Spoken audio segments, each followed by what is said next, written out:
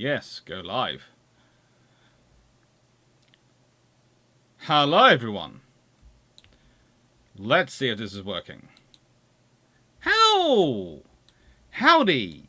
Right then, I'm going to start off by getting possibly one of the most important announcements I'm making this year, especially considering the amount of things which theoretically are riding on it.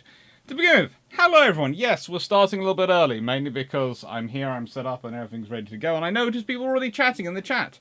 And I don't like to keep everyone waiting, so I thought, well, as I'm going to be making a couple of announcements, I could make the announcements and then, well, we start on time, but, you know, we've done a little bit earlier. So, what have we got coming on? Well, you'll find a link down below to this. It's Shipshape. It's myself, it's Drakkenfell, it's Dr. Dan, and it's Garius, aka Gareth Edwards, as you can see in this sort of the labelling of the exhibition, aka John Bull. Here we have organised together a trip to Australia. And we put in for some funding, we put in for various things, and it all sort of fell. None of this sort of worked out because basically the general feeling that seemed to come through from the potential funders was that, you know, we were talking about, if we'd been talking about, I think, just producing a book or just producing journal articles, I'm not sure if they might actually give them the funding, but I know I put forward some funding. I'm not sure about everyone else, but I did. But when I started mentioning YouTube videos, they go, no. And we decided, right, so we're going to need to do some fundraising. And we decided to build our own website because all the funding websites, all the donation websites that you can use take percentages. So for us to get the money we need, which is already a lot of money, and please note, we're admitting it's a lot of money because it's 4 times roughly 10 grand each to go. We thought, well, hang on, in the nicest way, for us to raise that amount of money, we're going to lose X amount of money to these websites. So we should create our own website. And while we're doing it, it's worthwhile creating a website which we can use for other things ourselves, but also which we can allow fellow naval historians, who need to use these things, who need to raise money, to go and use it. So that's what we built. We built Shipshape. We've built an organisation which is literally to do with the funding of major projects for YouTube historians and other public-facing historians, because for public historians like me, it's always a constant and drag, etc.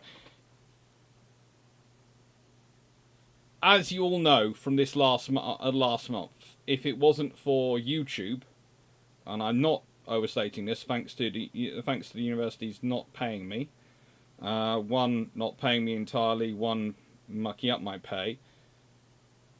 I don't want to say how much money is currently left in my account because it's really not a figure I should be, can be in any way be proud of, in any way. Even if I can claim it's not my fault, it's still a bloody embarrassing situation to get into, excuse the French. That tells you how serious it is. I forgot to use different words. I actually used the French. You know, Patreon, YouTube, the regular money from that is what's kept me going. It's what's kept me afloat. It's what's kept me able to carry on working, honestly, and carry on doing history and doing stuff which I want to do because I want it to be as good as possible. But one of the things, when I looked back at PayPal from last year and the chunk PayPal took out of the money raised and the various other systems, I thought, well, hang on, I don't want to do that for this one. And I want to keep doing these big history trips. And we all want to do these big history trips. But we can't afford to do these big history trips because the funding systems aren't really there. And okay, that's fine. But there are 2 options you can take in that scenario. You can go, right then, I'm going to give up, or I'm going to build my own funding system. And that's what we did. We've built Shipshape. the actual website itself is pretty darn cool, but there's a link down to the expedition page down below. And that's the 4 of us. Tell which 2 did not have a professional photo in stock, okay? Tell which 2 did have professional photos, and which 2 didn't have professional photos. And then we have exhibition cost projections, all the sort of details. But what I do love, and we've basically 22 days, 21 ships, and this is why it's, the amount of cost it's going to be, because it's pretty much an entire month. And an entire month of travelling, 8+ museums, 4 locations, all sorts of things, and the costs just add up. But if we go back to the expedition, we have donations, but also we have rewards. We have midshipmen, and we've got them all themed, of course. Lieutenants. And then there's Lieutenant Commander. And then there's Commander. And then there's Captain. And, each of the different levels get different things. Now, I have to admit, one of the cool things we've got coming up is there are going to be challenge coins. And there are going to be some really very special challenge coins, because some of these challenge coins are going to be iron brew coloured. So yes, we actually looked up the Panettone number for Iron Brew. Thank you, Dr. Dan. We looked up the Panettone number for Iron Brew, and they are Iron Brew coloured.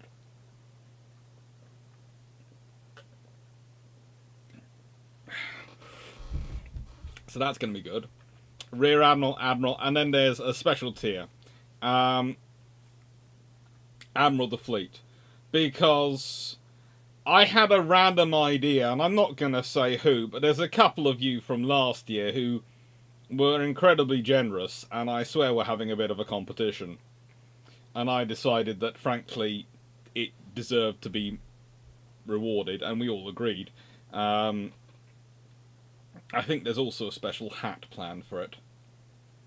And so these are all the things, and all the details are below. Now, it's been live for a little under a day, because I think it went live at about 8 maybe 9 o'clock last night, and it's raised £500. So yeah, not anywhere there yet, but it's going ahead, and that's good. So, next things next. I'm going to say hello to everyone, and then I'm going to go quickly through the June Patron. Oh, the joys of admin. And yes, I'm getting the admin out the way quickly because I'm doing the admin first because I started a live early. So if anyone's wondering why the admin is first, it's because I started a live early. Hello, Peter Dawson. Hello, Knight 683. What is even is Red Storm Rising? It's actually the name of what is theoretically a plan of the Soviet Union and Warsaw Pact during the Cold War, which Tom Clancy, with a little alliteration, turned into the title of a book, which is quite a good Tom Clancy novel. It's actually one of his better ones. Hello, Peter Dawson. Hello, Knight 681. Hello, Mike Cooch. Hello, Servant Kretu. Hello, All 92. Hello, Mark Harness. Hello, The Plebiscide. Hello, John Shea. Hello, Megascrow. Hello, DG40. Hello, Wayne's World of Science Technology. Hello, Steve Richards. I'm not early. It's raining, though, so I got the dog walks on early, so, it happens. Usually the dog walks, I take the dogs get walked between the end of work on a Thursday and the live. Well, with rain coming early and no students turning up, I ended to work early because also that was for one of the universities which forgot half my pay. So I basically said, right then, well, no one's here, so I'm going to cut my hours short and tell you I'm going to shut my hours off. I'm being honest about it, but, I walk the dogs before it rains, and then I'm here early.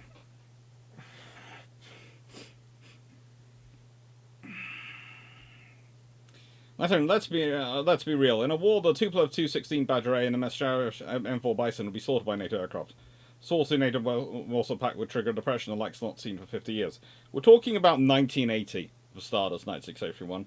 And secondly, you're presuming that by the time the Badger A's are being used, that the NATO first rank aircraft are still available in large enough numbers. And you're also presuming they're using a scenario where they're going to be flying at each other. Drac does look good in that photo. Hello, Steve Clarke. Hello, Accurate442. Yeah, it's fun, university. Well, they didn't just not pay me. You have to remember, the university didn't pay quite a large number of its staff, one of the universities. Oh, it's fun.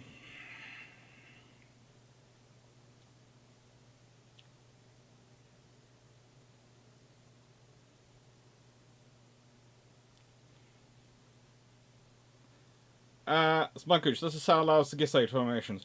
I think if you send an email to at the bottom of that website, if I quickly reactivate auto ship shape, I've lost ship shape.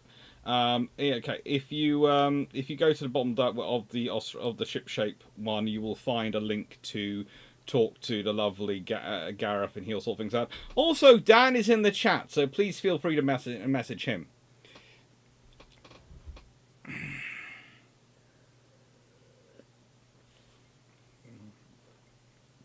I am, for many reasons, but primarily for the sheer volume of videos I have to record in April and May to cover June, as well as do April and May. And currently running on, and writing books and everything else, currently running on a mixture of caffeine and no sleep. But there again, I often am running on a mixture of no sleep. But a large amount of caffeine is currently flowing through my system. Enough that it actually has an impact. Hey Dope Scott, hey Amelia Burrow, hi Dan. Dropped you in it now. People can ask you questions. Hello Tanafelica, hello DH89, hello Seneca, hello Jacob, hello Craig H, hello Blackburn Maximus, hi Bill Young, hello Calvin Gasberg, and Seneca Nero, hello! I think I said hello to Seneca. Hello Paul from Chicago. Does good. That unit reminds me of a Clancy quote. Soviet postal worker watching ice hockey. They pretend to pay us, we pretend to work.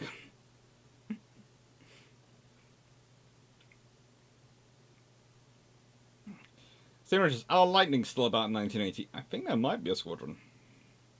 Hello, Matcher Dostal. Hello, Maxwell. Not paying employees. Me thinks there's certain laws. It's fun one. They will pay me at the end of this month, but the trouble is the end of this month is the 26th as far as they're concerned, pay date. So, that for me means I have... Well, luckily, I have YouTube payday, which is the 23rd. So I have £5 in my account, if I'm being brutally honest, which I often am on, to survive for 3 days. But there again, honestly, my life isn't going to be that expensive. I'm not planning on buying anything in the next 3 days. I'm not really planning on leaving the house much other than walking the dogs. And theoretically, I'm down to do most of the cooking. So I should survive. And when I don't do the cooking, apparently my sister ends up ordering a takeaway. Dan Freeman, I need to sort out the challenge coins. You do.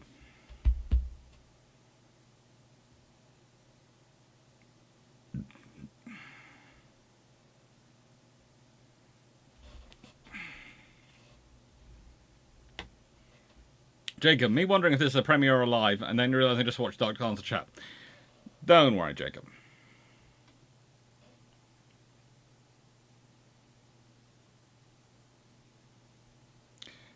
Nice one. I know I'm not wrong that this war would trigger global economic depression, likes of which weren't seen since the 1930s.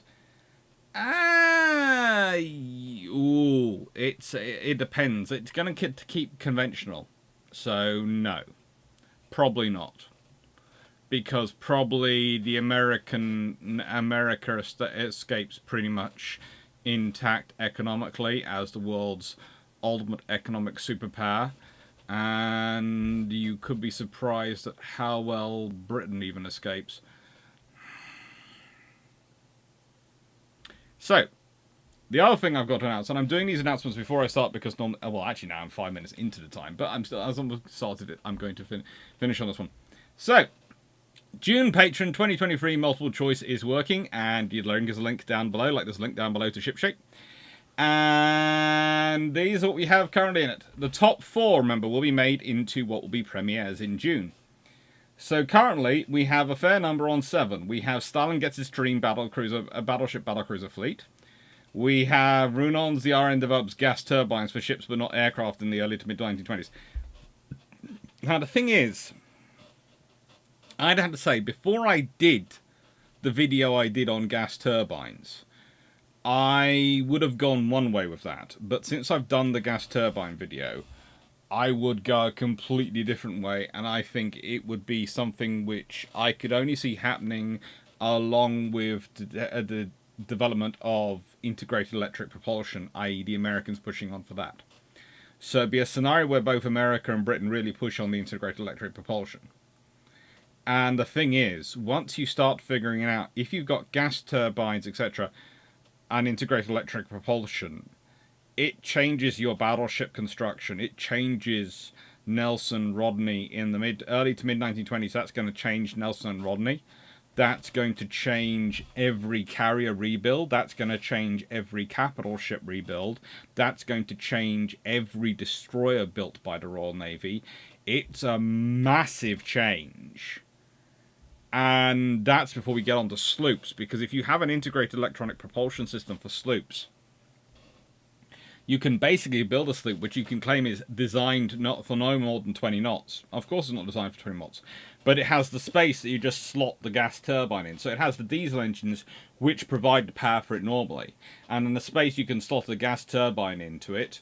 Boom, just put it in. And oh yeah, now our 20 knot sloop can now do the same speed as our destroyers. Yeah, it's an interesting scenario. And it makes things very, very interesting. It also makes things interesting from the point of view of what other navies do in response. Flotillas of the Danube is on 7. Zero-G Habitations on 6. And the Royal Navy in Crisis during the Age of Sail is on 5. But only 50-gun ships of the line has only got 4 votes so far. Steve Clarke, the Western Approaches Tactical Unit, is also on 7. Says Greg Wake, what would battleships and cruiser guns look like if modern technology was applied to them? And then Blackburn Maximus is 1913, Fisher and Beatty on the SS Dresden. So you get a diesel Grand Fleet. Well, the theory is, well, basically you end up with more of a diesel-orientated Royal Navy. Karl Hanshaw, Austro-Hungarian, pre-Dreadnought to Dreadnought development. And yeah, those are all 7. So we've got lots of 7s. And Carl von Gasberg, I have to admit, I've almost finished all the chocolate you sent. I have now, because I've been using it to help keep me awake while I've been working. So there's a lot of good ideas up there, and the thing that I will always say is the limitation that they have is they allow me 25 options. So I start off by putting 1 from everyone in, and then I go through and add in the second. And I think you'll enjoy it. I think you'll enjoy them. But remember, it's the top 4, so there is... All of you can vote as many times as you like. There's 109 votes being cast. So, multiple choice, vote for as many as you like. But if it ends up being a 8-way tie, then in nicest way, I'm picking the 4 or the 8. Because I only have so much time before June. And I know I'm dependent upon you all supporting me. And all being very kind and helpful in us getting away for Shipshape. But, yeah, it's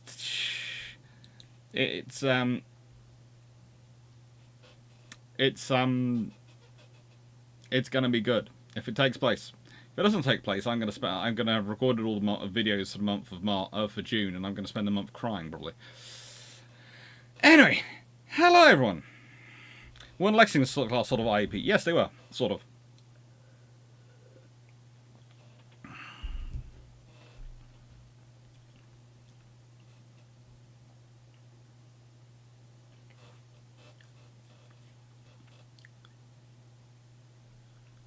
Hello, Dusky. You've been a member for 5 months.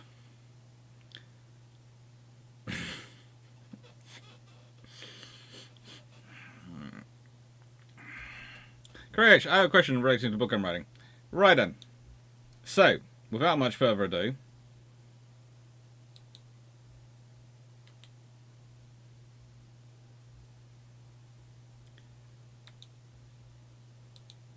today's topic. The GIUK Gap goes hot in a conventional way. Patron 77.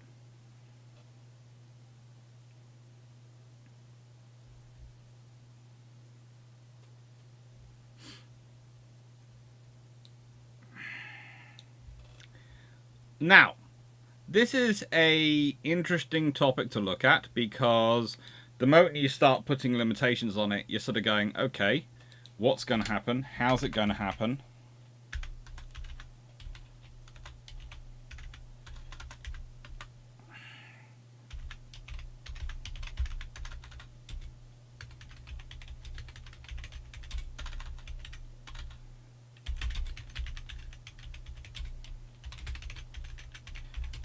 I'm just adding in the timing so people who want can skip.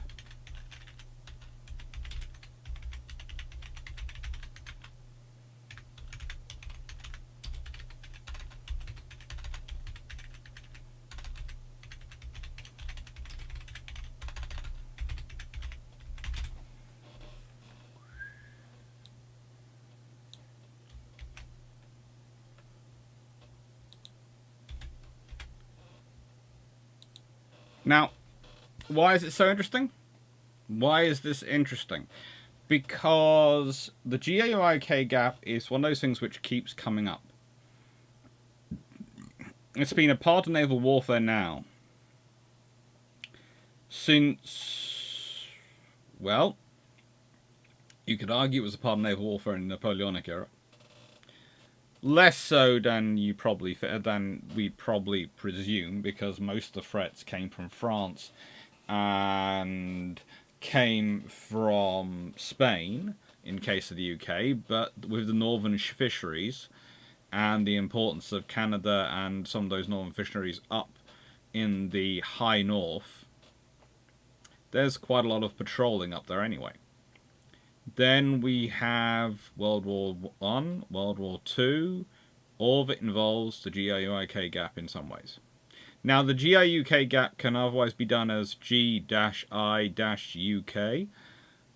There are many options, but I prefer the GIUK.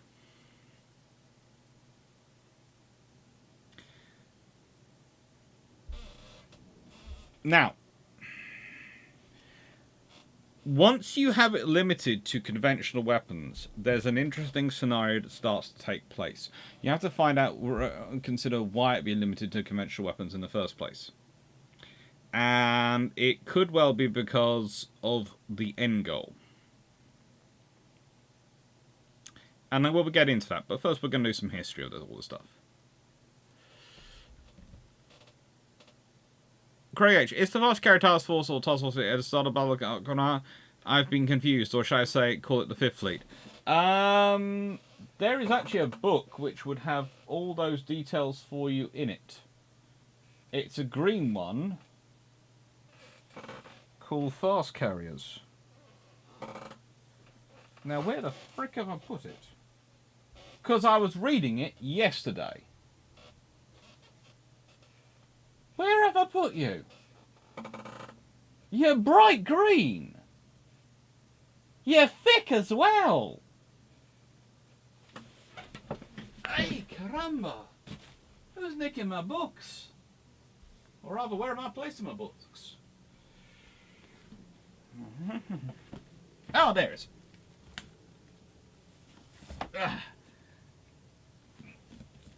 This will answer your question. I get it right out. The Fast Carrier. Forging of an Air Navy. And it's by Clarke G. Reynolds. Not exactly an unbiased source, but a fairly accurate one.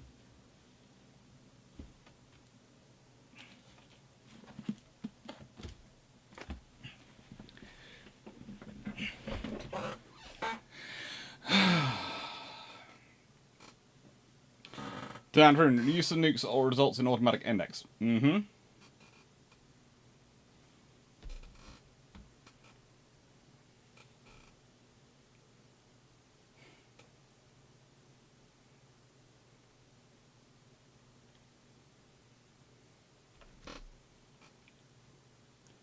Would you consider a discussion about the history of navies of landlocked countries?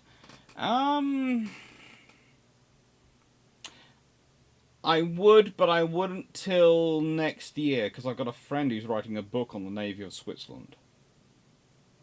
So I'd like their book to be out before I started talking about it, because otherwise I'd worry I was revealing their research before they published it.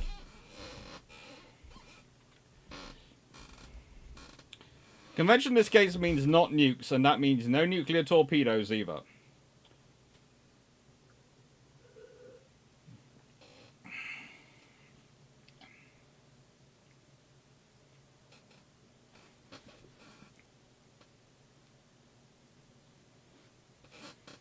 Yeah, guess what it was? UK wouldn't be attacked on day one. It's 1980. There's no English channel.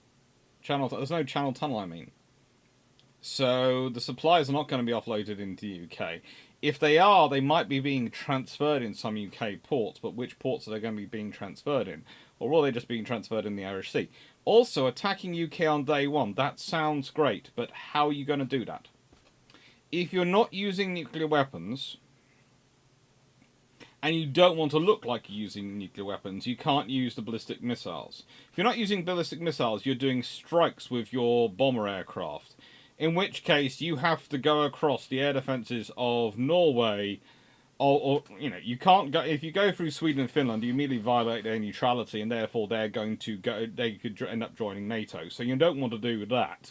You're going to have to go around, either go around Norway or go through the North Sea, go through, the German and Danish Air Defence Command and all the air defences of that sort of region. It's going to be a nightmare to try and get to the UK on day one. There's a few options we'll get into, but before you start jumping in, let me explain all the information you need before you start jumping in, okay? Yes, Reynolds. Clarke Reynolds.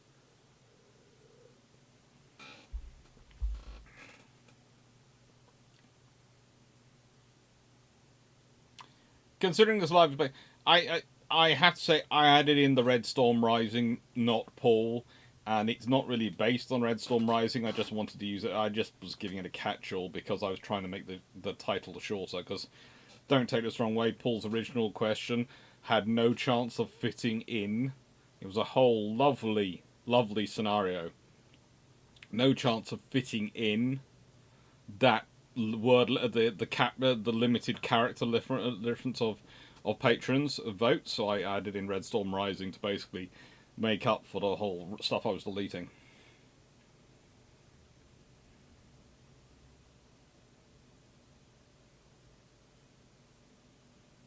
I just signed up to a commander. Thank you. There are many people who I think are going to sign up for the various things of the ship shape.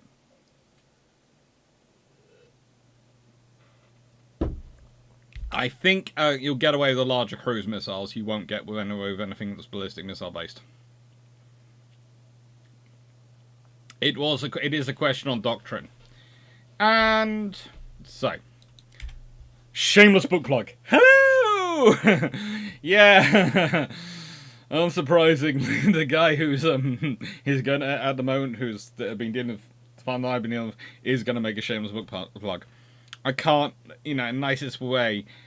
If I was honest, and if I'm honest about explaining it fully, the money that comes from Patreon and YouTube, from your kind support, is what enables me to spend hours a week writing books and researching books, and is what enables me to also spend the time writing and researching this stuff. So basically, I would say YouTube currently with your support allows me to spend the equivalent of roughly 3 days a week working, and mostly spread out in evenings, etc., working on this, working on history, working on books. Without you, it wouldn't be possible. And that is... The trouble is, I always sound more emotional about this than I intend to be, because the thing is, on a Thursday, I have a meeting with PhD students and early career researchers like myself, who are sort of people who are within 10 years of getting their PhD. And I'm just aging out. I'm just sort of aging out of that. Well, I theoretically have aged out of it, but I keep being invited back to help out because I help with chairing, etc. And I listen to their stories on a Thursday, and I chat away with them, and I'm trying to sort of help them and G them along, but I never lie about how difficult things are. But the trouble is, then I come and do a live, and I'm just in there going, I'm so thankful I don't have to deal with that, because the amount of them who are having to do things which are far more... How do I put this? With this, it is connected, and it's using those history skills. It keeps the history skills sharp, the presentation, lecturing skills sharp, all those things going. It gives me a chance to meet and engage with new people and do interesting stuff. And that's amazing. And it pays me the money and the time that I can then afford to spend the time on doing this stuff, producing books, producing these videos. So it's a many, many, many times win. They don't get that opportunity. I do tell them they should set up their own channels, but most of them just go, but, you know, and a couple of them go, well, yeah, but you do that, Alex, but you get away with it because you're weird enough and rare enough in terms of your specialisms and what you can teach and your variety you can teach, that the universities are going to overlook what you're doing, or accept it and ignore, or pretend it just doesn't exist. With us, they might not, and I find that quite disheartening when they say that, but I do know that is to an extent true. In that, teaching history of engineering, etc., to engineering students and academic skills is rare enough that someone's willing and happy to do it, that the university is just going to go, well, whatever you do with your time, you do you. We're just happy you are prepared to come in and teach.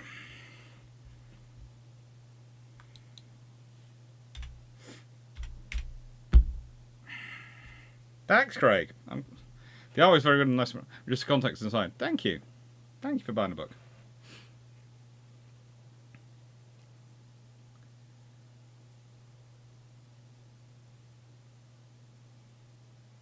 Everyone, I hope you've all been watching Alexander Meskin, Brother Fortis, and on your preparatory walks over Iceland.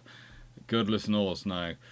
Actually, in the realistic scenario of GIUK, they should never make it to Iceland.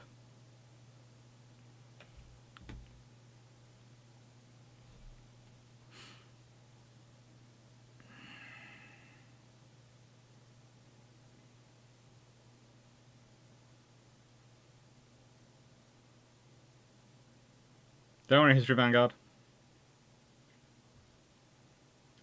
Have the fluffy researchers... No, the fluffy researchers haven't yet met Drax's new able seaman, but they will do soon, I'm sure.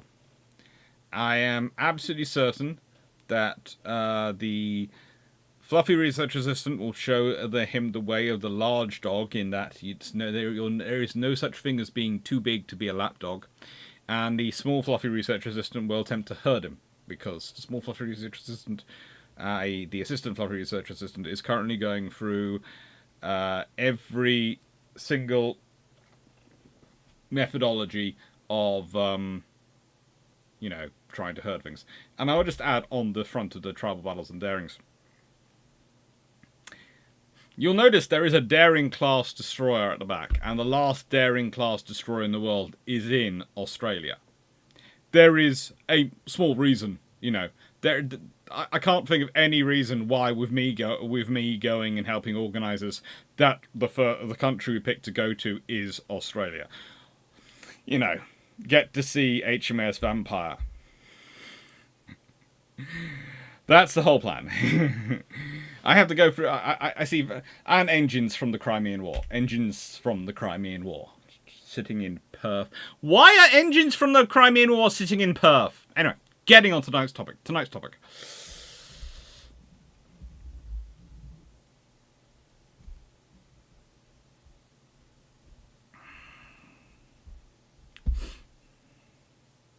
Anyway, so what is the GU? What is the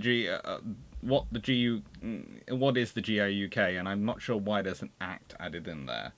I have no idea where the act came from.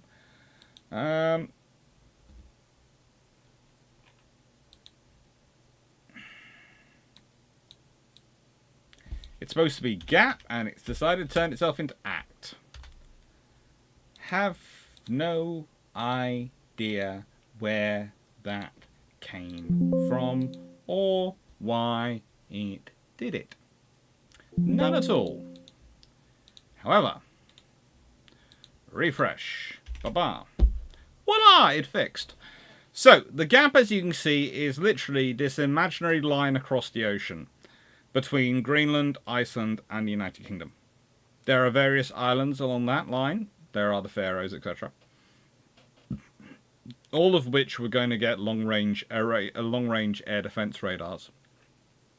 And the idea was to use patrols of maritime patrol aircraft pretty much flying backwards and forwards across there, and surface lines and various other things, to try and restrict access for Soviet Union, the Soviet Navy, but also pretty much focusing on the Soviet Union submarine fleet, to getting into the North Atlantic Ocean, to allow as many supplies as possible to flow between North America and Europe.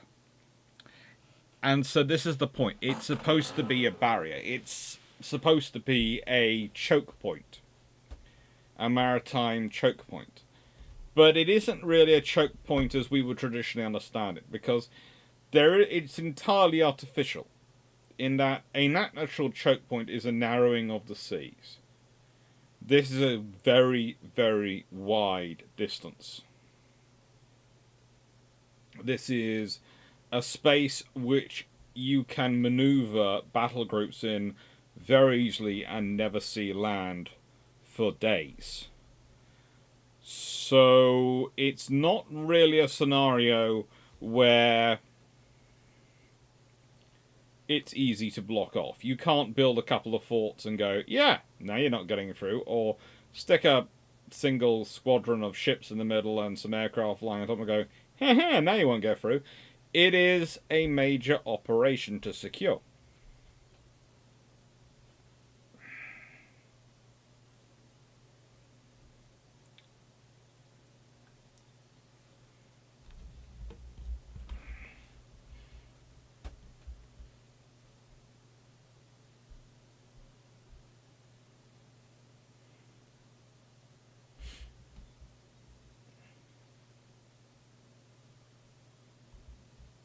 I would also say that the Megasphere, you just asked a question. Is that Tribals Battle and Darings in top to bottom order by chance? The secret to Tribals Battles and Darings, and the reason it got organised the way it is because the original designation for a vessel was a torpedo boat destroyer, TBD. So Tribals Battles Darings, TBD. What can I say? I'm a naval historian. I know, theoretically it should be alphabetical, Battles, Darings, Tribals. But also, TBD is the order they were built in. So I had a reasonable excuse for getting what I wanted.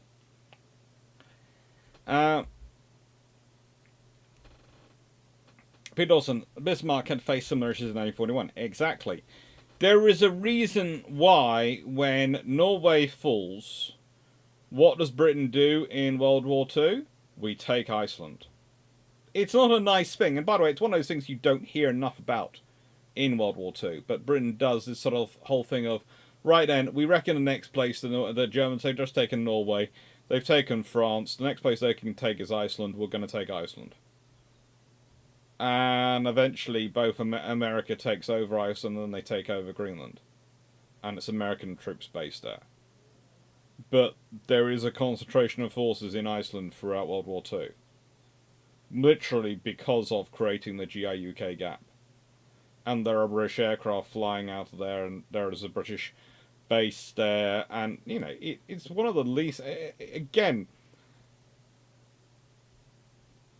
some people try and make World War Two as a line between good guys and bad guys. And you can, without a shadow of a doubt, argue that one side are bad guys. You can argue that the Nazis are, without a question of doubt, bad guys. However, this is coming from British. Yes, we're against the Nazis. Yes, we are fighting on the side of good at that time. However, we're not exactly squeaky clean. We are an empire. We have to admit that. There's good and bad points to empire, but let's be honest, overall it's not really a nice thing to make an empire. And we do things like Merzal Kabir, we do the invasion of Iceland, because they are necessary to win a war. And honestly, it's because Britain is living up to the definition of a gentleman, and it's one of those scenarios which people often forget about what being a gentleman means. People think gentleman means kind of like Hugh Grant, foppish in most movies, you know, soft, you know, you could basically push him over with a feather, he's going to be so nice and so forth. And the reality is this. It's one of those interesting things, you know, you hear some modern descriptions of it, which people put it in very crude language, I would argue. But the definition of a gentleman was that in peacetime they are perfectly civilized and friendly. They will, you know, do everything they can to be nice. But in wartime, when their family, their nation, their family, their interests are threatened, they will do whatever is necessary to win. And that is what you're dealing with in Britain in this scenario. Britain is not going, oh, we are the good guys. They're going, we need to win this because those guys are truly evil. We're not saying we're good. They're truly evil. So we have to win this. And so we do the things you need to do. Taking Iceland is not the action of a nice person. Merzal Kabir is not the action of a nice person. But they are necessary because you can't afford the French fleet to go to, even for a second, even one of those units end up fighting for the Germans based where they are in the world. You just can't afford it. That base is too dangerous. Those ships are too dangerous. Those ships are too capable. So you have to do that. As much as you can place as much faith as you want in the French, but in the nicest way, the faith in the French government has completely broken down because of what's happened and lack of communication in 1940. So that's gone. So Merzal Kabir happens. Norway's fallen. Great. What's the next logical target after Norway? Well, if they get Iceland, then we are really up the creek. But also, if we get Iceland, if we can use Iceland, then we can do whatever we like. Now, you could think, Ryan, you do a negotiation with the Icelandic government. Well, they're going neutral. And their whole defence is they're trying to hide in neutrality. And they don't even have an armed forces. And the Althing doesn't want to listen. Okay, well, we'll invade them then. We'll do it. Because that's the necessary thing. And the big trouble you have coming out of World War II, especially when you're trying to form NATO, etc., is, to an extent, Iceland is again pushed into becoming a NATO base and kept as a American NATO base because basically Iceland has now had the experience of, if you're stuck between two major powers who are going to war, you're going to get invaded. We're in too vital a space, so you've got to pick your punishment. Pick which one you prefer to be occupied by. And yes, it's not it's not done in that way, it's not done nastily, etc. nowadays, and there's been a lot of benefits for the Icelandic economy, but there's also been a lot of negatives for the Icelandic economy, the ongoing NATO-American presence. But, you know, on the balance, it's been more positive than negatives. But it's still, to an extent, a decision they've had to make based on the fact of that World War II experience. Where it was not the Germans who invaded them, Not the Soviet Union. Not the fascist Italy. It was the British. And the British invaded them because with Norway gone, they had to set up a second line. The traditional line across the North Sea wouldn't work. And they had to set up a line across the North Atlantic to try and hold back German surface raiders. And this is another thing which complicates, by the way, the Arctic convoys. Because the Arctic convoys, of course, go past the GIUK Gap. They go into the whole Norwegian Sea, up the Barents Sea, where they can have the threat of surface raiders, have the threat of all sorts of full gamut of threat can be thrown against them. And that's why their war is quite so much more vicious. Not just the weather, it's also the full range of threats that can be thrown against them, versus the range of threats which can come against this in the North Atlantic Ocean.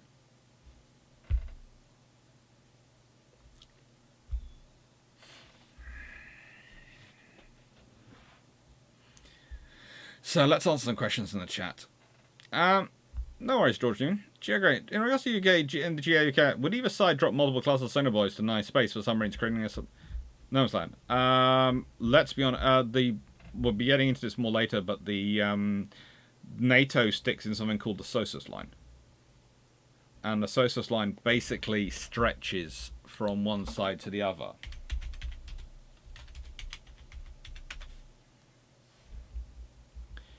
And for those who are not sure what SOSUS is, it's the sound surveillance system, and it literally spans the GIUK Gap and various other positions on NATO. And it's, how do I put this? It's a literal chain of sonar buoys on the bottom of the ocean. Not sonar buoys, sonar stations, permanently placed on the bottom of the ocean. And there's a whole string of places which are still existent as command posts, etc., that listen to them. And actually, they are renewing the SOSUS line. They are actually in the process of moment of improving and upgrading it. There was also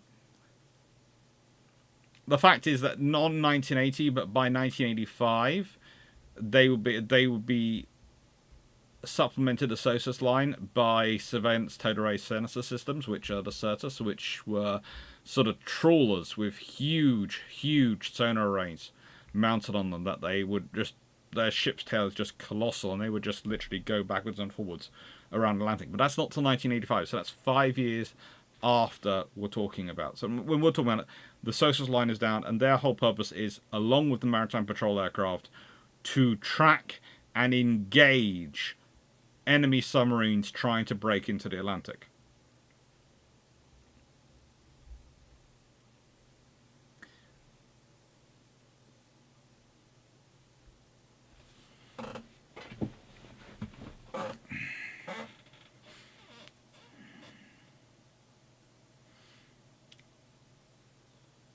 Jacob W5570. Engines from the Crimean War in Perth. Is that one of the shipwreck museum? There's an old engine there, but I forgot which one it was. That's one of the ones. They've also got other ones sitting in their back.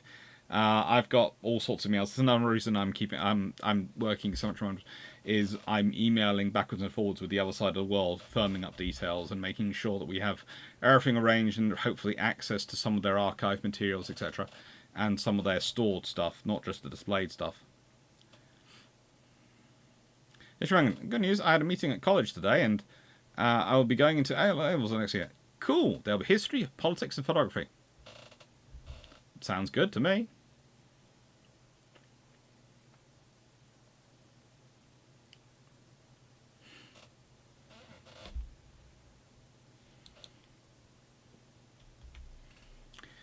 Right. Bad guy. Jacob, I thought it was TBD because that was the timeline order.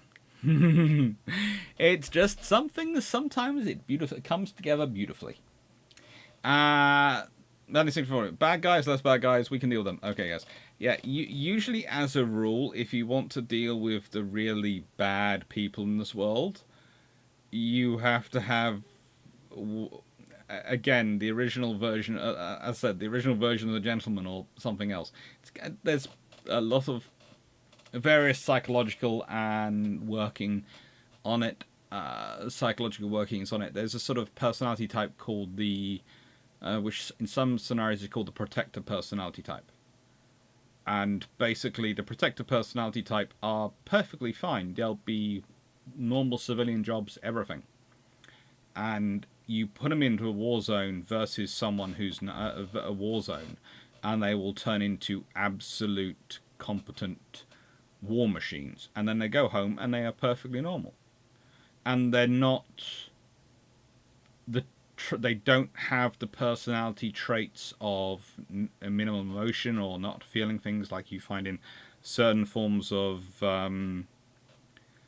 psychological illness or diagnoses. They are completely normal people outside that, and it's an interesting personality type, but it's something which most modern armed forces look out for quite heavily. But it's basically typified in the definition of a gentleman.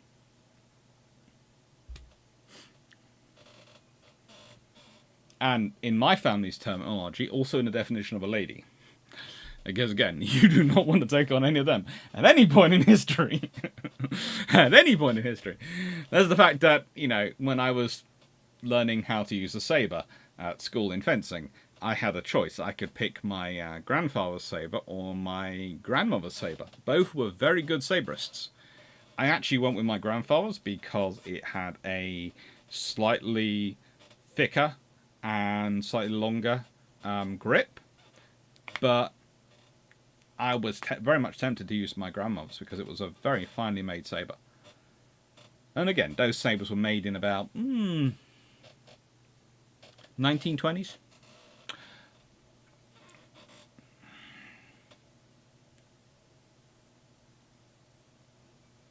Iceland occupied formally first the British Union. Back then officially still part of Denmark Union until Iceland declared that union defunct. Relatively big communist party there too. For one reasons, apart from preventing German bases to land troops there. There were many, many reasons to land troops there.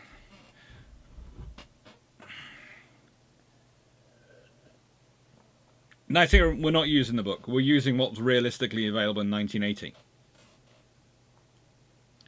And the UK isn't the sick man from Europe you think thinking going in 1980. Again, I've often said be very, very careful of some of the histories and some of the cultural perceptions. Okay, always be careful of some of the stuff you read because, again, there is often a narrative which comes through. And the dominant narrative will come from the media narrative for about the first 20 to 30, 40, 50 years. And then people start re-examining things, and then they'll start questioning things, and often the situation turns out to be more complicated than not. And in 1980, things are a little bit different than they are in 1982.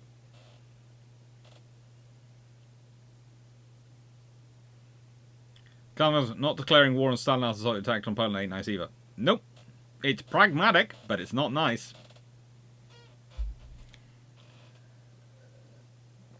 I see. So being a gentleman at the time is basically current day trope of silk hiding steel. Wolf in sheep's clothing. Is sort of the well, no, not really wolf in sheep's clothing. Think dog in sheep's clothing. Think of a guard dog in a flock. Cattle dog, that sort of thing. Something that looks like a sheep. Looks like from a distance looks like one of the rest of the herd. But you get close, you start to hurt the herd, you suddenly find it has teeth and jaws, and is very nasty. But if it's just in the herd, it's taking care of the herd and will never cause them any trouble.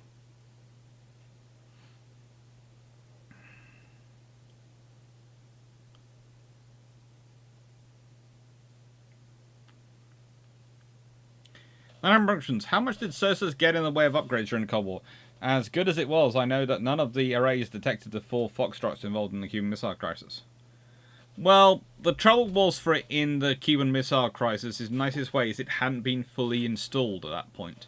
So you're looking at SOSUS, its installation, its upgrades are massive over the years. It starts being installed in the 50s. In 60s, it's getting a bit upgraded. But it's really in the 70s that it's made into what becomes known as sort of the SOSUS that it becomes.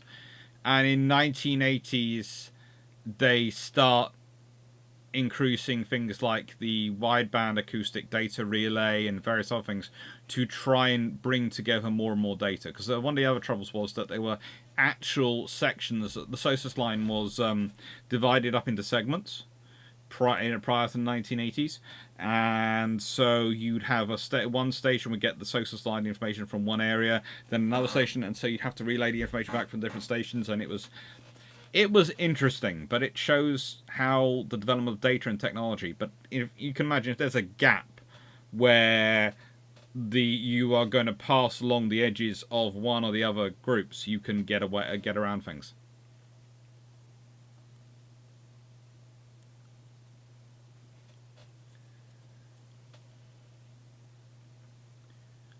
I had a teacher who in high school that was an E9 who worked on SOSUS for their career. That would have been a fun career.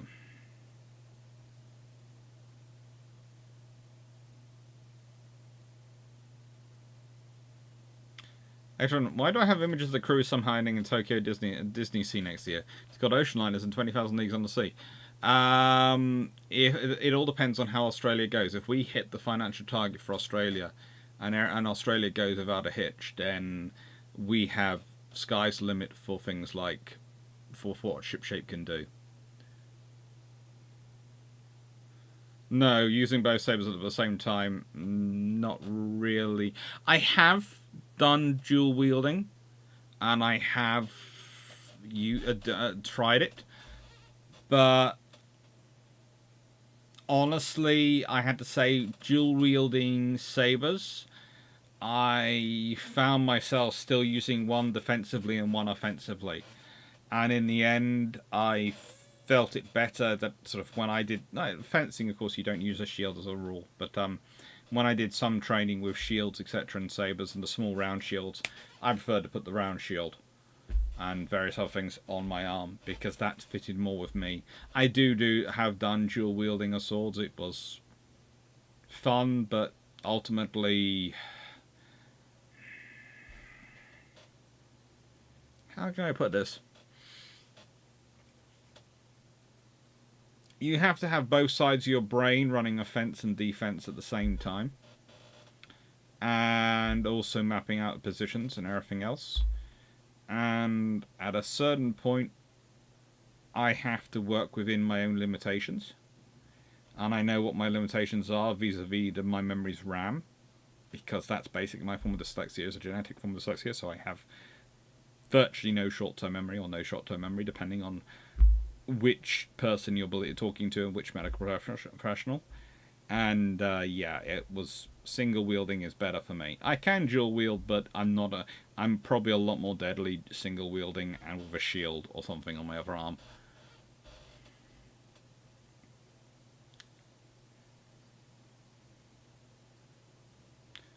Now, if you meet, were the Royal Navy torpedoes in the 90s not very good? They were fine. They're fine. There are problems with the new ones entering into service, but those problems are ironed out fairly quickly. But the thing is, again, it's new equipment entering service. Please, let's think of any new equipment which has ever entered service and been working perfectly when it was first arrived.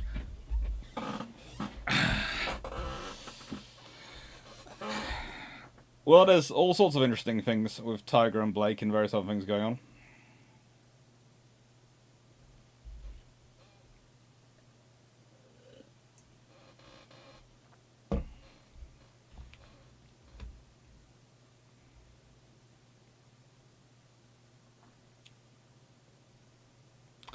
Right.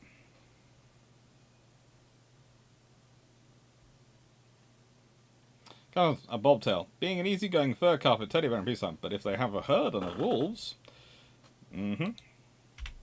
So, value today. It's worthwhile thinking about the GIUK's value today.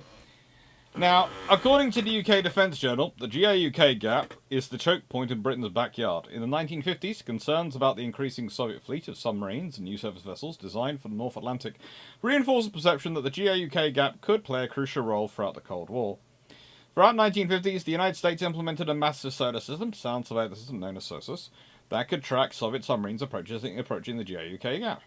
As other new systems were delivered, including surveillance towed array sensors, SIRTAS, and the SIRTAS became, in the mid-1980s, the Integrated Undersea Surveillance System, which it still, to an extent, is today, but it's often more colloquially still known as SOSUS. Not sure why, but that's stuck on far better than IUSIS. SOSUS is just easier to say, I presume. According to the International Institute of Strategic Studies, and I do love all these, I have worked with all of them at the various points. Well, to one extent or another.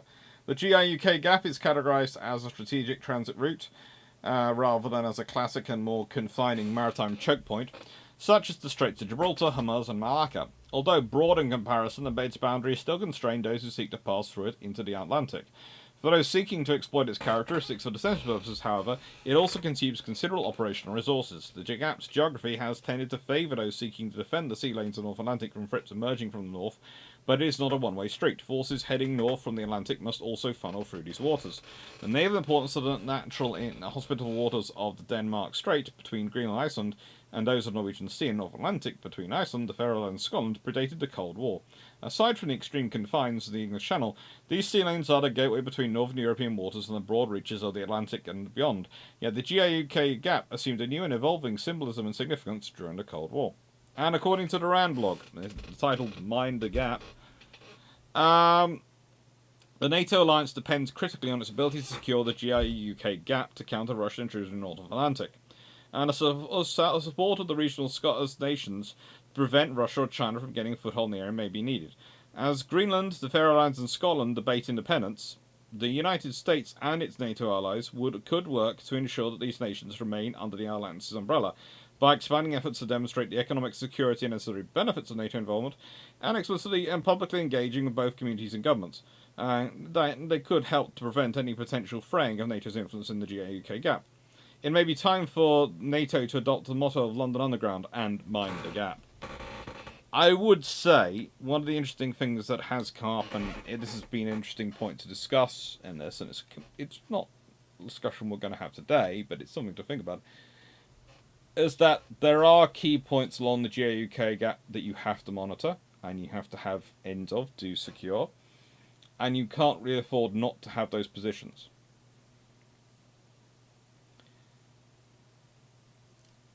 That's an issue.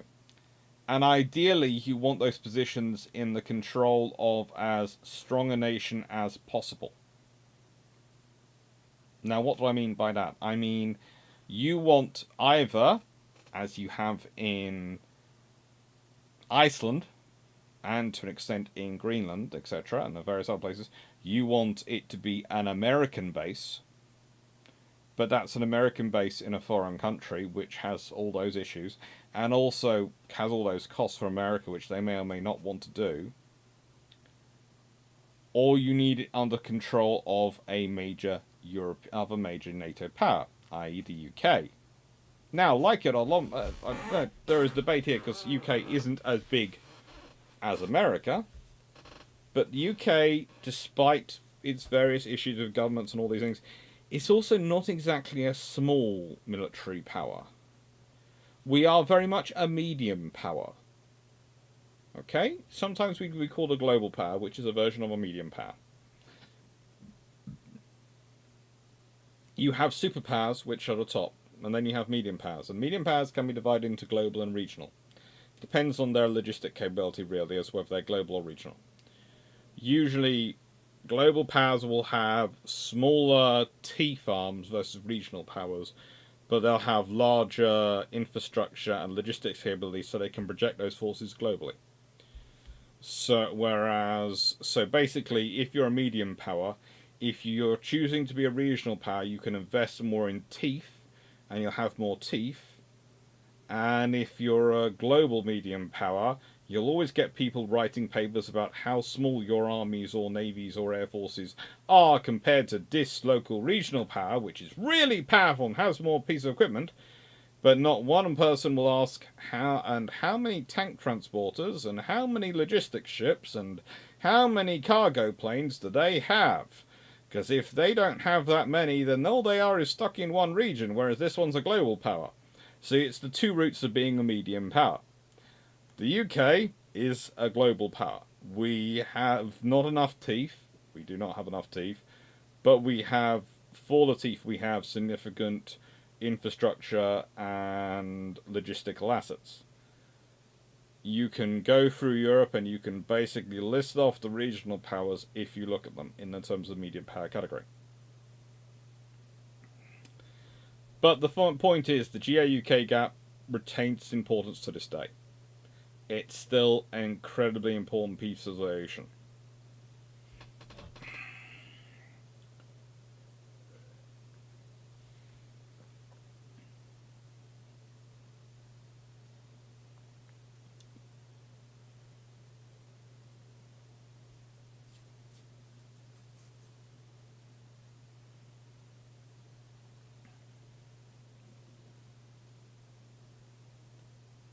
Right, does dancing help a lot in sword fighting? Honestly, I'm not sure if the only dancing I know, which is mostly country western. I have a little bit of ballroom dancing, but that's mainly thanks to my aunt and uncle having ballroom dancing events for the family because they're obsessed with it, and me having to take part. So, you know, getting that lessening. That's asking, when has new stuff not had some hiccups during the first years of use since the adoption of rocks as a ranged anti-personnel weapon? I think even when rocks were first used, it probably took a few years to work out what were the perfect sized rocks.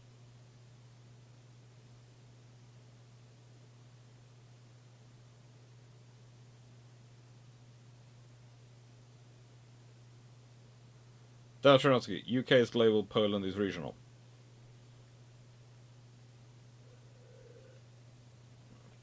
Shumbram, to say the GIUK Gap works both ways doesn't account for NATO having controlled land and airbase on land inside of waterways. Those are lovely. Those are it. You are right, but also the thing is, you have to think about it as that's the external shell. So I usually use the example of Julius Caesar.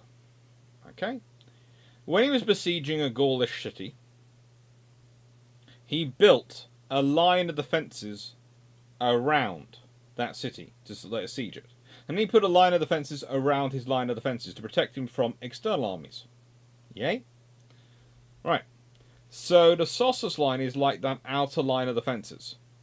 It's great, it defends you from attacks coming from the inwards, but it also means because of the gates and limitations it places on you, it places limitations on your attacks inwards. And then when you combine the fact there's this inner line of defences which have their own gates and things, and you have to focus on them, it does funnel your attacks down certain angles. And does, to a certain state, make certain lines of attack kind of predictable. So this is what they're sort of referencing.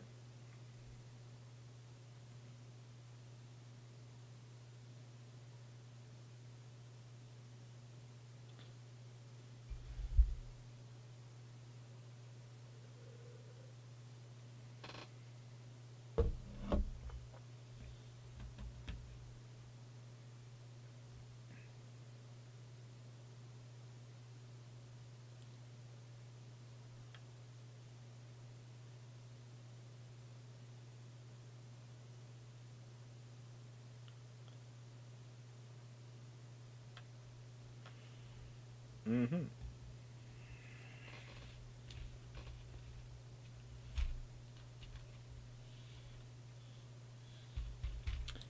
So, if we go on from here, a little history. And we've already touched on this, but it's worthwhile thinking about this. The GIUK Gap is not a Cold War thing, as I've already said. It's been around for a long time. One interesting thing for me was the UK Parliament, their report, in the UK, the High North and North Atlantic. The United Kingdom has played a leading role in the exploration of the Arctic, and the Royal Navy has been at the forefront of this effort. The Second World War provided a clear demonstration of strategic importance of the region to the UK. The Allied attempts to resist occupation of Scandinavia gave an indication of the difficulties of fighting in cold weather conditions and the importance of having highly trained units to do so. The occupation of Norway by a hostile power brought the prospect of invasion from across the North Sea and for the first time laid Scotland and eastern England open to air attack from Scandinavia. It also provided a perfect staging base for enemy ships and submarines to project power far into the North Atlantic. The danger from the icy seas and freezing temperatures endured by the men sailing Arctic convoys was compounded by the enemy naval and air patrols operating from northern Norway. The heroism and unique hardship associated with the service was rightly recognised by the government with the announcement of the institution of the Arctic Star Campaign Medal in 2012. Now, this kind of glosses over the fact that the GIUK Gap was absolutely scarily important. Let's put it this way. Another of the questions which has come through was about the value of long-range maritime patrol aircraft. And what would have been the war, case of the effect of the war, effect on World War II if Britain had started with a large force of long-range maritime patrol aircraft in 1939. Well, for starters, you have to look around what are the potential options for those long-range maritime patrol aircraft. I'm presuming there would be a variant on the Vickers Wellington. In sort of that's the sort of longer range, more viable type to modify into such things. A sort of twin-engined medium bomber. Well, you can get a long way, but you need bases to operate them from. So whatever happens, even if you either have to have an agreement with Norway that you can fly across Norway and fly back. In which case, if you have such an agreement set up with Norway early enough in World War II, you probably have some troops based in Norway to begin with. In which case, Norway isn't neutral. They could, I suppose, produce some form of treaty, like the Spanish, the Portuguese claim for the use of the Azores of Spain. Spain wasn't an active combatant, whereas Germany is an active combatant. So the moment you have British forces operating from Norwegian soil, the Norwegians have to go onto full alert, which makes any actual invasion of Norway for Germany frigating difficult to the point of impossibility. It also has an interesting effect on the Denmark Straits. Because whilst you might seize Denmark, if you can't get across to seize Norway, then you haven't got one side of the Denmark Straits. Still got free use of the Kiel Canal, but, Denmark Straits are out. And also that then makes it a interesting thing for British with submarine bases, because if you think about that, you can base your submarines in Norway and use them to get across from Norway into... use them from Norway to go into the Baltic. So, you can have an interesting fun with that one. But whatever happens, you either need Norway or you need Iceland. You're either out of Norway, in which case you have to take Iceland, because you have to have bases for these aircraft to go to. Maritime patrol aircraft are something which are constantly, especially by submariners, in my experience, put down. The amount of time I have had to spend listening to submariners telling me there's no point to maritime patrol aircraft is a lot. And yet, consistently, governments invest in them. Now, that's always seemed to me to be sort of a strange oxymoronic thing. But there again, governments do sometimes invest in things which are of no use at all because of inertia. But you're looking at several generations, many, many governments, and there are enough governments involved investing in them, and investing in periods where governments aren't really going to make those sort of kind of decisions based on inertia, that there's got to be a value somewhere. And then you look at World War II and you go, hang on, there was value. But they're claiming the value's changed because these vessels are now not coming up to the surface. Okay. Alright. So, you have magnetic anomaly detectors. But submarines are working on their magnetic field.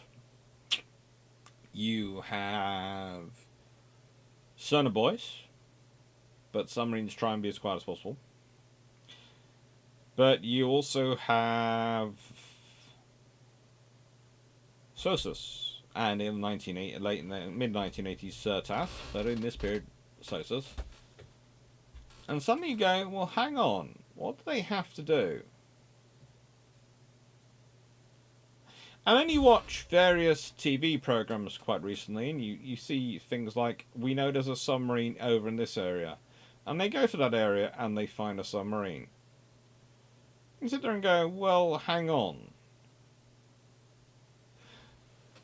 And you start to realise that actually what these maritime patrol aircraft are is, again, it's the whole carrier versus threat thing.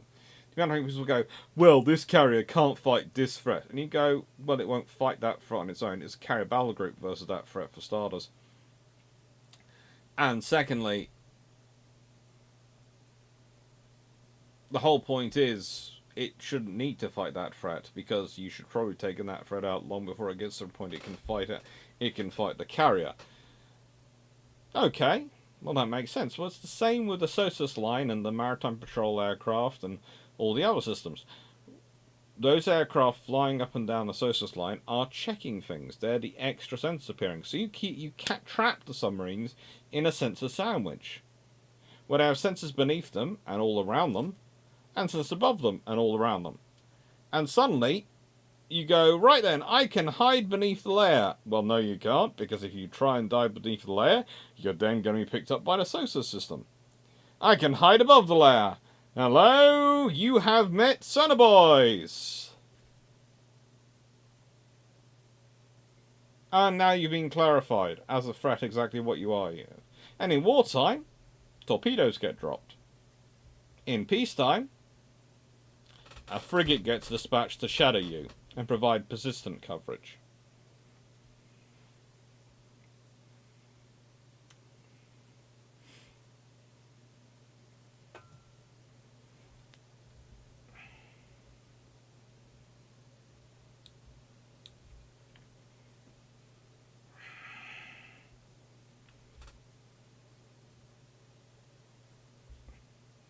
B-17s would have been good long-range surveillance aircraft before World War II, just a buying from the Yanks. No one's buying American aircraft before World War II exists if they're in Britain. The fact, well, once World War II happens, that's when the checkbooks open. Before World War II happens, they're not going to be buying the American aircraft.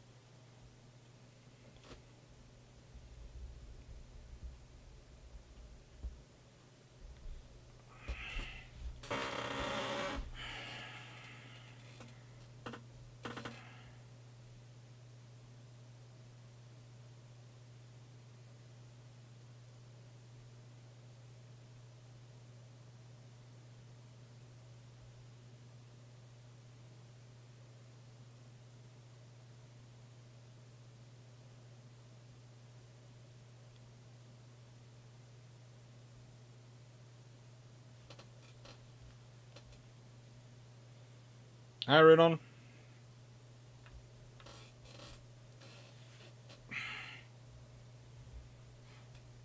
Submariners don't like maritime recon because they're any credible threat, and submariners would like people to not have them anymore. Yeah. But for the MPA pilots Orion, I've known didn't think much of submarines. I think it goes both ways. Yeah. Sure, man. If you have the cooperation Norway, do you need as many long-range maritime patrol aircraft, or would priority to aircraft plug in the UK-Norway waters, which don't need to be quite as long-range? They'd still need to be pretty long-range, because the thing is, it's going to sound strange again, where are the bases you can fly those larger aircraft from in both the UK and Norway? They're not exactly many places you can set those bases up, and so that's going to be a limitation factor. Plus, you're going to want those aircraft to have quite a long endurance and be quite on patrol for quite a long time. So it's not so much a case of the distance they have, because what they're not doing is they're not traveling in a straight line there and back, there and back. They need to be able to sort of travel in a sort of wiggly line across to there and back, and you'll want to have multiple of them in the air, so they're still going to need to be quite long ranged. No, sorry, hasn't MAD kind of gone out of use? Yes and no. It keeps making comebacks. Mainly because I think the fact is that every time it goes theoretically out of use, people start going, we don't need to bother about MAD anymore, and get wild, and then someone goes, yeah, MAD can come back.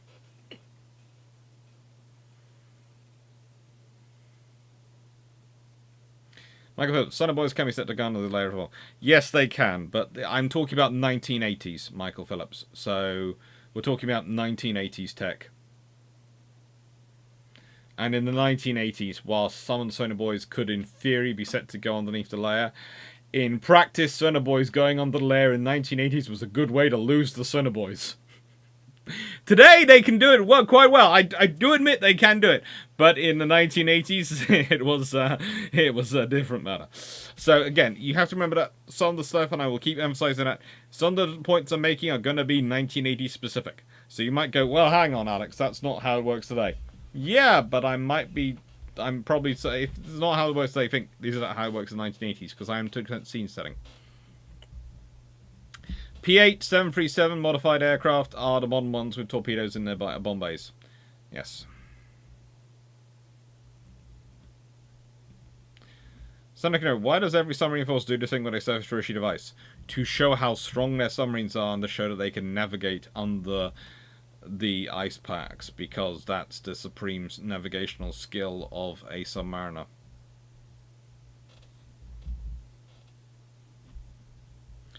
Depending on, again, Melanie, it's the same thing. Yes, they have some Sonar Boys like that today, but the ones in 1980s which could theoretically, 1980 which could theoretically do that didn't really do that well. They got lost. No, the Sonar Boy itself doesn't. Yes, I know, but I know the Sonar Boy itself doesn't go down that low. It drops a hydrophone down. Don't worry, I do understand. Know where you're coming from. But again, the ones in the 1980s didn't do it that well. They had a habit of getting lost. So don't worry, I know where you're coming from, but those are modern Sonar Boys. We're talking about 1980. And even with modern Sonar Boys, the surface is better below the layer, so you concentrate them above the layer.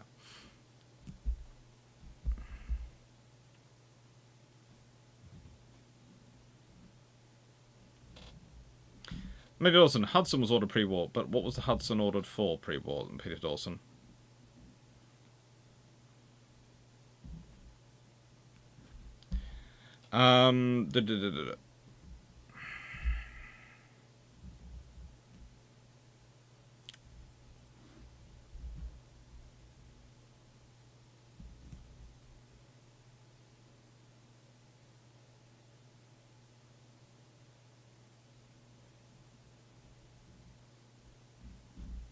A fractional orbital ASW system is perfectly usable. Unfortunately, it's just too expensive to be considered a reasonable investment. Yeah. That's right. I do remember the aircraft fly between low and medium altitudes. So low altitudes, you have more air resistance. So you use more fuel, so you need longer range aircraft anyway.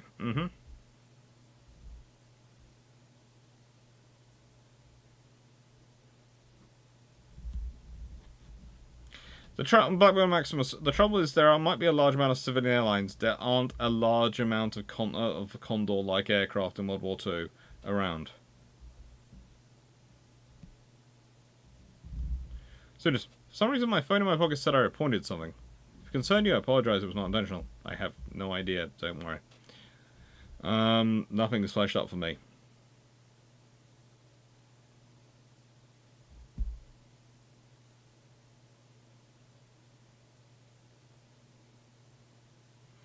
I think it's a plot point in having a sonar array that can dip on layer from the helo in Red Storm Rising is really useful, isn't it? Yes, it is. It's basically the thing which really helps with the helicopters versus everything else. So here is NATO theory according to the UK Parliament. Now, I have been very careful in this. Will say this. I've been very careful to keep with publicly available, disclosed, documental discussions of NATO and NATO theory. The reason I say this is because I have worked with other source material, so I'm being very careful in what I say. So please note, anyone listening to this hoping to hear things which are secrets and not supposed to be coming out, I won't be saying them. Because either I don't know them, or I'm making sure I'm not saying them. Because I've made sure I've got a fairly decent script for this one. So, According to the UK Parliament, the UK High North and North Atlantic paper, again, great paper for me to use because it is completely publicised.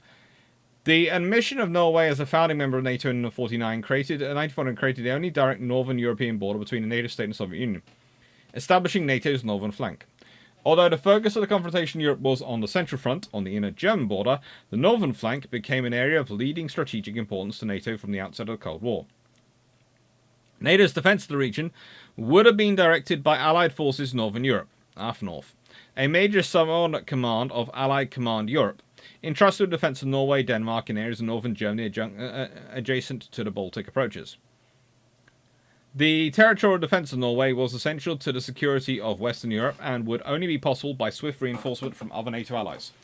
Early in the Cold War, Norway would also serve as an important forward base for strategic bombers directed against targets in the USSR in the event of nuclear exchange. Long-range strategic bombers and intercontinental ballistic missiles would have been passed over the Arctic in the event of nuclear exchange between the United States and the USSR, leading to the establishment of ballistic missile early warning stations in Greenland, Canada, and Alaska. A second main responsibility of SACLANC, that's Supreme Allied Commander Atlantic, was to maintain the transatlantic lines of communication. In the event of an attack on NATO in Europe, the numerical superiority of Warsaw Pact forces could only have been balanced by rapid reinforcements reaching Europe from the United States. The Soviet Navy, sending surface and submarine units through the GIUK Gap, would have sought to disrupt these lines of communication and prevent these reinforcements arriving. NATO used to run annual exercises to protect these reinforcement operations, involving up to 100,000 US and other Allied personnel. Preventing the Soviet Navy entering the North Atlantic from the High North thus became a matter of existential importance for NATO's position in Europe. In the last phase of the Cold War, NATO's response to the maritime challenge evolved into one of forward defence, advancing the defensive line eastwards from the GIUK Gap into Norwegian Sea to contain Soviet naval forces in the Arctic and prevent them getting near the entrances to the North Atlantic. At the core of the forward maritime strategy as it became established in the 1980s was the fast dispatch of a powerful NATO striking fleet built around US and UK aircraft carriers into the Norwegian Sea at the outset of the conflict to prevent the Soviet Navy reaching the entrances to the Atlantic and to provide air power to assist in the defence of Norway. Alongside the carrier groups and other ASW units, US and UK attack submarines would have played a key role in seeking out Soviet strategic submarines operating under the Arctic ice. As the historian Dr. James Jinks told us, part of the maritime strategy, the aggressive maritime strategy that we had about in the 80s, was that if you started pushing forward to go after the Russian submarines that were staying in waters that were familiar to them, you would then force the Russians to use a lot of their assets, their other submarines, their surface ships and aircraft to protect those submarines. In the history of the Royal Navy Submarine Service, which he co-authored with Lord Hennessy, Dr. Jinks summarised how the importance of the Arctic grew as the Cold War reached its conclusion. The maritime strategy and Soviet response to it conceptually transformed the Arctic from a natural scientific laboratory and a region of occasional and exceptional activity into a possible battle space on par with the Northern Pacific or the GIUK Gap. Had World War III come, it would have been seen combat of great ferocity. Now, please note, before I get into this too much, I have great respect for historians who present details to Parliament and get asked to Parliament. But before we get too far into this, and I will be talking more about this later, when we start talking about carrier groups and allied carrier groups in 1980s, let's look at the aviation ships list, which I'll be getting more into later. But the Royal Navy in the 1980s is the reason I put the Royal Navy on one side. So, Ark Royal, decommissioned February 1979, but only put up for sale on 29th of March 1980. So if the war starts in early 1980, early enough in 1980, she could still be theoretically reactivated. So in 1980, but 1980s, that's no strike carrier. We've got Hermes, but she's gone by 1987. Well, let's be honest. In 1987, she's sold to the Indians, so she's gone. Bulwark, damaged by fire in 1980, which is this point was an LPH by this point, will again be gone, but not too far into the 1980s. But well before the Falklands War. HMS Invincible, commissioned July 1980. HMS Illustrious, again, I'm not sure what happened to the S in HMS Illustrious here. Launched December 1978, commissioned June 1982. So yeah, there's a lot of British carrier groups. Unfunctionally, were an amphibious task group sent to reinforce northern Norway and an anti-submarine warfare group task force. So please note, that's the British Parliament website for giving the official listing of what we were supposed to do, and they've added carrier groups, which we certainly couldn't mount in the 1980s. In the 1960s and 70s, yes, we provided carrier battle groups. In the 1980s, no.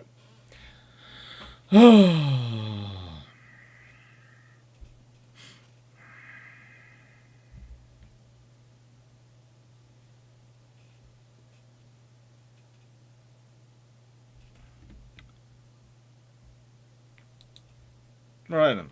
Yeah, it's always fun. Life is fun, but I'm just fixing the S in HMS Illustrious.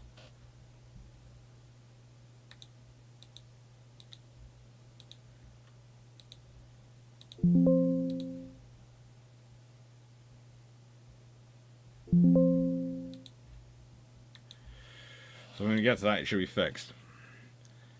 Now,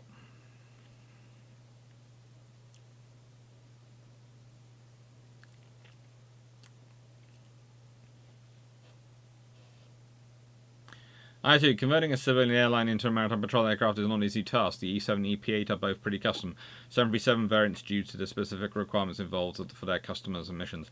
I would argue that's a modern one. In the 1940s, the conversion to a maritime patrol aircraft usually consists of adding in some blisters to be able to look out, some guns at various points, and more fuel, extra navigational devices, and the ability to drop bombs.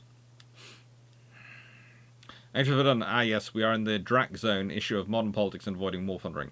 Yes, which is another reason why you reference Red's Rising and why I've said I'm sticking to public sources. So if you are privy to information and you're going, Alex, that is not correct, you're getting this wrong, first think, hang on, is this right according to the public sources? Because if it is, then it's what's supposed to be said, and it's what we're going to keep with.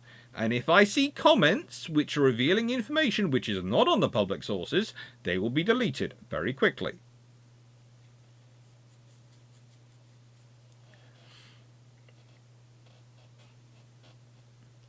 The earliest ASDIC line could have been put in GIUK Gap. Well, they start off being put in there in the 1950s. You could probably have done something earlier. There were earlier versions of an ASDIC sonar line, which was sort of put in around various bases and land installations, but it's putting them at that depth.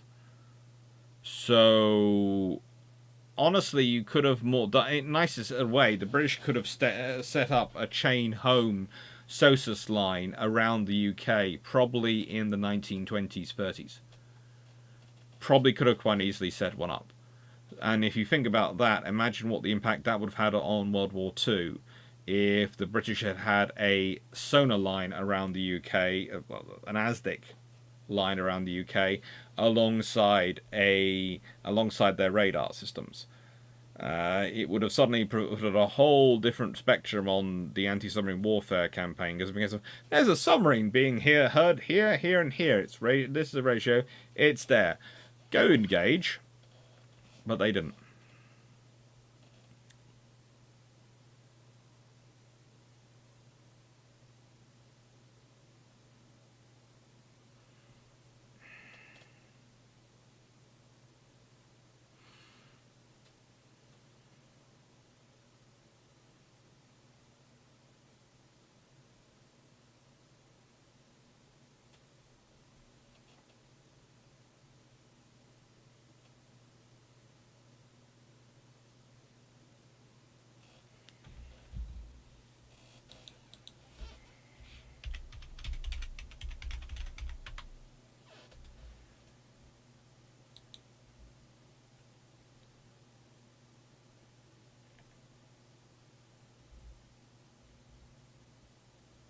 I'm not sure why Lexington isn't on that list for some for my vessels. It should be on them for my aviation ships. I'll check it because maybe I forgot to put in my. I had been working on that list for quite a while.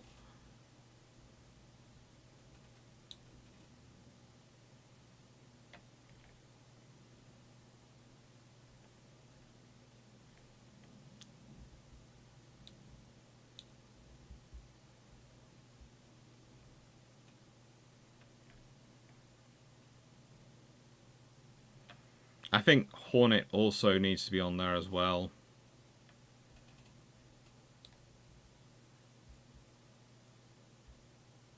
And I don't think Hornet is on there.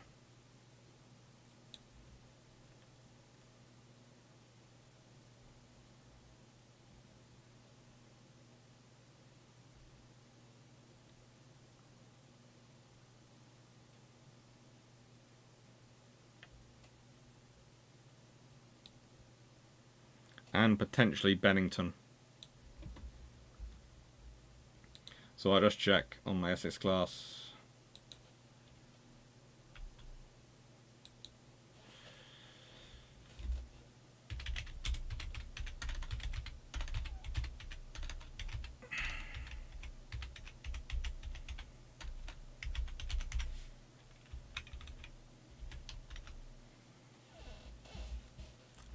It's always fun when you have US carriers.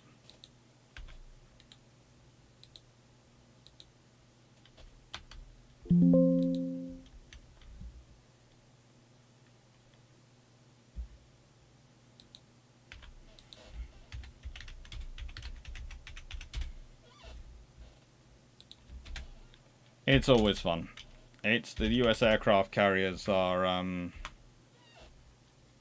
always a fun thing to keep track of because they just have so many at certain points, and they have so many which have the same names, and you're just going, hang on, what are you up to?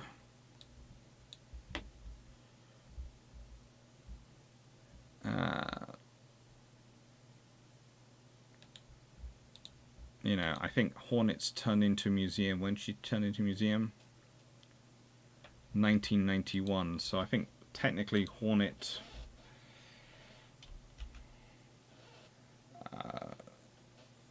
Yeah. Hornet.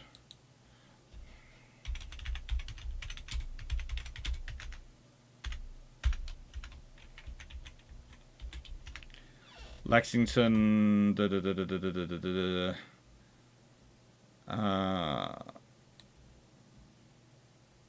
Oh yeah. In service till 1991. And Bennington. Oh, what happened to Bennington? Ah, yes. Yeah.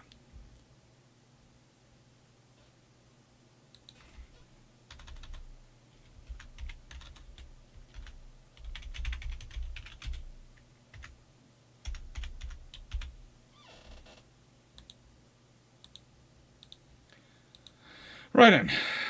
Made sure that's complete. This is the trouble, is they slipped into my different lists because they didn't get mothballed, etc.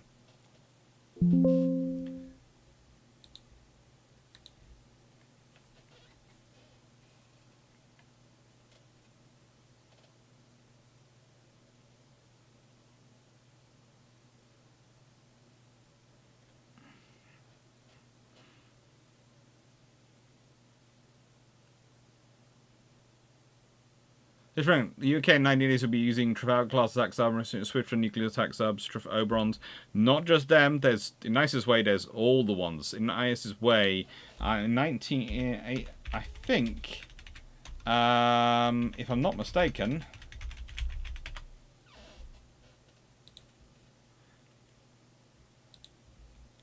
yeah, in 1980. HMS Dreadnought S-101, the first nuclear submarine, is still in service. She's not decommissioned till...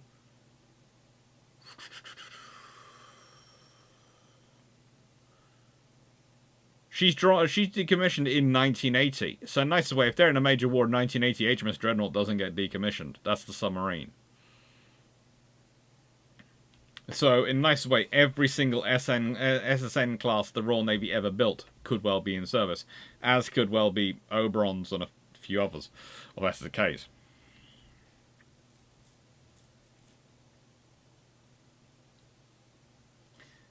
Read deletion of posts, and then friendly people from government will come along and decide if you need deletion too.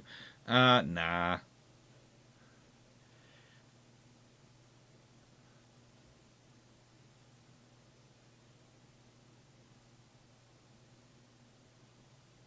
It's a bit worrying that com moderation is now as part of our national CI mechanism. It has to be these days, isn't it?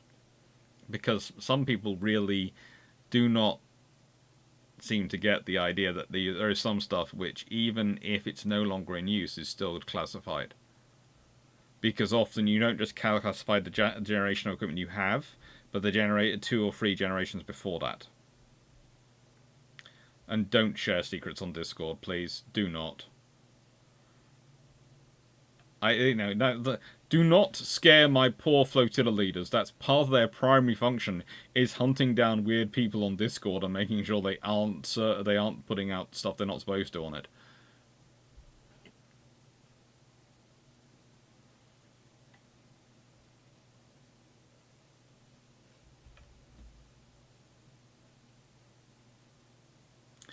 Minus fleet training carrier, maybe the AVT designation for it off? Potentially.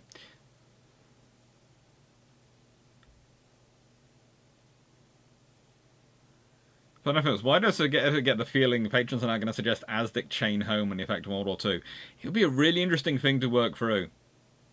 Blackman Maximus, if war starts early enough in the 1980s, then Canada would not have sold off most of its industry to the United States and would be great help in the war. Hornet in reserve till 89. Yay. 9 yeah, Iron. About those Iron Phantom buggies sent to the Royal Air Force. Yeah, give those now. Give us now. Yeah, I'm fairly certain it would be something fun.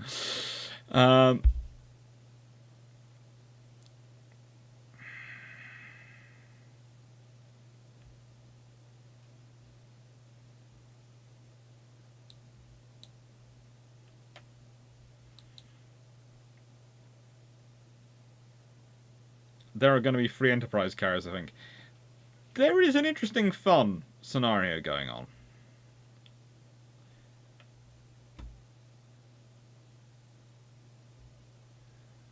Thank goodness for the history types. As the submarines and ships are now quiet enough, it's possible to find the biggest squids against them. Again, they were frightened of the noise. Because of the size, might have caused legends.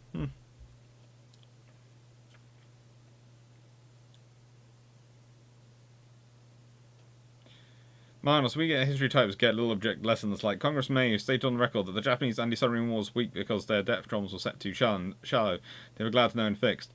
It's kind of like the BBC in the Falklands War, who let the Argentines know, thanks to a UK minister being equally silly, that their bombs weren't fused correctly. It was always fun.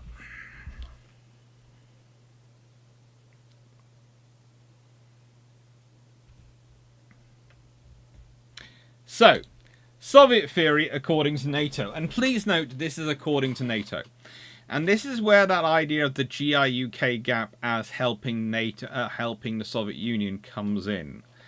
Because if you think about that, once you realise where the strong points are in the GIUK Gap, and where the NATO is going to have the most presence of aircraft, etc., to check for their battle groups to go through, and submarine support for their submarines to clear the areas, you know where angles attack the NATO is probably likely to use,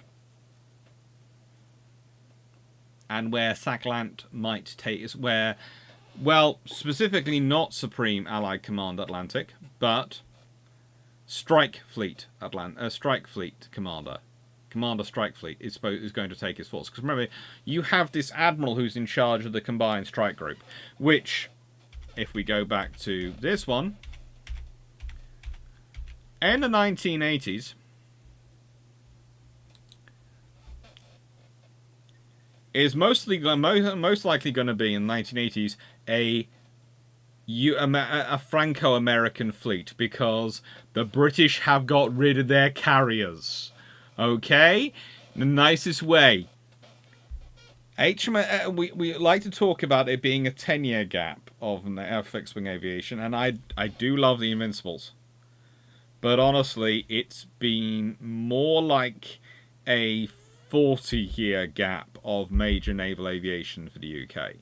Because there is a big difference between operating a vessel of the Invincible class type and size and operating a full-sized aircraft carrier. Even if it is still a STOVL carrier, there is a big difference in it. So it's a Franco-American forward strike group, but probably it's an American one with Allied escorts added on to make it a NATO effort. So the maritime aspect of this is the theoretic Soviet theory according to NATO, and again, this is the UK Parliament report I'm using. The maritime aspect of defence of the northern flank was particularly significant. The Soviet Navy's Northern Fleet, which was its largest and contained the highest number of ballistic missiles and attack submarines, had its main bases at Kwala Peninsula within the Arctic Circle. In the early Cold War, Soviet strategic submarines had to enter North Atlantic through the Arctic, through the maritime checkpoints of the GIUK Gap to reach their patrol areas. Sustaining active anti-submarine warfare capability in the GIUK Gap and surrounding areas just became priority for NATO's naval forces, led by Sakhalin. In the later Cold War, as the range of Soviet submarine-launched ballistic missiles increased, it became unnecessary for strategic submarines to enter North Atlantic to be within range of targets in North America. With this enhanced missile range, and in face of the effective ASW operations by NATO, which was greatly assisted by the SOSA system, and elsewhere in North Atlantic, GIUK and elsewhere in North Atlantic, Soviet submarines increasingly restricted operations to the sea areas close to their bases in the Kwala Peninsula under the polar ice cap. This became known as the Bastion strategy, the Russian strategic submarines seeking sanctuary under ice to protect their nuclear second strike capability. And basically, the Soviets built up the Bastion strategy of having these areas which they would make effectively impassable to NATO forces by the use of their own forces.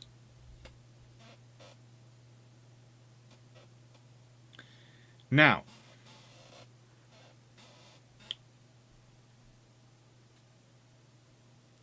I'm having a hard time with this. This was during my service, so I'm going to call it. Take care, Leslie. And as normal, I will be on Discord afterwards. So if anyone wants to chat on Discord, happy to chat away.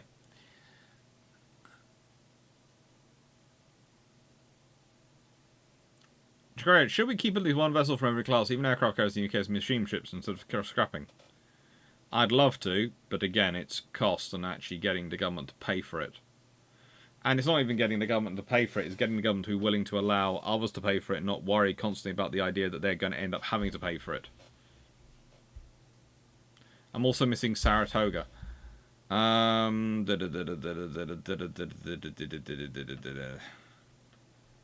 What class was Saratoga? Let me check, because there might be a reason I've not included her in 1980 as an others.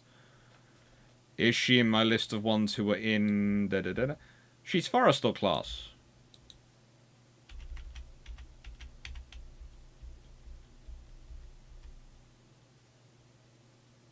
Oh, don't I am listing Saratoga. How did CV60 get forgotten?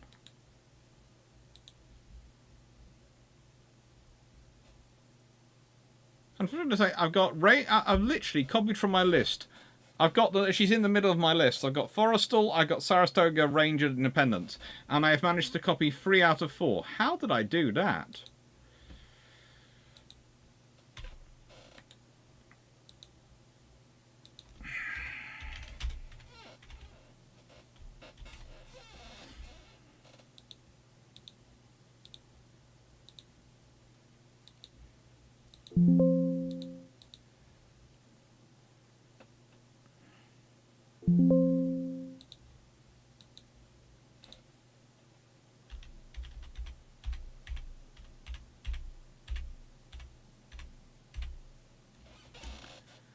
So, the point is, the Soviet Union, to an extent, decides to go on a defensive strategy. But that defensive strategy is kind of an interesting idea, because there is often an idea of you can't do a defensive-offensive strategy. You can. And you have to remember the entire Soviet strategic doctrine was the best form of defense is a good offense. The best anti-tank weapon you can have is a better tank. The best system you can have of defending your bastions, to defend your nuclear submarines or strategic submarines, is to push through the Norwegian Sea. Okay, is to push in through to sort of that area. Make sure to keep the Allied forces, NATO forces out of the White Sea.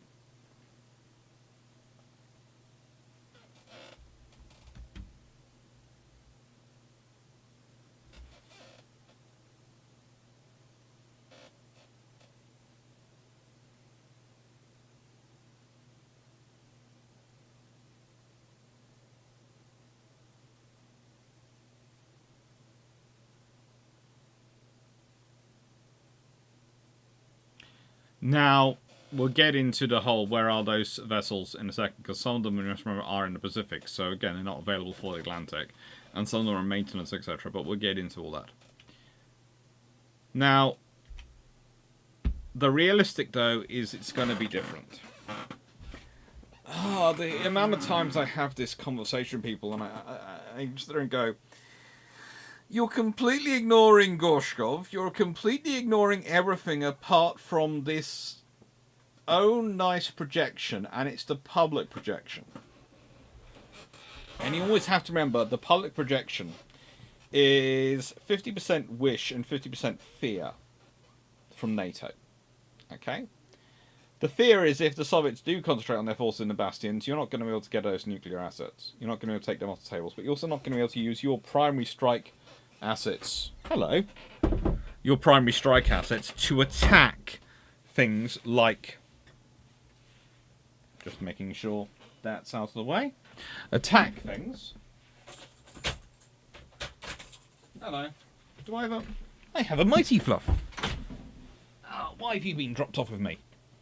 Okay. Alright.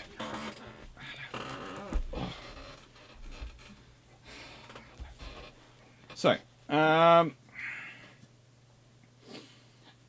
you know, there's a lot of people who sort of sit there and go, you know, they're going to be protecting their bastions. Well, that's going to make things harder to get at, but it's also going to make it easier to get stuff across the Atlantic. Now, this allows you to, in the nicest way, focus your spending. Because if you're focusing, what's the best way to probably attack bastions and attack the bastion forces? Probably submarines. Which you can focus in on a smaller number of more expensive, but technologically higher value units, which is great for defense companies. And great for sales. What do you need to protect if the Soviets go on the offensive and try to send their submarines through the GIUK Gap? You need a whole lot of cheap escorts, and you need a whole lot of maritime patrol aircraft to defend those convoys. I.e., you need the Oliver Hazard Perry class or equivalent, and you need the P8s, or as today, the as it was at that point, the P3s, Nimrods. You're going to guess what I'm going to say. There is a problem sometimes in some of the analysis that comes through, in that my strong suspicion is it's based as much on dream orders. Zebedee, the assistant fluffy research assistant, who's now going back with my sister. Why do you come down and lift and move things in the middle of the night? In the gun? I haven't. All I've done is closed the greenhouse door. Okay. I didn't fancy tomatoes. All right. See, I think probably some people think I'm making it up when I say I spot her outside trying to lift stuff when she's not supposed to lift stuff, or things like that. I'm not. She does these things at nearly 9 o'clock at night. I don't know why.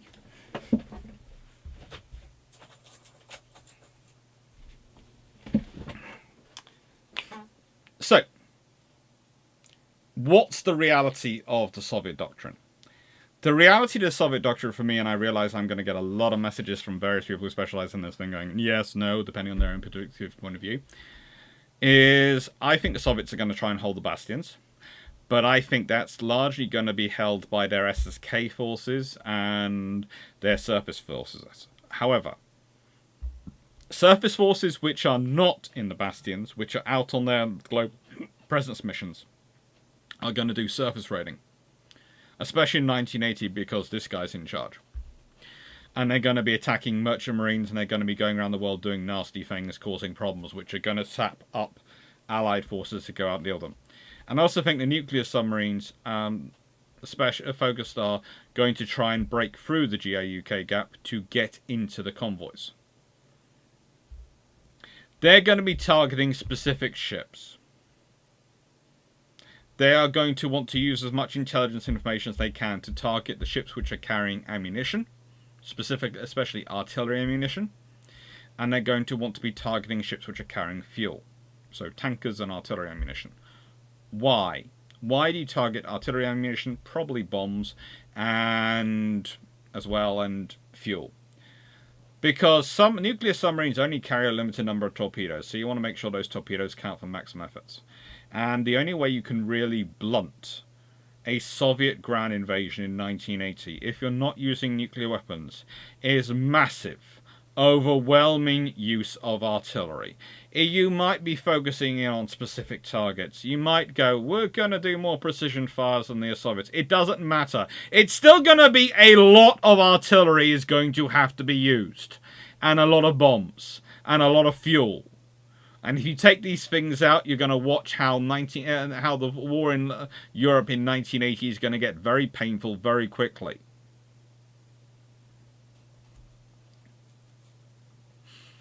So, for me, the Soviet Union is building up the navies to do both things. And there is no scenario... This is one of the things I find strange when people go, well, these ships are only built for this scenario to fight in the bastions. Well, then what are they going to do if they're outside of the bastions when war begins? Because they always have some ships outside bastions. Are they going to fight their way back to the bastions to reinforce them? Possibly, but unlikely. They're not going to make it. And is that really a sensible use? Because all that means is they're fighting their way back into the strength of the Allies so they can concentrate their forces more on the bastions. Whereas if anything you do in South Atlantic, in the Indian Ocean, in the South Pacific, anything you do far away from the Soviet Union is going to require a NATO response, is going to require the dispatch of NATO assets, naval assets, probably aircraft carriers at this time, to deal with, and task groups around those aircraft carriers. Because you don't just send a carrier, you send a carrier with a cruiser, and some destroyers, and some frigates, some supply ships. You have to send all that. Maybe you have to send some submarines as well to help them. Or maybe you can't because you need all the submarines for the GIUK Gap. In which case, you are making more problems. And the thing is, in strategy, in tactics, whatever you're trying to seek to make for your enemy, you're always trying to give them dilemmas, not simple problems. Problems have solutions. Dilemmas are multiple problems where none of them have a good answer if you want a good answer. And you have to do one or the other. You don't have any choice. So you either ignore what the Soviet ships are doing in your back areas, and the damage they're doing to merchant ships, and the damage they're doing to everyone else, and the fact that you're probably getting restricted supplies because of it, so you can focus on the main area.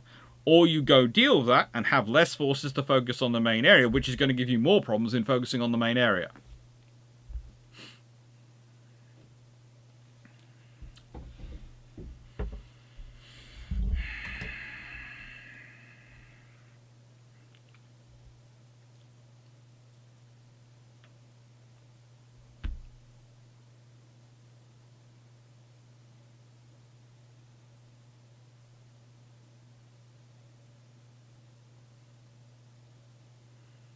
I remember this lecture isn't Gorshov trying to make these public projections happen, causing deterrence, so he doesn't have to fight the war whilst impressing allies elsewhere to get them outside in.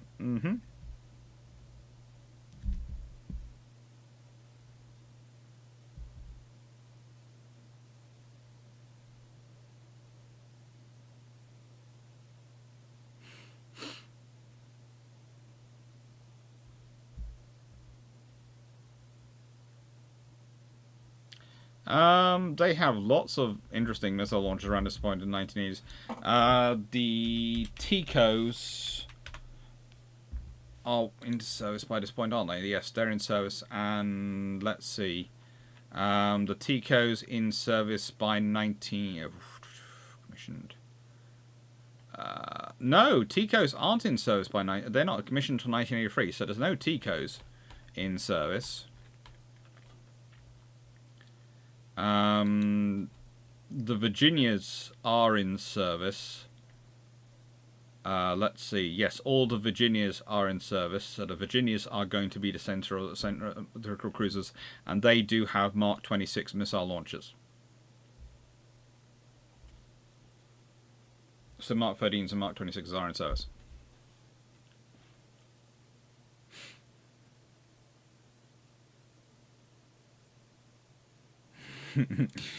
My gooch.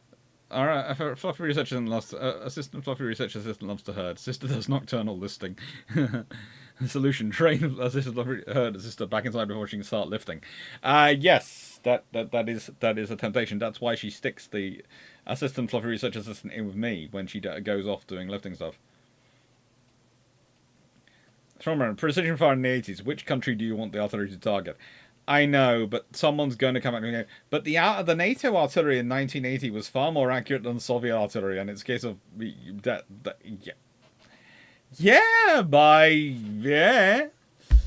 not that much. It's not quite which country do you want to target. Then pause. Is Dr. Clarke saying logistics matters? I'm shocked. Shocked, I say. I know.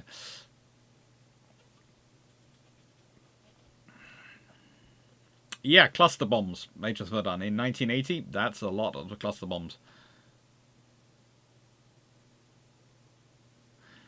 Nice turn. Soviets go comments rating. Well, the British aren't. You know what? I won't bother ranting anymore. It's not worth it. No, it's just gonna. Nice is just gonna get worse from this point on.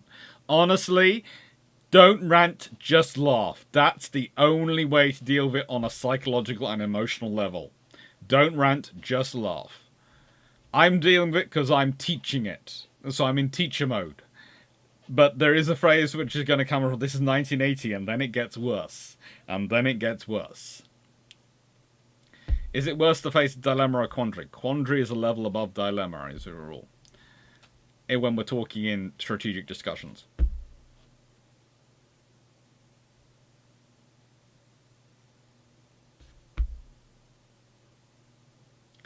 Craig H. The Gorshkov book was a great recommendation and collection, by the way.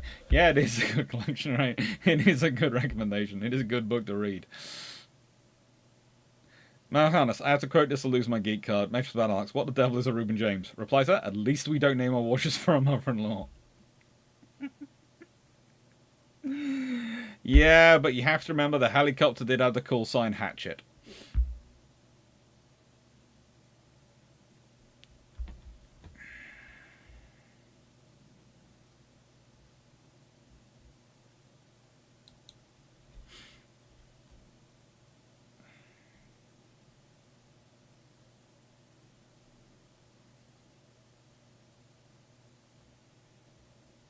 I think the typo of country is about right. You can't miss by more than the maximum range of the weapon. Alright, so protect the Soviet Union, including protection of the critical nuclear strike capabilities, prevent, limit receipt of supplies of critical theatres, support land forces. And here is the go. Here is it. Okay? The critical resupply, and this is from. By the way, if you go down below, you'll find a load of you'll find a link to a load of NATO declassified documents, which are on the NATO website. So it's them, it's the UK Parliament, it's various sources I've used to try and make sure this is all as open source as possible. And I hope you find it useful. But here we go. Here are USA and Canada resupplies coming to Europe. Yeah. USA and Canada resupply is coming to Europe. And that's the thing. If you look at it, the GIUK Gap is up here, and there's a large space between that and the supply routes, which, if you notice, are aiming for the Channel, for France's Atlantic ports, perhaps popping into the Mediterranean. which may or may not be a more secure space to go, because they might have sanitized the Mediterranean, keep everything the other side of Italy. But then, of course, you're the wrong side of the Alps for Germany.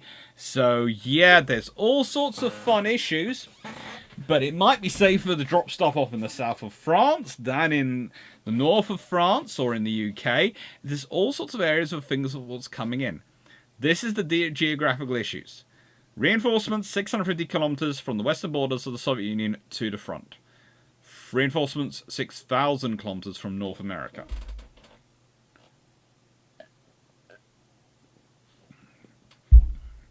And you have to remember, there will be fighters. There will be fighters and AWACS coming from all these bases. Greenland, Iceland, the UK and Norway. But there will be bombers, fighters, things aiming at them to try and get through as well. There's always, we talk about the submarine threat, there's also the bomber threat, there's also the Bear F. And the point is, again, and this is how things are going to probably leak through, is if I'm a fighter commander in charge of the air defense of the squadron or so of F-15s based in Iceland, I have a limited number of aircraft. Yes, we have Marines. Yes, they may or may not have been reinforced. One of the old interesting things about the reinforcement of Marines on Iceland, and here is the thing I always find strange, is they actually, and this is not classified, this has been declassified, but it's one of the things they don't have in Tom Clancy. In Tom Clancy, they have them being brought there by ship. In reality, they have a load of extra. They had a load of extra equipment there, and they would have just put them on a plane and flown them there. So they would have had those extra troops there. And they would have, one of their pre-war things was to disperse them. The moment tensions got high, you dispersed in Iceland. These critical assets, they dispersed. They weren't going to not disperse them because, in a nice way, again, it was very easy to disperse. It's very easy to disperse troops in Iceland. Because normally what they did was they'd get into a Range Rover or some other civilian 4x4, Toyota or something similar, and go for a drive. And then you'd have a squad of, 8 or so set up somewhere. And you could disperse a few of them here, there, everywhere. And suddenly you've got dispersed protection all around Iceland. And that's how it worked. And it worked quite well. So, in Tom Clancy's book, they have them all taken out quite quickly by missiles hitting key positions and then Russian troops turning up and storming in. In reality, it wouldn't have been quite so easy. Yes, there are going to be forces defending an airport, but you don't defend an airport by defending the perimeter of the airport. You disperse all around it. And you are not going to be in a scenario where you're going to be easily taken out by even a couple of missile strikes, unless they're packing very big warheads. Let alone quickly overrun by Lebeds. That possibly could be the case, but the odds are, if they're coming in that, they're going to find themselves taking on some anti-tank missiles, which are probably going to cause some damage. So again, in Red Storm Rising, you have this very interesting sort of amphibious assault on Iceland, and there is a potential for that. There is a potential for that, but I don't think it runs necessarily as easily as in Red Storm Rising. I think Tom Clancy kind of irons out a few things and makes a few things go the way of the Soviet Union, where they just really wouldn't go in reality. I'm not saying it's impossible, but I'm saying it would take more than the force they have structured for it. I would say it would probably take a couple of ships at least, offloading a slightly more significant force. And then, of course, they'd fly in the rest of the airborne brigades. But sending, I'd say again, you need more than a division of airborne to secure Iceland.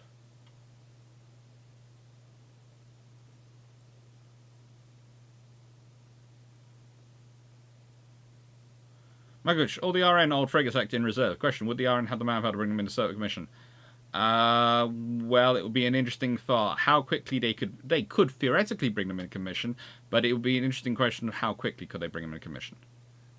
So there's going to be what you're going to be activating is going to depend on how quickly you can get that vessel into service, how quickly you can get it to the necessary shipyard facility to store it, fix any bits which have gone wrong whilst it's been in reserve, probably upgrade it if you can a bit, and then put on a commissioner crew to it. And you're probably going to be calling up reservists, people who've left service recently, and maybe people who are more distant in their service but have experience.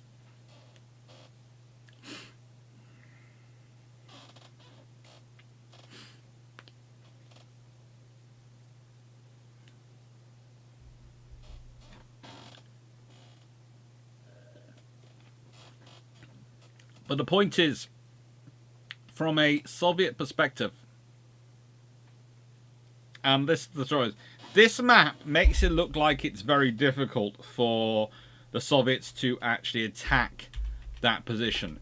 This map suddenly makes it look a lot easier for them to attack through there. And it's the geography of maps, and which maps you pick to display things and how you focus the map. That does tend to give you different ideas on things. Like in this map, the UK looks massive. Let's be honest. The UK in this map looks absolutely gloriously colossal. It's a beautiful map from that perspective. And Ukraine looks tiny. I mean, Ukraine looks smaller than the UK in this map. And the reality is very much the other way around.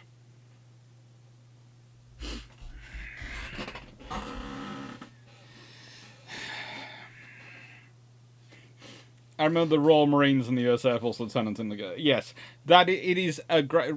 For those who haven't read Red Storm Rising, please do read it. It's a very good read. It's one of Tom Clancy's better books, by a long margin.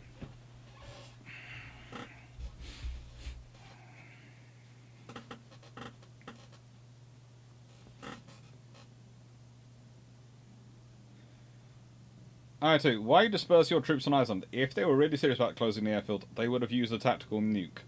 Yes, it's said by a soldier, but it still applies. The reinvasion is more convincing. Defense in depth undone by naval air power and massive naval artillery bombardment became as 155mm versus New Jersey goes about as well as it does in real life.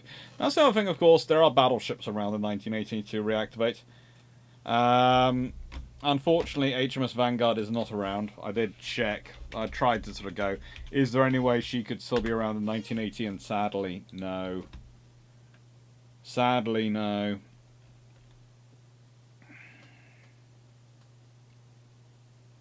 She's scrapped in 1960. It's just terrible.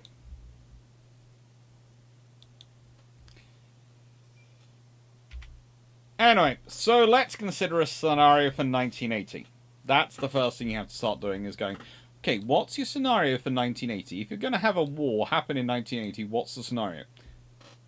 And I just realised we're 2 hours in, and I was worried I wasn't going to have enough slides and enough topic to talk about for 3 hours tonight, and I think I'm running behind. Ah, well. So. Well, first of all, just answer the questions, but, you know, then I'll get into explaining this. Shumran, situation. The Soviets tried to force the GIUK Gap both subs in convoy and anti-air and anti-surface ships to this course. Anti-air keeps patrol aircraft away, and by the time air power reduces escort, subs are past the GIUK Gap. Honestly, that's not an impossible scenario, but it's something I'll be talking through the various phases.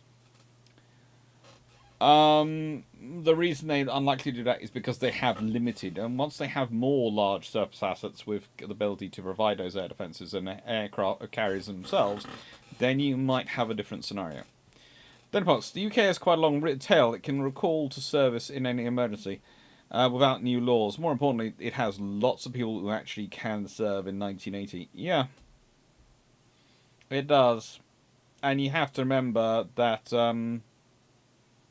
it has a large number of people who were in 1945 were called up for service and were in service were roughly 18, and that's 35 years past from 18, so 45, 53, there are a few of those who might be willing to come back, even, or do other things. So let's look at the scenario. It's being kept conventional, so I had to come up with a modus operandi for why it's kept conventional. We are setting it in May 1980, so only forces available then will be in play. No magic weapon systems from the 1990s. Gorshkov is still in power and ahead of the Navy. Also picked for fairly decent weather, so it's May, so not going to have massive superstorms or the various things you can get in June, or the stuff you can get in the middle of winter. So May is pretty much what I picked. As usual, April's far worse than May in the Atlantic, and May's okay. Cause of war. Leonid Brezhnev decides that the best way to capitalize on the 1979 oil crisis is to seize natural gas and other key North Sea, North Atlantic resources, believing that the relatively low populations of northern Scandinavia, Iceland and Greenland will be easily consumed by the Soviet machine, and that President Carter will not respond. The plan is that by seizing these resources, as well as the Soviet Union's own vast resources, will allow the Soviet Union to control the world's economy and bring the West to its knees, allowing Brezhnev to achieve the dream of the global Soviet.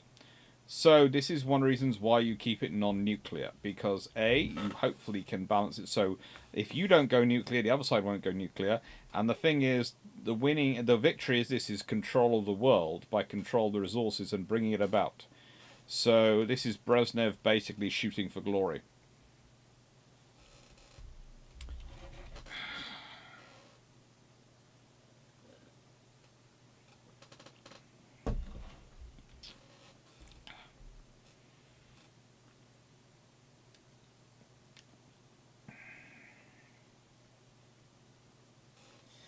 No, so that is delusional.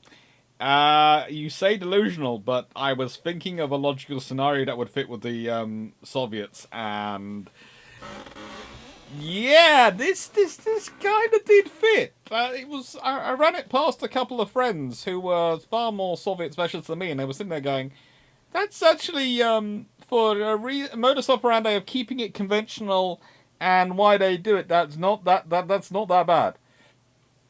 Because the requirement was it had to be kept conventional. So it had to keep it conventional. Not a Caucasus Middle East approach. Basically decided not to go to the Caucasus Middle East because of the experience of Vietnam, etc. Decided that going for a protracted land war against populations which were quite dense was pointless when you can achieve the retired control, especially. This will take it directly from the European powers especially.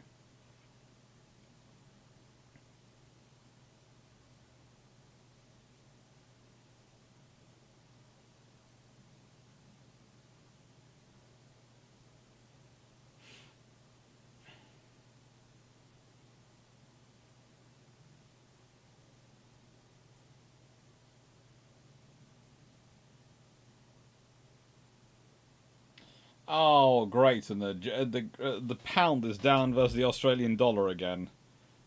Oh,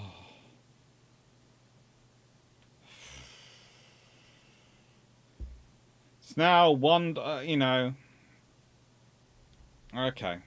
all right.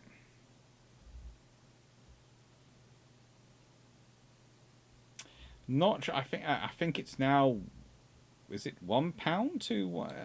I'm not 100% sure. Let me just check it. £1 currently equals $1.85 in Australia. That's terrible. It's gone down, but it was recently at a high. Hang on, no. Yeah. It keeps it roughly at $1.85.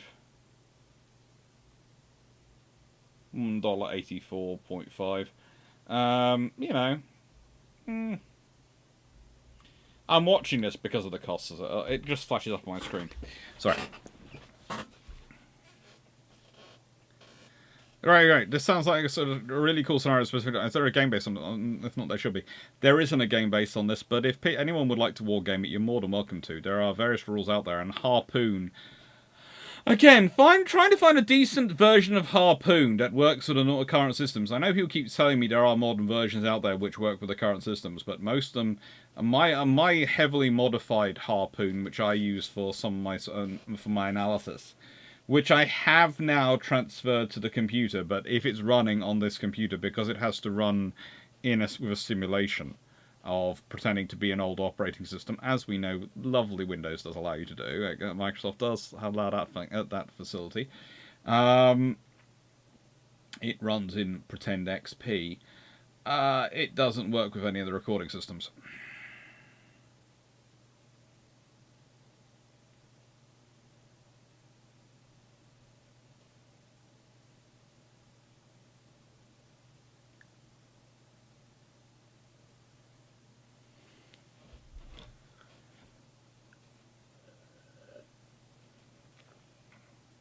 I'm playing Harpoon right now. Works fine on Windows 10. Cool. Where have you got your version of Harpoon? Because I was looking on Steam for the latest version of Harpoon and I haven't been able to find it. Admittedly, at the moment, I've currently not got a budget to buy it, but we'll leave that to one side. Yes, Phil Williams, spend a winter up north in the Totoro frigate. It's nasty. It is. That's why I put it in May.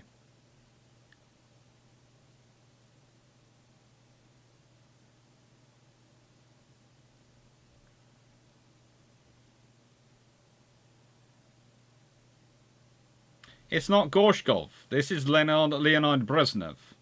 Gorshkov is in charge of the Navy. Leonid Brezhnev is the president in 1980 and the the chairman of the Soviet Union.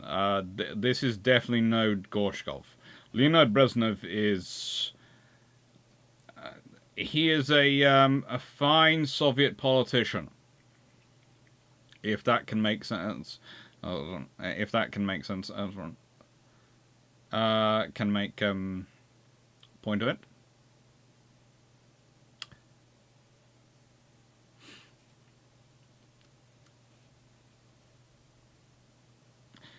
Do none of the solutions made for Twitch work with capturing gameplay? None I've tried so far with OBS.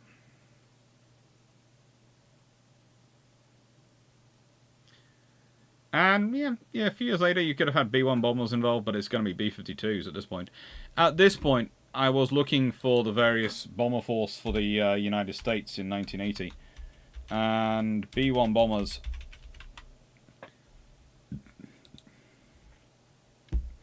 Their first flight is in 1974, but their introduction to service isn't until 1986. So, you know, that's annoying. B-2's first flight is 1989. Their introduction is 1997.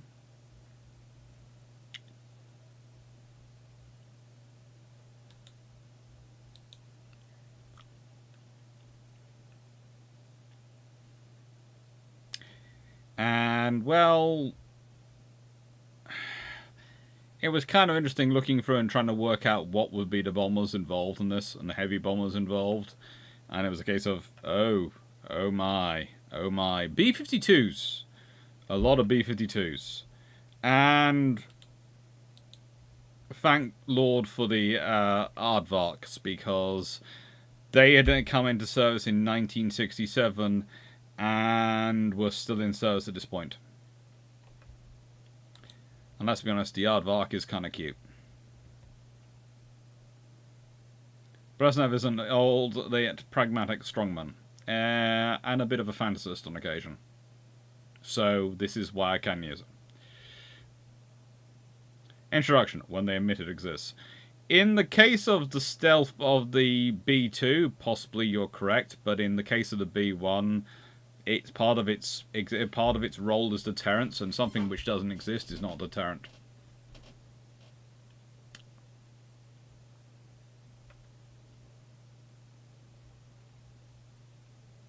And all as the American presidential campaign is getting away. Yep, it's a great time to be alive.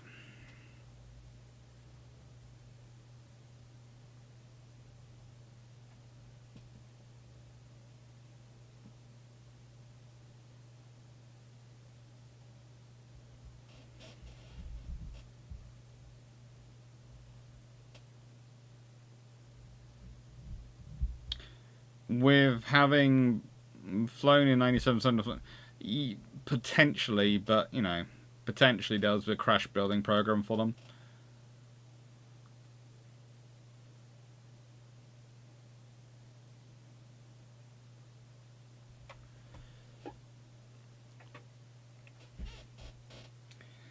Yeah, it's in 1980. It's mainly B-52Gs and 52Hs. Honestly, that's what the US Air Force is. So this is the B-52 is king. I was also looking at the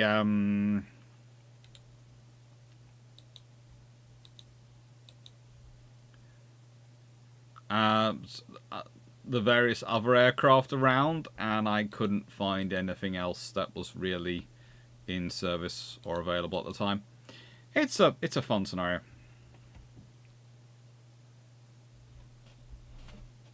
Sure, granted, we have talked extensively how the Japanese didn't understand that with the Yamato. Yeah. That's good. I'm pretty sure. The trouble is, in 1980, there aren't any B-1s really around to rush into service.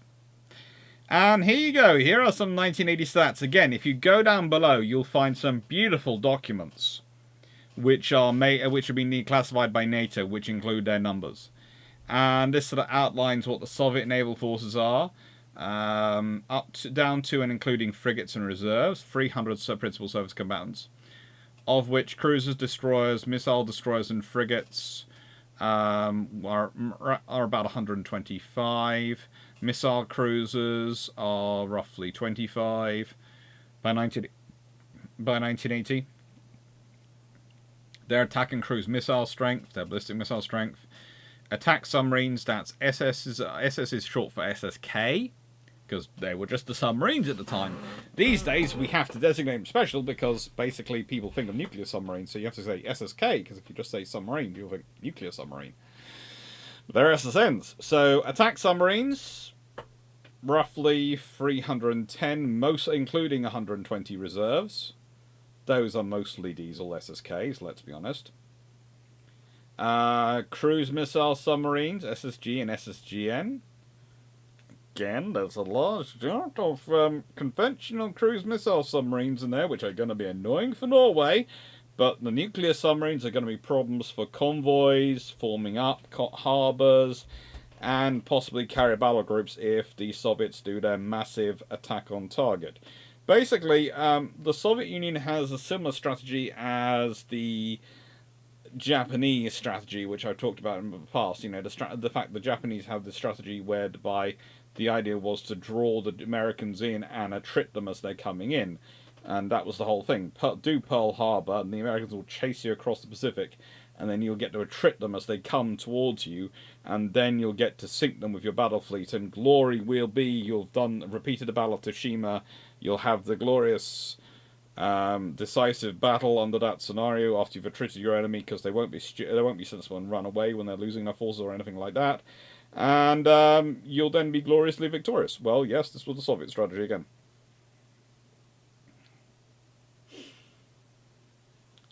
H1, am I allowed to make a cruiser gap joke about the Soviets here, or a cruise missile gap joke? You can do whatever you like.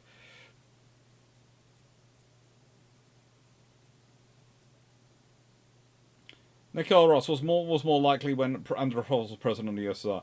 I would agree, but the trouble is Andropov isn't president in 1980. In the actual question, Paul Set did have 1980 as its date, so that's what I went with. The Vulcan will be available. Yes, the Vulcan will be available. Lord help us all.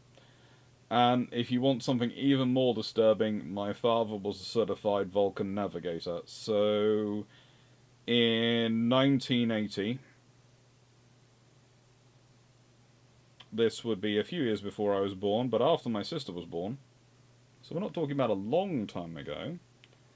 And not that long after she's born. But remember, my sister is only 21, like my mum is only 21. The older women in my family are only 21, as far as I'm told, and that's what I get their birthday cards being. I have managed to achieve in my mid-30s, but my mum is still 21. Anyway, leaving that particular feat of maths and logic aside, the point is they are building up a capability, and in 1980, a lot of people can be called up. Ballistic missile submarines. Now, here is the critical thing if you are thinking about fighting a war against the Soviet Union. both in terms of their bastions and in terms of their global reach.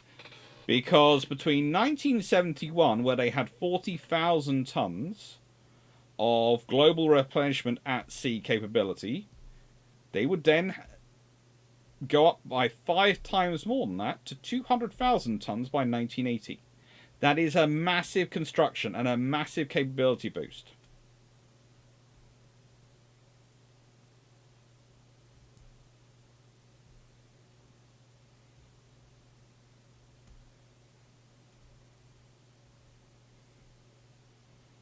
It's your 21st birthday, yay. 21st birthday. Yes.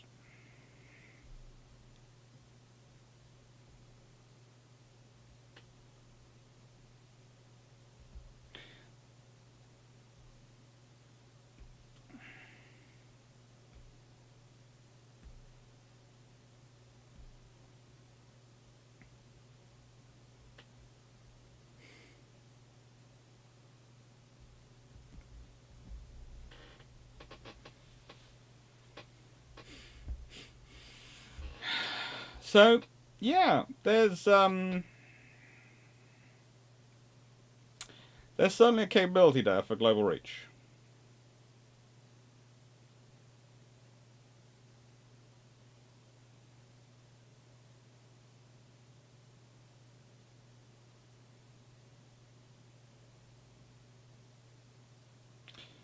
And yeah, the Vulcan are being retired, but they're not gone in 1980.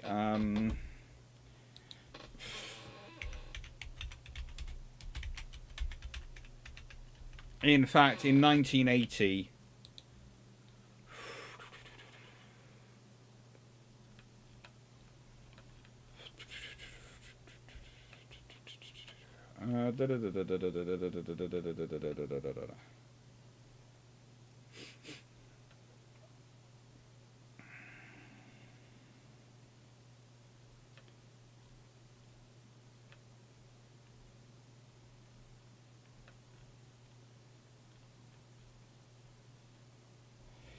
in 1980, they have 27 Squadron, 9 Squadron, 35 Squadron, 44 Squadron, 50 Squadron, 101 Squadron, 617 Squadron, 230 OCU,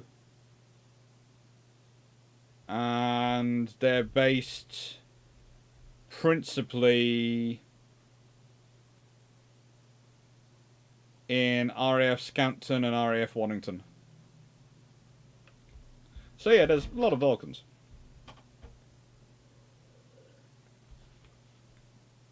In 1980, they're theoretically entering the beginning of their starting to retire phase. So they are still very much there. They haven't gone yet. But by 1982, you're down to basically a dozen operational aircraft and sort of one squadron, and that's what does the Black Buck operations in Operation Corporate. But yeah, in 1980, there's a difference.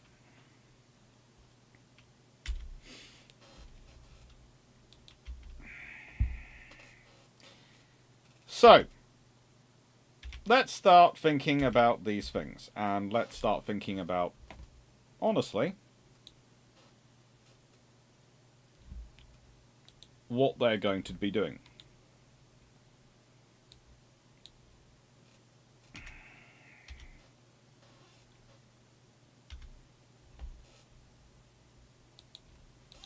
Sorry, I just changed the timing because I think I have it scheduled for almost too long.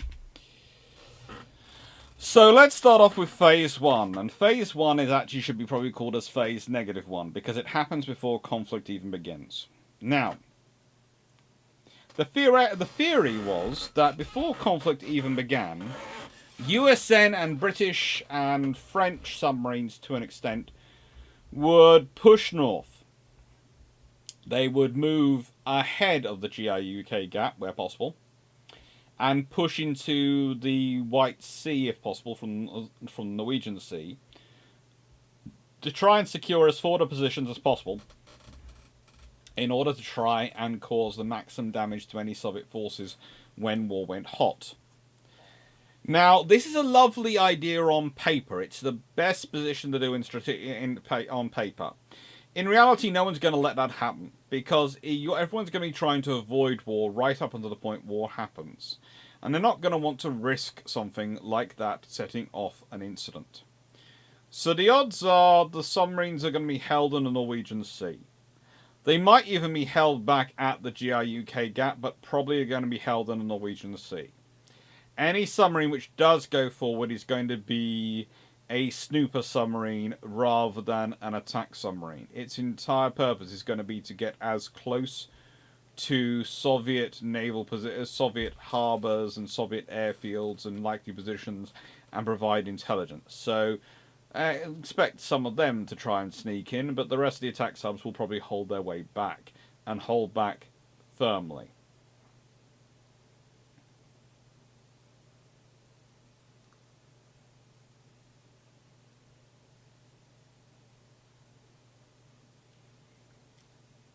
Now, what are the Soviets going to be doing in this scenario?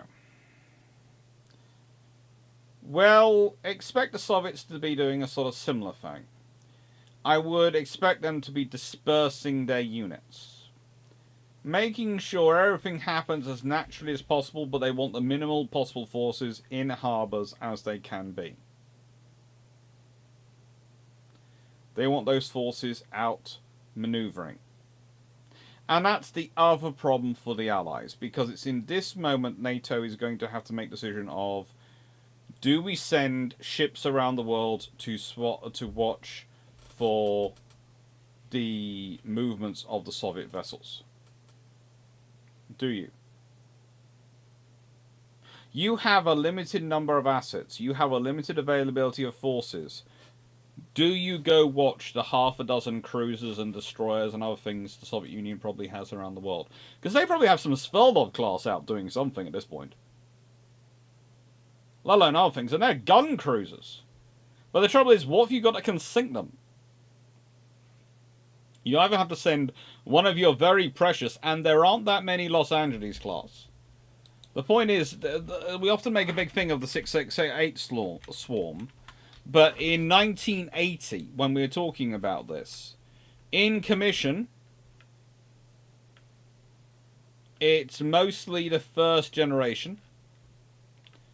And we have Los Angeles, Baton Rouge, Philadelphia, Memphis, Omaha, Cincinnati, Groton, Birmingham, New York City.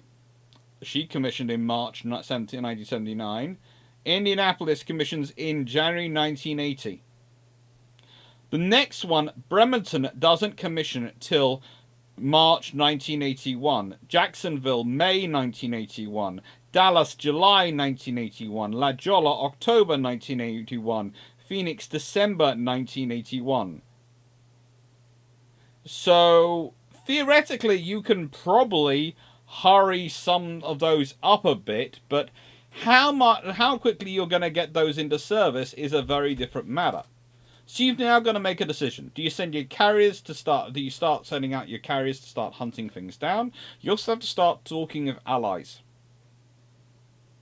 What's Japan going to do? Because that's going to affect your Pacific theatre.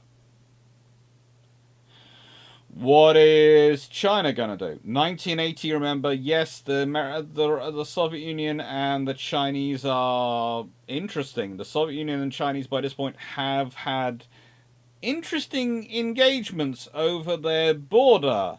Whole artillery divisions have had interesting discussions over their borders.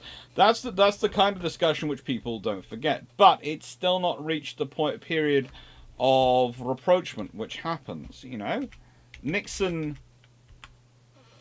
has done some of his work. You know, he'd worked 1969 to 1974. He has done his efforts with China, but honestly, relationships with China are not to the level that anyone's going to rely on them coming into the war or siding with NATO or anything like that.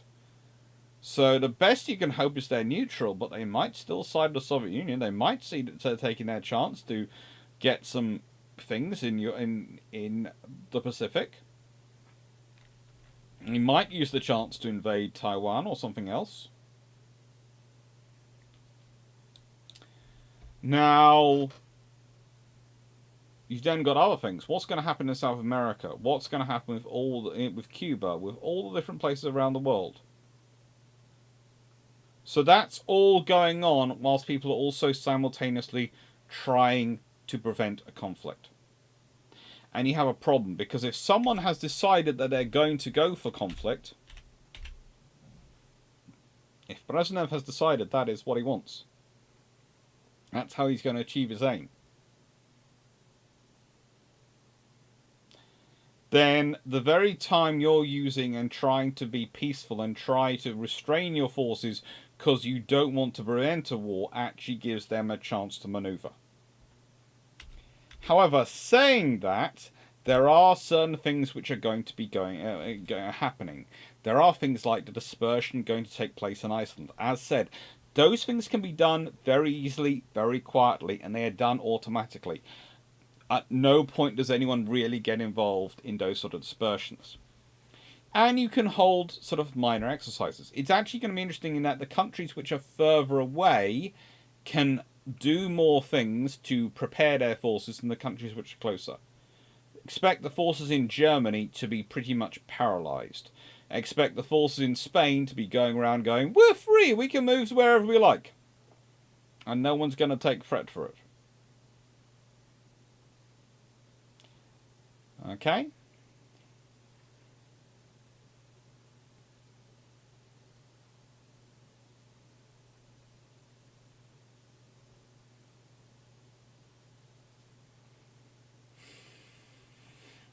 So,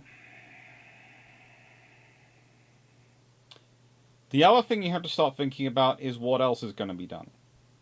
What quiet contracts are currently going to be laid? How many is people going to have quietly going, we need to spool up production of anti-aircraft missiles, guns. Again, remember, in 1980, there's a lot more industry still around. Point being, Margaret Thatcher. Now, in the UK, Margaret Thatcher is, of course, elected as Prime Minister in May 1979. And whilst she is many, many things, she is certainly not going to back down from an argument. We saw that in the Falklands War. Now,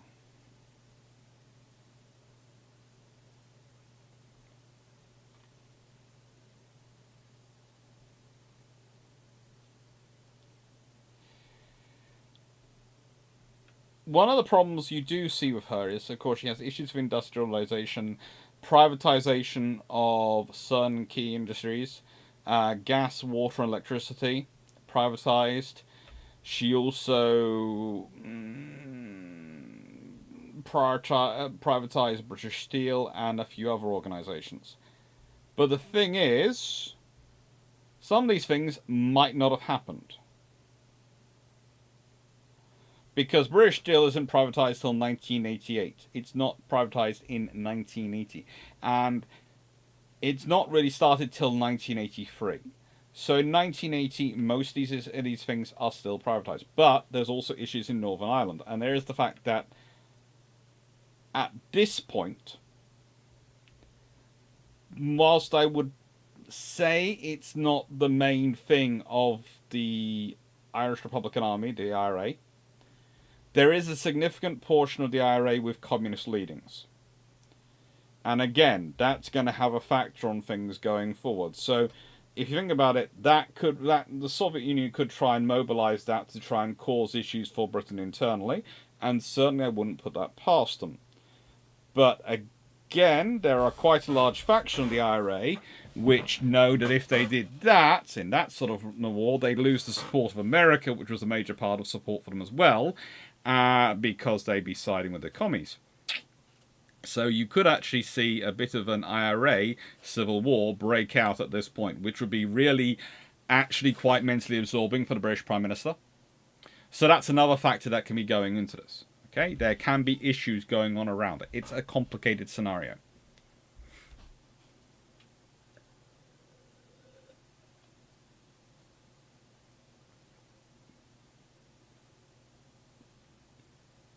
Adrian, I'm not sure where you got that from,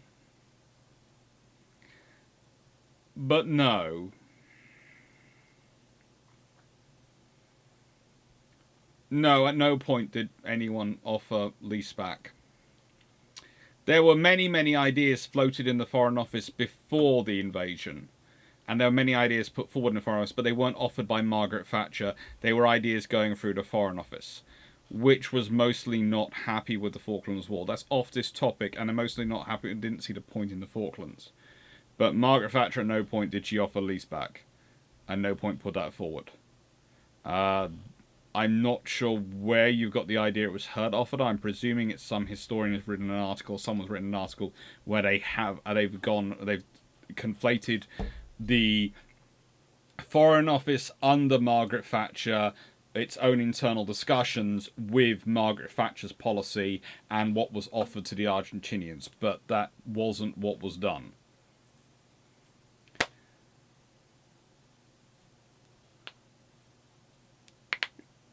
Nice saying she didn't want revenge on the electorate. She's doing in nicest way. She's not getting revenge on the electorate in 1983. It's a part of her privatization is part of her election promise in 1983. Please note the public were in favour of privatizations. That's why she won in 1983. Yeah, these things are done wrong in hindsight, but in practice they were done with the best advice available at the time. So, but that's off the side of things. No, again, no, it wasn't a big part. Oh, good lord.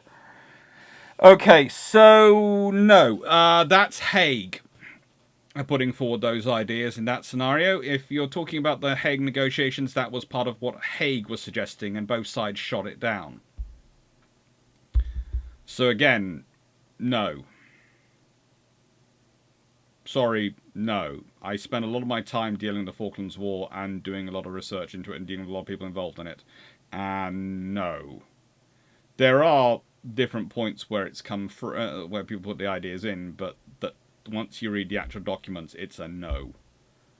Hague has a lot of bright ideas about his shuttle diplomacy, but frankly, most of them get nowhere because most of the ideas are not politically tolerable to the UK. It's one of those interesting things. The UK would have probably had if the Argentinians had asked for the Falkland Islands back in 1982, they'd have probably got given them back by the British government because they'd have been happy to get rid of the problem. But they didn't. They invaded. The moment they invaded, they backed the British government into a corner where the British government had to do something. So they had to get them back at that point. No need to talk about it. It was just context where I heard it. Well, yeah, it's not the scenario. It's one of the American suggestions. Because also, you must remember, the Americans were told that it was impossible for the British to take the Falklands back. And the Americans, there were some very interesting scenarios going down in the Falkland Islands. Very interesting scenarios going down the Falkland Islands. Rampart says the declassified file which breaks down the two area factions comes or not. Rampart is reproduced in Whitehall by Hennessy. It is an interesting one.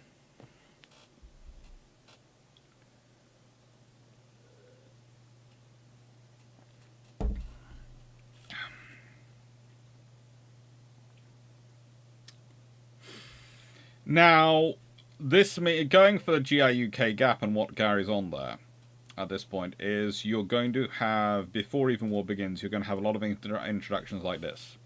You're going to have Bear Fs bumping into P3C Orions. Now the Bear F is the Tu-142. And these aircraft are going to be out. One's going to be trying to scout for forces and what's moving around the Atlantic, and one's going to be out hunting. and trying to hunt also for hunting for submarine forces moving around the Atlantic. Remember, the idea that the Bear F is an anti-submarine warfare aircraft, yes, it can be used in that role, but it isn't usually. More likely, it's used as a long-range fill-in for satellite gaps, basically, to try and spot forces. And it has really, really long range. It's the ability to fly very slow if it needs to, at very long range, and using those abilities to sneak through enemy air cover. So if we go back to our map of the GIUK Gap, if you aim for roughly the centre of the Iceland-UK gap, you might well find a radar station, but the odds of you finding fighters to intercept you are kind of low.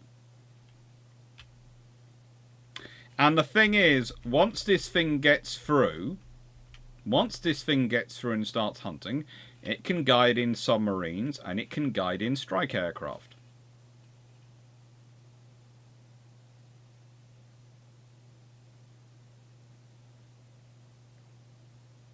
Yeah. Sure, Matt. I'm not sure where that one comes from.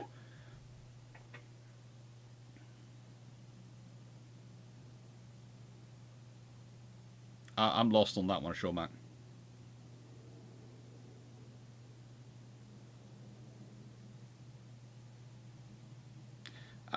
Adrian, I know where it's coming.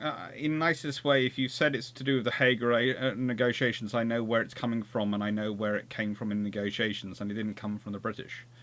It was put forward as one of the ideas put forward by Hague to try and save everyone face. That the British would lease it back and then hand it over. It was called the Hong Kong solution at one point. And it was a beautiful idea, but the trouble is, at that point, no one would accept it. And various other ideas had been put forward by the partners involved, but the problem had always been the population of the Falkland Islands. The fact that the Falkland Islands themselves don't wish to be Argentinian. That's the trouble. It's territory claimed by Argentina, and it's based on the fact that the Spanish colonial territorial claims, theoretically, although there are British claims as well about the same time, and it depends on which island you're on, which one's claimed, so I'm not going to get into the whole history of the claims of the islands and the various factors involved there. But the trouble is the population, and they have been asked, there have been votes, don't wish to go Argentinian. So it's kind of a case of, right then, we're going to decolonize the Falkland Islands by forcing them to be colonized by another country because the people don't wish. It's a really, really weird bit of area of history, because theoretically you've got this power, which is the South American power, which theoretically have been colonized, and we're a colony of Spain, all these things, and this territory is part of the original constitution, their belief, and this is our territory, and the population on that territory have virtually no connections with the Argentinians, other than very, very tangential ones, and mostly are a population of British ethnic who have come down and have been settled and grown up from there. And it's a case of no, they don't want to. So it's not a case of, well, we have a native population who wish to be part of this. No, the only population on it is this population. Therefore, they have to be considered a native population, and they want to stay part of Britain. And it just gets into very weird ideas very quickly.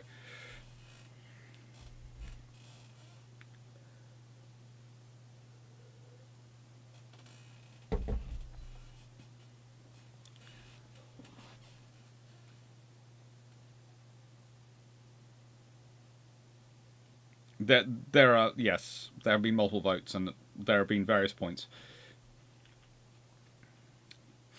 Is that a dual 23mm in the back of the Bear F, and does the P3 have any defensive weapons whatsoever?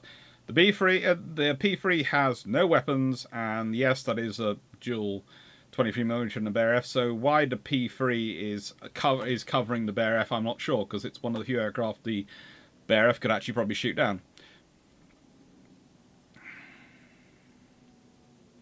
Sean Macab was just anticipating the direction that politics conversation was going. No. The USA must have been drinking the Kool-Aid.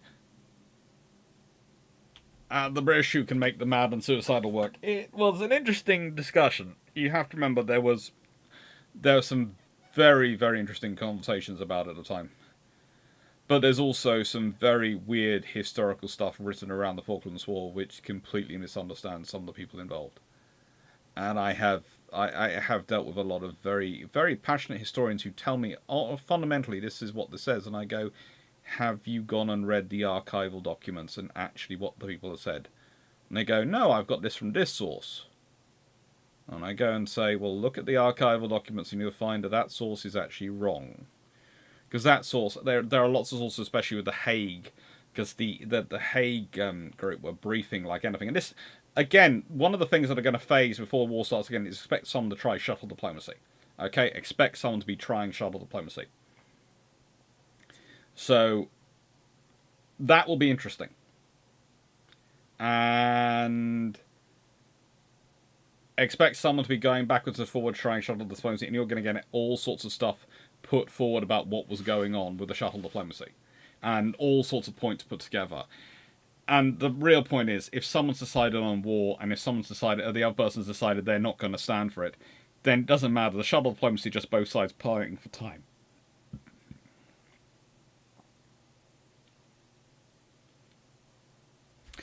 And yes, I do think this picture should... This picture either has to be taken from a Canberra or from a Nimrod. I think it was taken from a Nimrod.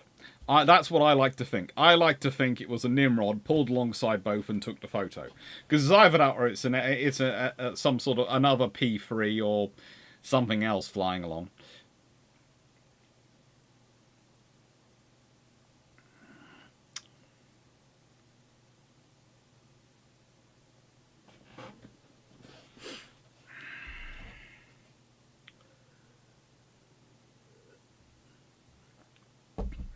Great. If this 1980 scenario happened, it would be an opportune time for Argentina to go ahead with the scenario operation.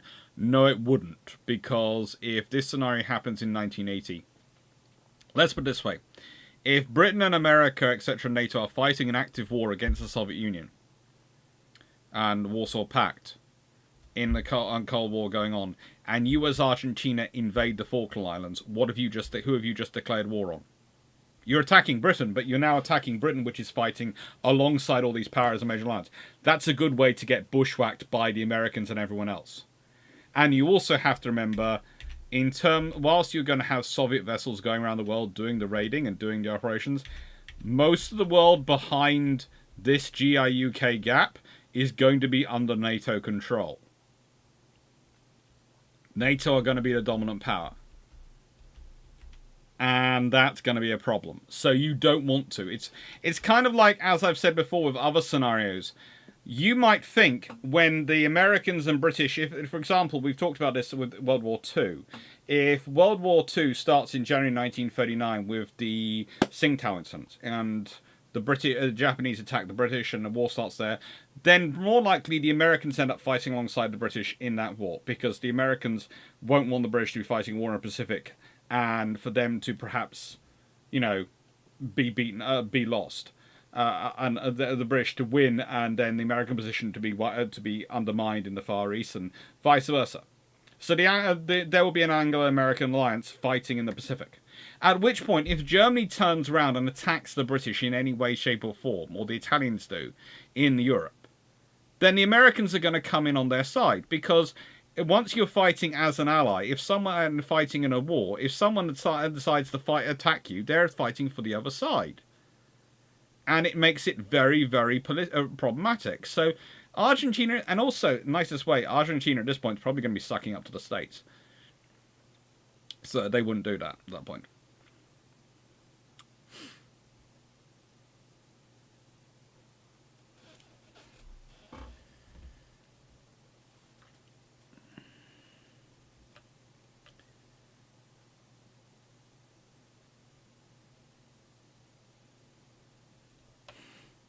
Thank you, Cray and thank you, for the camera reference money.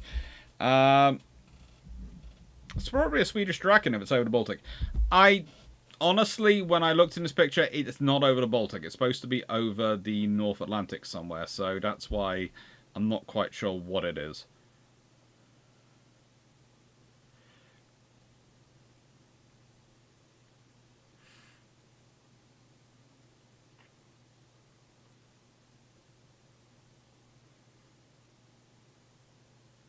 I think you mean RAF Luton.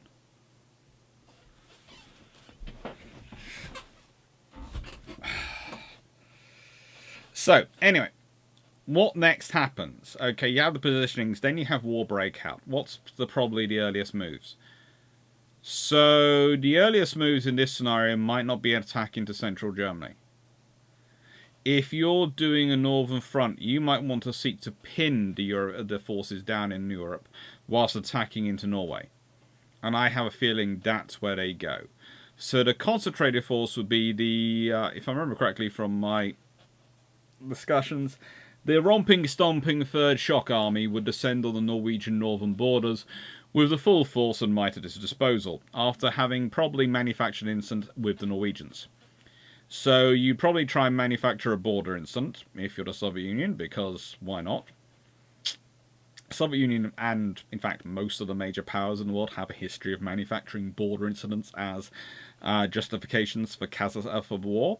It's always nice to have something that you can theoretically blame on the other side, or at least create problems for a casus belli, in order to hopefully turn around to the Turkish and other Turkey, Greece, potentially other powers like Japan, etc., and go, no, we didn't start this war, the nasty Norwegians did. And that's another thing. If the war is, everyone's expecting the flashpoint to be in Germany, so if the flashpoint's in Norway, and this is one of the reasons why I think Brezhnev might push this idea, if the flashpoint's in Norway, everyone's going to be going, hang on, all our forces are out here, because as you go back to this point, the central front is the key area. The central front is where they have concentrated their forces. And the central front is Germany. You know? Everything else are under subsidiary commanders. But the Supreme Commander Allied Forces Europe and all the other forces are focused on Germany. So if you don't attack into Germany, if you don't attack Germany, you just go for Norway,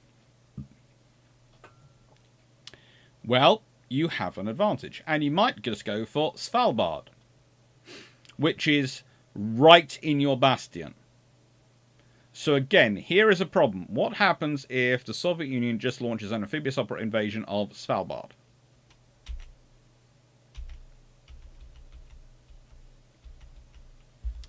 Now, hello. If we consider what they have in the north, 2 divisions, 500 tanks, 460 artillery and 450 artillery mortar systems, and then slightly further south they have another 7 divisions, 1,300 tanks and 1,950 artillery mortars. So if you think about that, they can be moving 9 divisions and nearly 2,000 tanks and over 2,000 artillery mortars against NATO, which was planning 14 brigade groups, 115 tanks and 520 artillery mortars into Norway, whilst covering an amphibious invasion of Svalbard. Now, they could then be using their 61 divisions in Germany, etc., and their other forces within the Warsaw Pact to hold the line in the centre. To not attack, just hold the line. Well, this is going to cause a complete disruption to NATO force structures, because NATO force structures are all deployed around getting to Central Europe and fighting in Germany. If you want a good example of the issues this causes, look at the Falklands War. The British have one cold weather brigade, true cold weather brigade, and that is 3rd Brigade, 3rd Commando Brigade, Royal Marines. The next one that's theoretically there are the parachute regiment can do it, and the Gurkhas can do it, and they're the next troops which are sent down to reinforce 3rd Commando Brigade. And then look at the poor trouble 5th Infantry Brigade how it comes into. Because 5th Infantry Brigade exists on paper. They are actually dispersed on the many duties and don't get the training and coordination they're supposed to have. So think about that going into the cold weather in Norway. because at least one of the British brigade groups is 5th Infantry Brigade, which are going to back them up. They might go to Denmark, they might go to Norway. 3rd Commando Brigade are supposed to go to Norway, but if the Soviets have invaded Svalbard and are heading for there, then you're probably going to want to keep them back with the US Marines to go and retake Svalbard. Those are your troops you have to do it.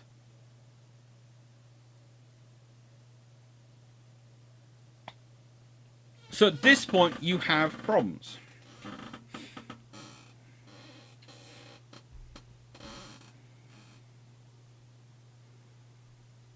Sure, I don't think Argentine dictatorship would want to be known as the Finland of World War III. No.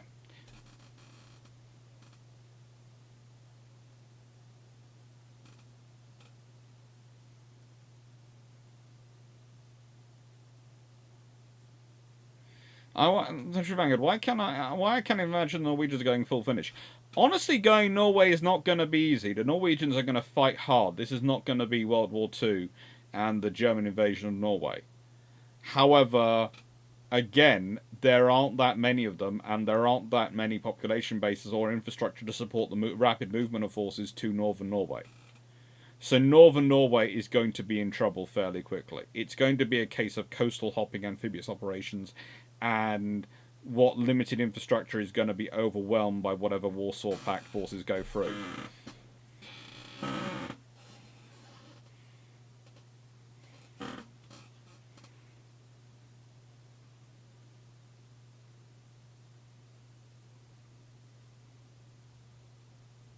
I know Knights 681, they've done all sorts of things, but in this case, I think the manufacturing and border incident is probably it.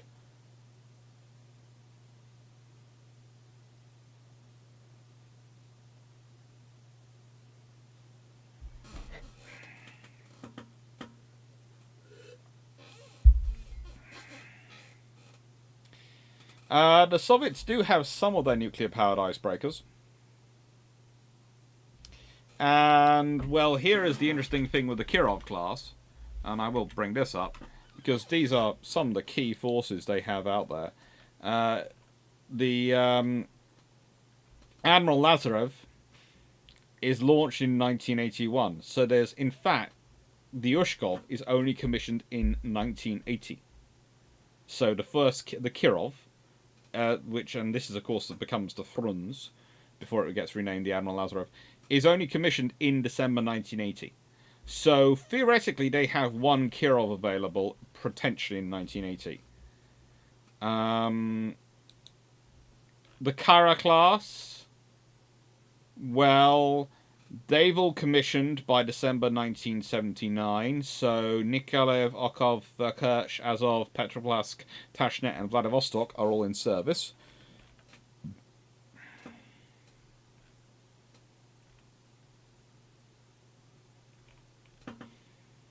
And you also have the Cressers, but, you know, the fact is, even the Slavas, lovely vessels the Slavs are, they're not commissioned. Moskova's not commissioned until 1982. So all the big ships which we associate with the romping, stomping, deep blue sea Soviet Navy are not yet in service.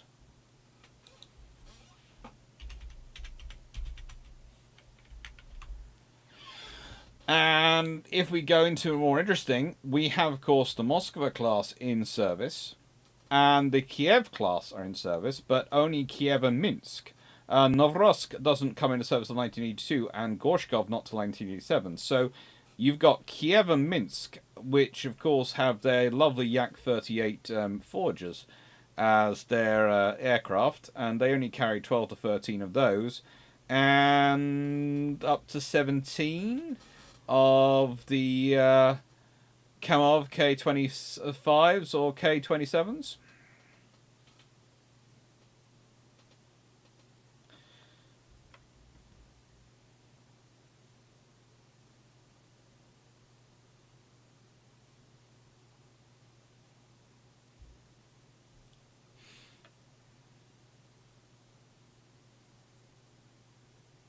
Sherman, 21 artist rifles scheduled for Bodo if Cold War goes hot.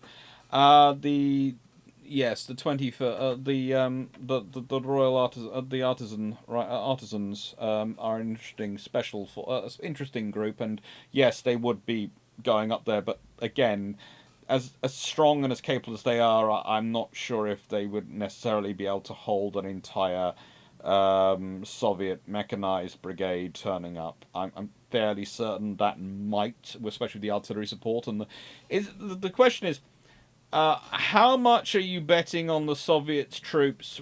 How do I put this? Abiding by rules to try to not to minimize damage to civilians, or are you thinking they're just going to flatten whole villages and towns with artillery? Because if you think the latter, then you've got a problem. That's what the other issues for Russia attacking through northern Norway is logistics. I can see issues in the Ukraine from last year, just 10 times worse. Yes, but also you have a slightly different scenario, because whilst you still have some corruption and issues in 1980 Soviet Union, you also have a large number of people like Gorshkov, etc., who, how do I put this? Gorshkov is prepared to tolerate corruption within certain levels. But it's kind of like the Navy of Pepys time. In that, in the UK, the Royal Navy of Pepys time, in that corruption is tolerated as long as everything's still delivered and works. And the moment it doesn't work, and it's tested regularly and checked to see it works, there is severe problem. Now, here is your other problem. Of course, the Soviet Union have ICBMs. And they do have theoretical nuclear capability. And whilst I don't think they, under the scenario, they won't use the weapons, expect them to be threatening and posturing with them to deter from use. But also expect them to have to factor in. This is one of the interesting things, is that we often treat ICBMs and anti-ship ICBMs as something new. And yes, anti-ship ICBMs, using ICBMs to try and engage ships at sea is something new and highly interesting, but also not that interesting, in that the whole thing of controlling ICBMs is basically you need to use nuclear weapons if you're going to try and engage ships at sea. But well, again, that's another discussion for another day. This scenario is, though, that you are going to be wanting to try and protect your forces as they're moving into those areas.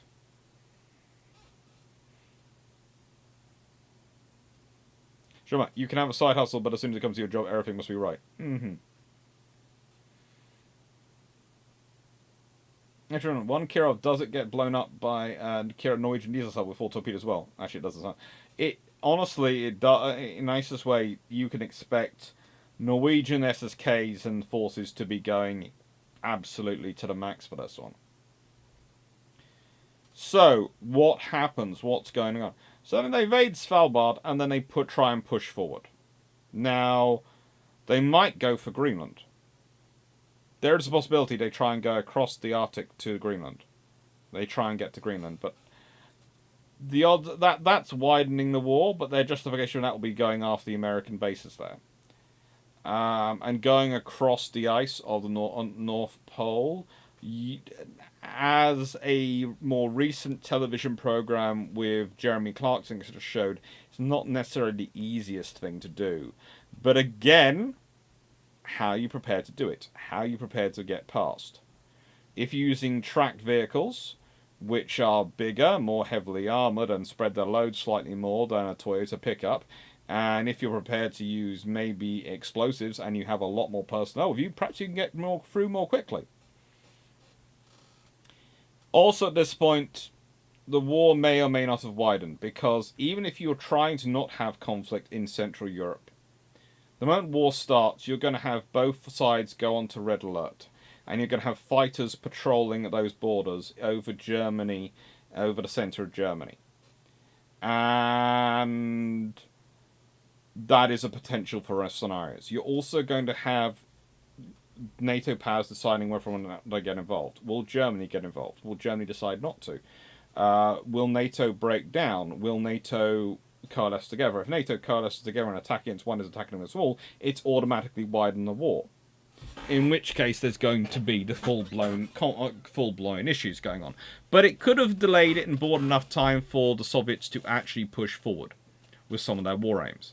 They might also be saying, well, we've got Svalbard, we've got the things we wanted, now we don't want any more. We've got Norway, we've got Svalbard, we've concentrated everything, our forces on that, and we don't want any more, the war is over, da-da-da-da-da.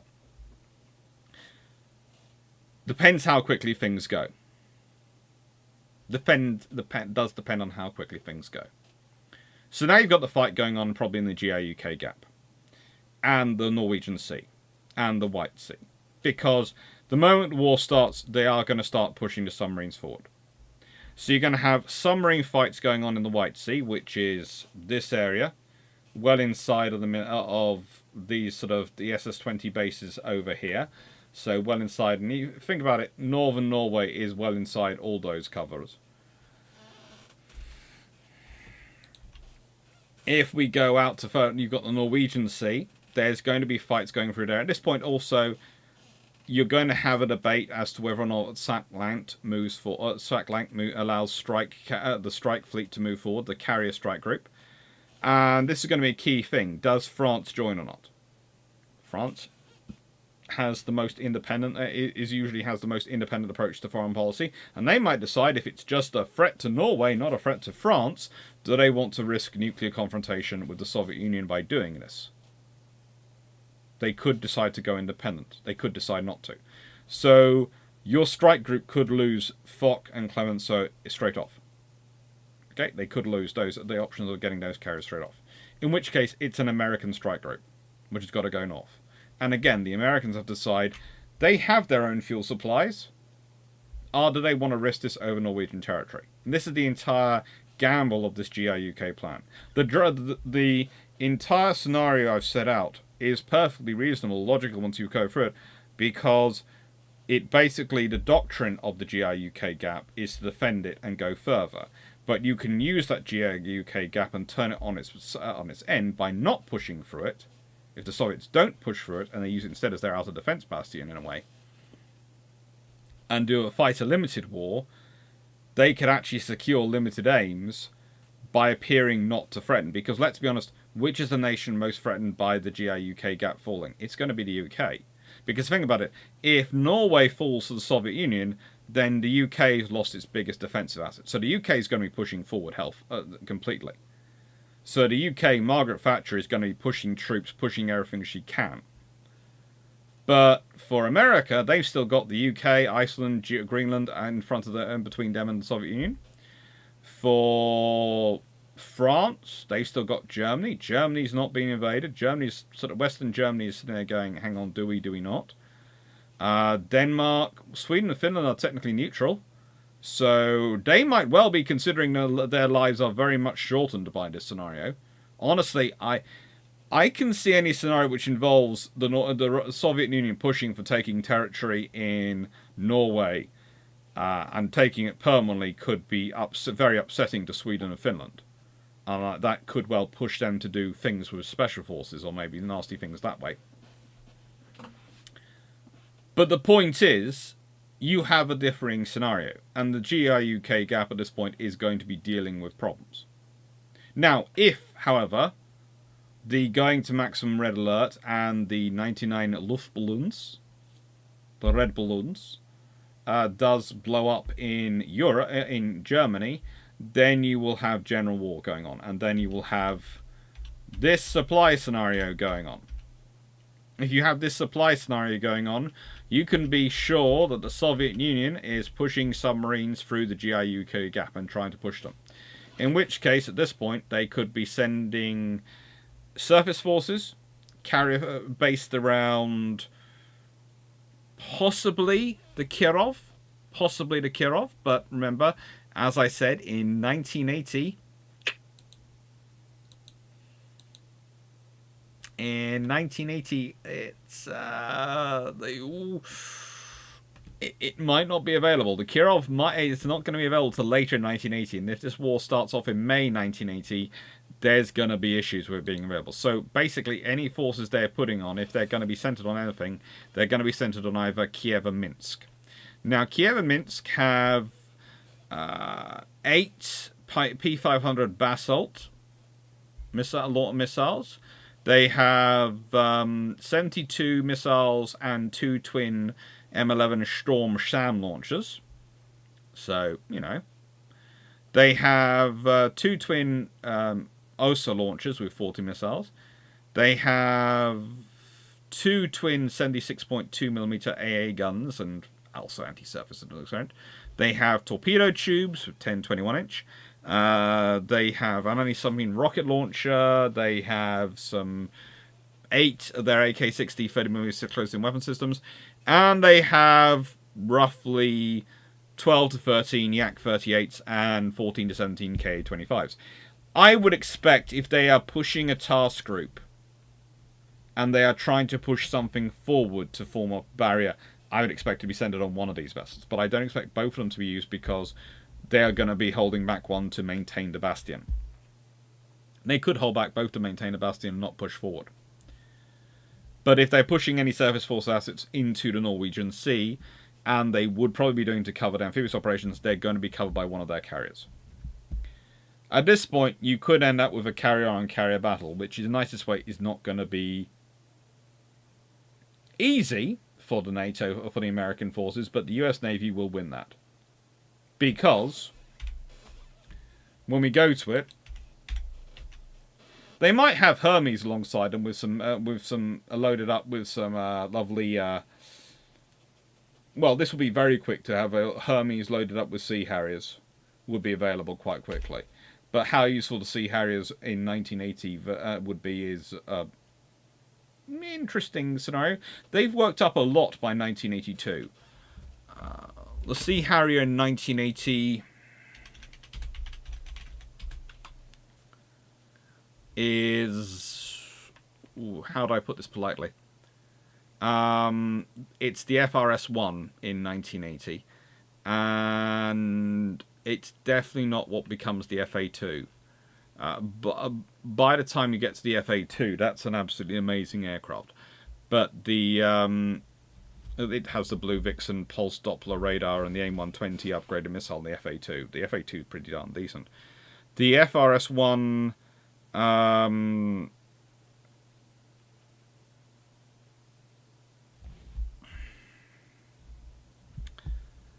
It's a decent aircraft, but it's the aircraft which, by the time they've worked it up, proves very, very good in the Falklands War. But it is only introduced in 1978, so they've only had it for 2 years, for a little over a year and a bit by this point. In the Falklands War, they've had it over for nearly 4 years, and that makes a difference. Anyway. What do you have available in May 1980? Well, you could potentially have HMS Ark Royal, stop the scrapping of. But you probably have Hermes. You have Bulwark, possibly used as an LPH to help get troops across. You have HMS Invincible, commissions in July 1980 originally. So May 1980, May, June, July, she could be available by June instead of July. They could probably work her up in that time. I doubt HMS Illustrious is able to be got ready any quicker. She could be, but she's launched in December 1978 and is originally commissioned in June 1982. And that's with the effect of the Falklands War. She's commissioned in June 1982. So getting her quicker than that, because of a massive war, I don't know. Don't expect any of the mothballed ships to be available. If, as said, it's a general war, then expect either Clemenceau or Foch to show up to the strike group.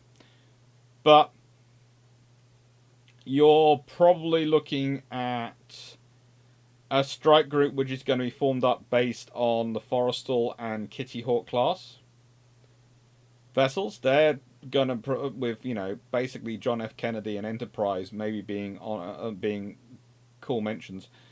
But those are going to be your core vessels you're going to call from. Because, remember, roughly half of those, and there are 2, 4, 6, 8, 10, 12, 13, roughly 14 carriers, including Lexington, in service at this point. And roughly half of those are going to be in the Pacific. And sort of also there are going to be some in the Mediterranean and some in the Indian Ocean, and they're going to be around the world hunting for other things. So you've probably got about 4 of those vessels you can call upon in the Atlantic, and you might well get Clemenceau or a Foch. So you've probably got a 4-5 group of carriers for your Strike Fleet Atlantic. Maybe Hermes joins in, maybe she's covering the Royal Navy's Amphibious Task Group. That might be the thing. You might well have the British Hermes and possibly Invincible with their Harriers loaded up, carrying the amphibious, covering the joint amphibious task group, covering the Royal Marines in Fearless and Intrepid, and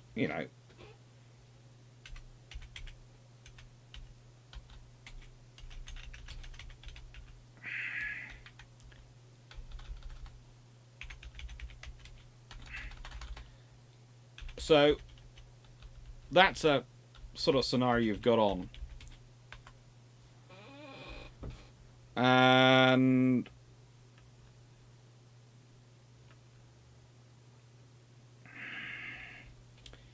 in 1980, you have Michael Clapp's predecessor, Commodore Christopher J. Isaac, in charge of the Amphibious Task Group, or Amphibious Warfare. It was renamed Command Amphibious Task Group in 1987. So they're going to be pushing up. You probably have an American Rear Admiral with a US Marine Corps division. But it could well be they basically go, okay, Hermes and Invincible if available, and Bulwark tag into that. Bulwark is limited in speed. She's had a fire in March 1980. So this originally isn't repaired that much, but honestly, with a major war breaking out, it's unlikely that she's going to get any more repairs. But she's going to be used. So they'll be pushing north to try and recapture Norwegian territory, maybe go for Svalbard. And so the big fight you're going to probably get is going to be somewhere in the Norwegian Sea, with some leakers of submarines getting through into the Atlantic Ocean, launching strikes on vessels, and probably the Bears managing to get round. Let's be honest, there's enough clutter off the coast of Greenland that you can maybe sneak between Greenland and Iceland in a Bear, and then use your strike aircraft to do the strikes. But as long as the war's keeping conventional, you have even chances each way. Now the thing is, for the Americans there's a problem there, because they have the Nimitz, they have Dwight D. Eisenhower and Enterprise. And the thing is, the Soviets can keep their war conventional, but if they can make any of those cook off, that's a nuclear bomb going off in the middle of your task groups. Bit of a problem. But there again, task groups are usually quite spread out, so who knows, it could be fine. But the point is, you need those vessels because you need the power they bring. So you've got that. The fact is, it's conventional, but there is always the possibility of them cooking off if they get hit enough and damaged enough. So you've got to watch your forces. It will turn into an absolute bun fight, probably. And I mean an absolute bun fight. Now you have to remember, in 1980, the Royal Navy hasn't been through 1982. Their radars, which are orientated for working in the middle North Atlantic, are great, but let's be honest, they're going to be doing amphibious support operations for the Norwegians, they're going to be doing all sorts of inshore work, and they are probably going to find themselves getting as cut up as they did historically. So expect 40mm pom-poms to make a reappearance everywhere, or oricons, or whatever 40mm can be found anywhere is going to be dragged from its storage bin and put into service. The GIUK Gap is always going to be about submarines, and the submarines are going to be providing a very fluid action in this entire scenario. And there is going to be submarine-on-submarine fights taking place. And I would love to say it's automatically going to go one way, but it's not. Even the flight of the first Los Angeles class and the advantages they bring and the capabilities they bring, whilst very good compared to our vessels at the time, are not going to guarantee any victories. Because you are going to have SSKs in the Norwegian. Norwegian Sea is going to be close enough to the White Sea, you're probably going to have some SSKs being pushed forward. And SSKs are the booby traps for SSNs and any submarine. Because SSKs go completely quiet. Now, you can still win the fight against them. You can. But an SSN can't. An SSN which is having to move forward is going to make more noise than SSK which can just sit there drifting. So the SSKs are getting to play to their strength, which is defense, and the SSNs are having to expose their weakness, which is their noise when they're moving. Now, didn't 40mm Bofors get dragged out of... Olicons got dragged out of pretty much every answer Bofors, but not enough of them.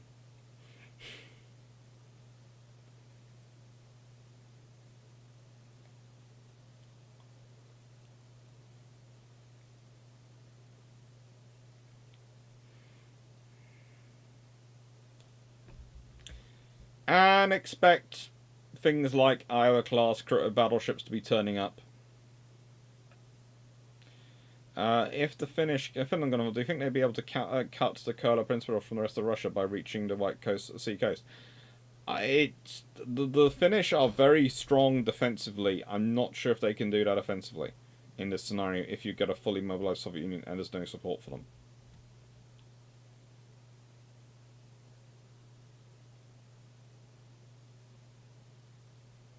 Sherman, capabilities for defensive mining of amphibious landing air coast areas, coastal waters, how does the Soviet affect solar operations?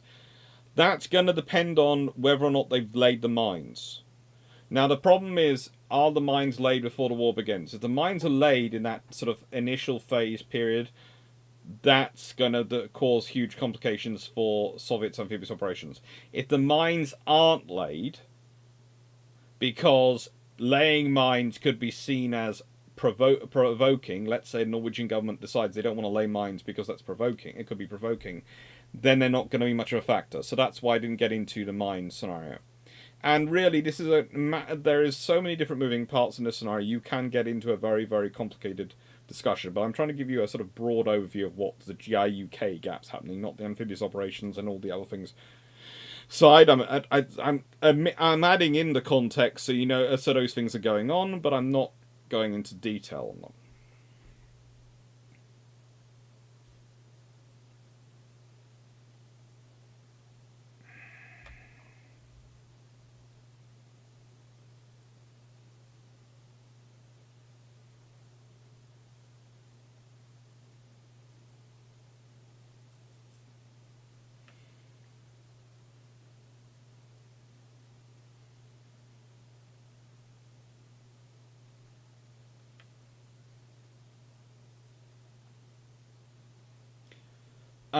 Nightman Maximus, the 8-inch Mark 8-inch 55 Mark 71 gun have finished testing one.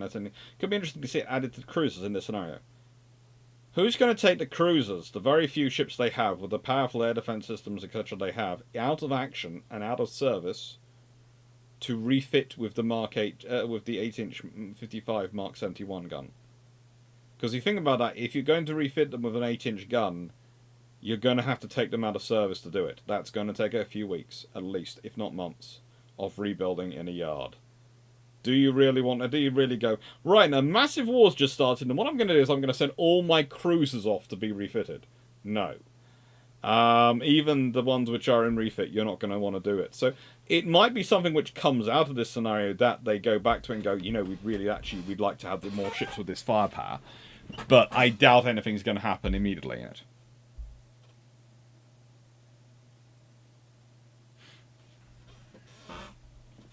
From Malon, on a side note, in 87, a young watchman on my ship spotted Fock 18 miles range with binoculars. I was on the surface radar. He just noted the island. Still quite a feat. Yeah.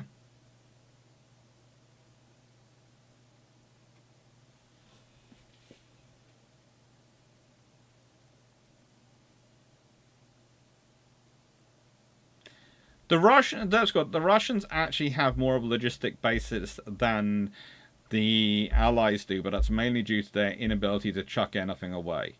So they have huge amount of stores which may or may not work.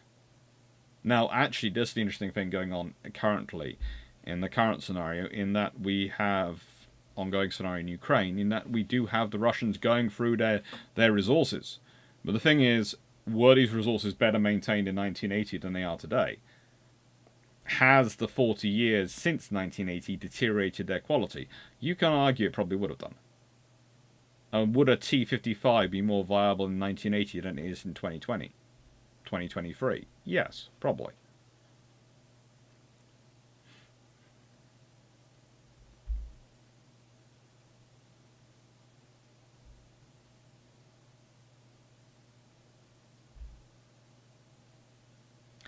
Minus Walker's spy ring hasn't been uncovered in May 1918. Walker has tipped off the Soviets use tracking abilities.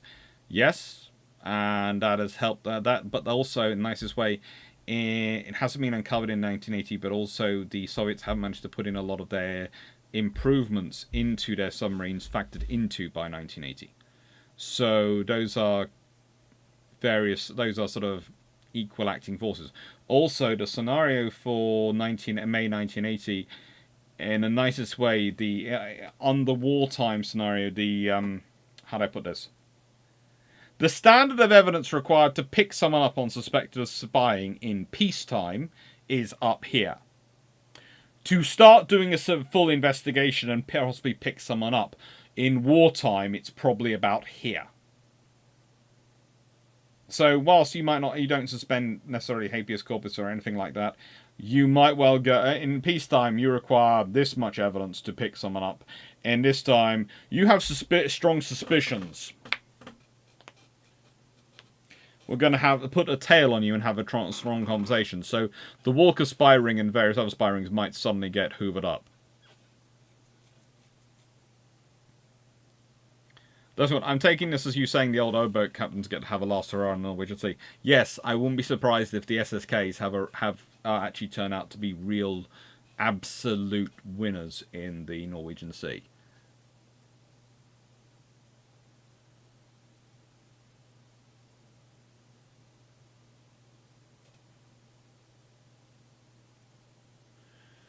Guys, the Mark 60 Captain Mine torpedoes, did it have an anti-service capability? I think it does have an anti-service capability, but again, it's how many are in service. How many can you get use?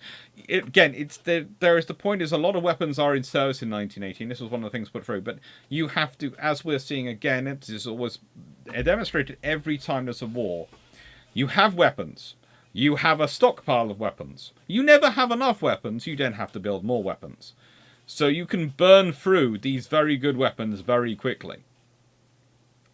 And that is going to be a problem. We'll take it we're really missing the CV-1s. We're really missing everything at this point in the UK. So ultimately, in this scenario,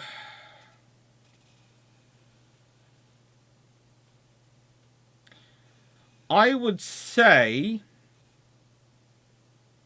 the odds favour NATO to a point. As long as Brezhnev believes he can win and wants to keep conventional, they can win it. However, the moment Brezhnev thinks he's losing, and losing what he's gained and the power he's gaining, he might well decide to try and use nuclear weapons to offset that advantage. At which point you have the problems. Now, the reason I am saying I think the NATO ends up winning is literally down to the simple case that the moment the war starts in Europe, in Europe proper, the moment there you have the fight going on in Central Europe, the Navy is the Soviet Navy is going to start to suffer in terms of resources, because it's kind of like the German Navy in World War II. The German Navy in World War II can do amazing things until it's competing with the German Army for resources. And it's the same with the Soviet Navy. They can do amazing things until they're competing with the Army for resources, and then the Army's going to win every time. So they're going to end up being undermined by their own people. They might also, I would say, if they push a carrier group forward, their carrier groups even with their missiles and the combined missile force, their SSGs, and doing combined strike attack, the odds are they're going to get taken out by the long-range strike capability of the American carriers before they can do that. Now, I would add that's the problem we have today, in that I would say when we're looking at, and when people are looking at these maps and going, oh, Chinese ballistic missiles can reach this range. Yes, they can. Can they hit a service target at that range? Well, you know where it was 45 minutes ago. Can you manage to get a signal or usable information through the amount of plasma and heat which builds up on an MIRV as it enters the atmosphere?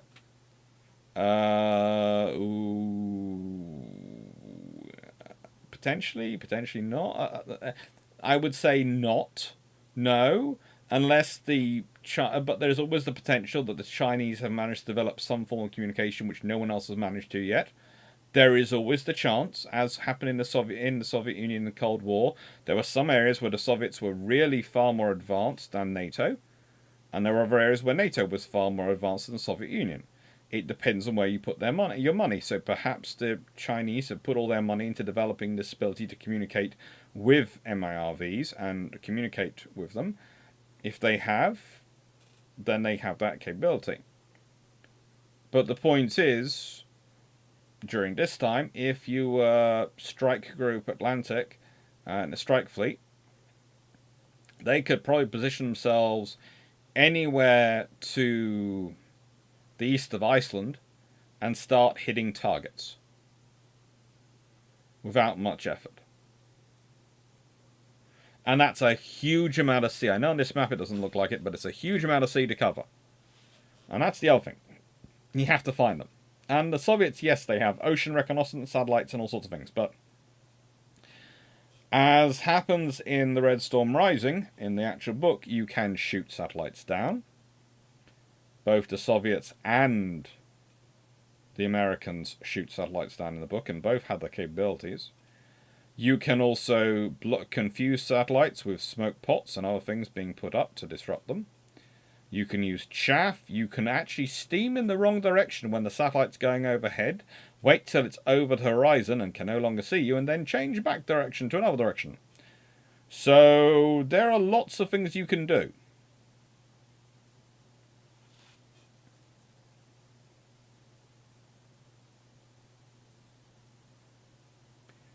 On patrol in the Arctic, we used to throw a stone in a spud peeler. Sandra asked if we had turned anything on in the galley. No, not at all. Oh, good, we got a contact. Fun times.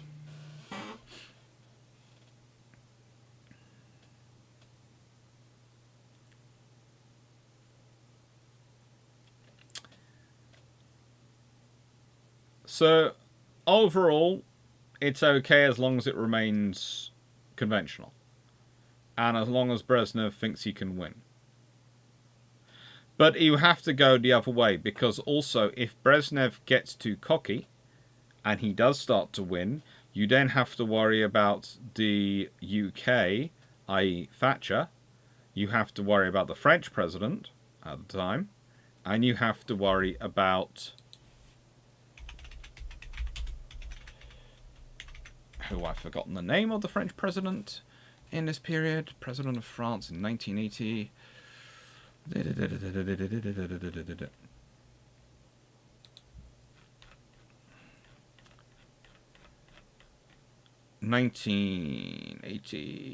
That's the modern system.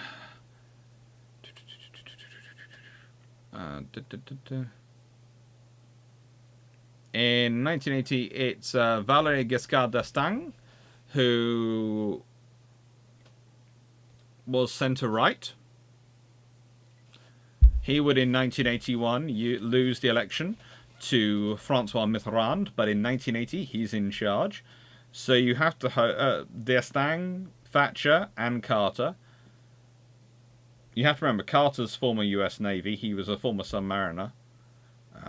He was actually in nuclear submarine training when he had to return home because his father died to take over his peanut business for the family. But the thing is, you also have the same scenario on that side, because we can talk about Brezhnev going nuclear, but if the Soviet Union pushes and decides, right then, we can not only push into, we can maybe go for Iceland, push down Norway, okay, what do the British respond with? If it looks like the Soviet Union is going to take over the whole of Norway, how do the British respond? Because the British have nuclear weapons. They have drop bombs still wandering around because they haven't got rid of them all. Because whilst the V force is no longer the nuclear strike force of the UK, nuclear deterrent, it has been up until recently, and at that point, and they still had some of the resources around for it, so they could send a Vulcan bomb with that to do a precision strike of that kind in Norway to try and break Soviet forces invading into southern Norway. You have the point at which both sides, you basically want it to end up in a version of a high-tech at-sea stalemate, where neither side has lost and neither side has won. Because anything short of that can lead to nuclear war. Or negotiations. There's always the possibility of negotiations. But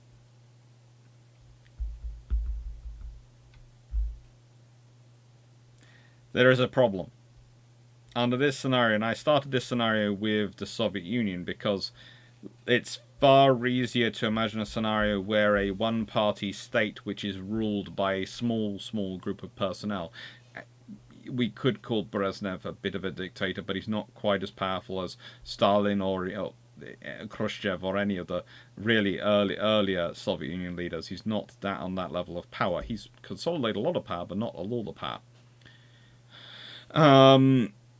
So you got it's always easier for such a smaller group of people to decide war is their option and war is the advantage. And the trouble is, when they have pushed for war and created a case of war, it's then very difficult for the other side to trust them in a negotiation. So while that leadership remains in power, it's very difficult for a negotiated end to the war.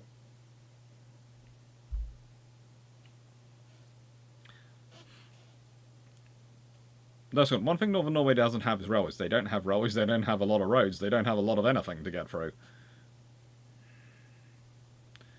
Also, in wartime, there is a lot of money for things that just didn't exist in peacetime. Yeah, it does have neat things. But you have to remember also the Soviets resupply method in Norway will probably be amphibious-based logistics.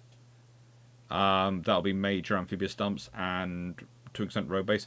You have to remember, 3rd Shock Army was almost unique in Soviet structure in that it had the most road-based logistic formation because of the scenario it was going to fight in.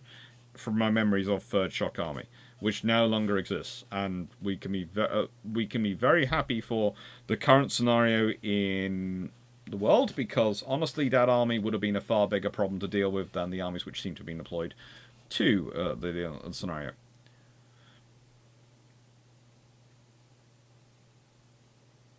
Keep in mind, Dr. Luck, that the MRV only re-enters for the last 8 minutes. Also, shuttle could talk to comsats while re-entering.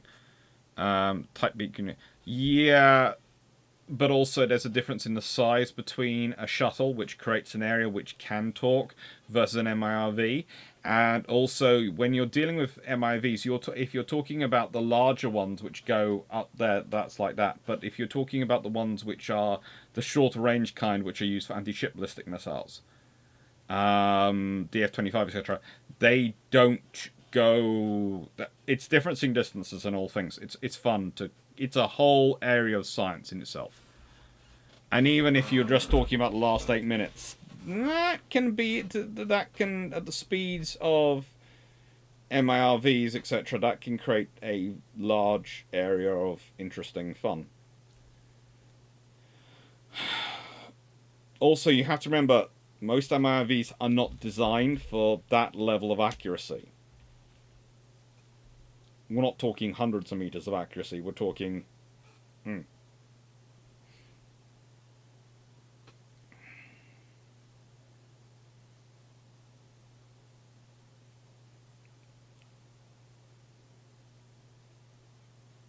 Hello, McDavid. Don't worry.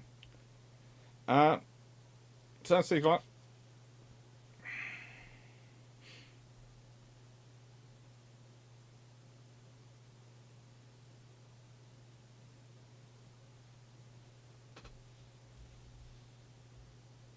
This one, I think if the Soviets try to take all the North, there are Royal Navy submarine captains and, of course, the Royal Norwegian Navy and all things get their turn hunting convoys. Oh, yes. They get that. It would be an absolute minefield. But there again, also expect the Soviet Union to do something slightly different, because if they're doing their convoys and escorting them, there is no scenario. Let's put it this way. I wouldn't be surprised if the Soviet Union uses a policy of going all active on their sonar at all times, which is going to do massive ecological damage. But if you go active on your sonar at all times, and you may be out from a ship's around a convoy, blasting away, and you have other vessels outside the convoy doing the running and drifting maneuver, so they run, overtake, and then they drift and just listen, using the sound waves being bounced off from the center of the convoy to try and detect the targets. That could actually be quite a problem for NATO submariners to deal with, because whilst you can decide, you can try and really dodge passive systems, the moment the enemy goes active, yes, it reveals their position, but it reveals the position of the people who are active. It's like if you have one or two radars active in a task group and the others are just listening for missions. If you have radars which are similar enough, they can do that. It's fun, and again, none of this is secret stuff. It's actually listed in the book, so it's actually in Red Storm Rising, the book itself. So I'm fairly sure it's fine to talk about that now. Sure, Matt. We'll start when you like, but don't end when you please. Definitely.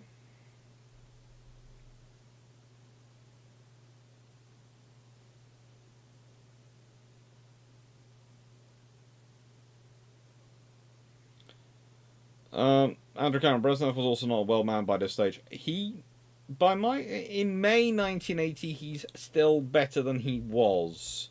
It's about August 1980 he really starts to go down. So the grey men in suits have power, but they're not all in charge yet.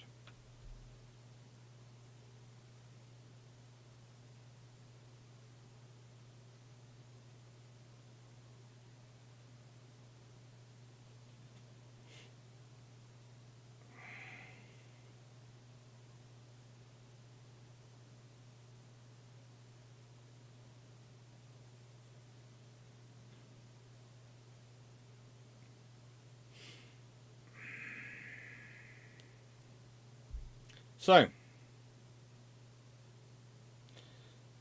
this is also the same period as the book, The Third World War. Yeah. That's good. Wouldn't all the active sonar outputs interfere with each other and cause them a lot of false returns? Potentially, but also if you sync them up, it doesn't necessarily cause as much of an interference. But also, you see, the thing is, you'll get returns. Some will be false, some of them won't, but you still launch rockets at them. And to be fair, it's the passive the passive hunters are the ones which are doing the pulsing forward and the rapid movements and then the drifting, which would be more the threat in that scenario, because they'd be hearing the reverberations offerings. Yes, there would still be false positives, but how worried are you about false positive versus taking down the enemy? Do you prefer to hit? Let's put it this way. Let me put it another way. In peacetime and in exercises, we worry about hunting the wrong thing. In wartime, you take the shot because it's better to take the shot and be wrong about taking the shot than to be wrong and not take the shot and get sunk.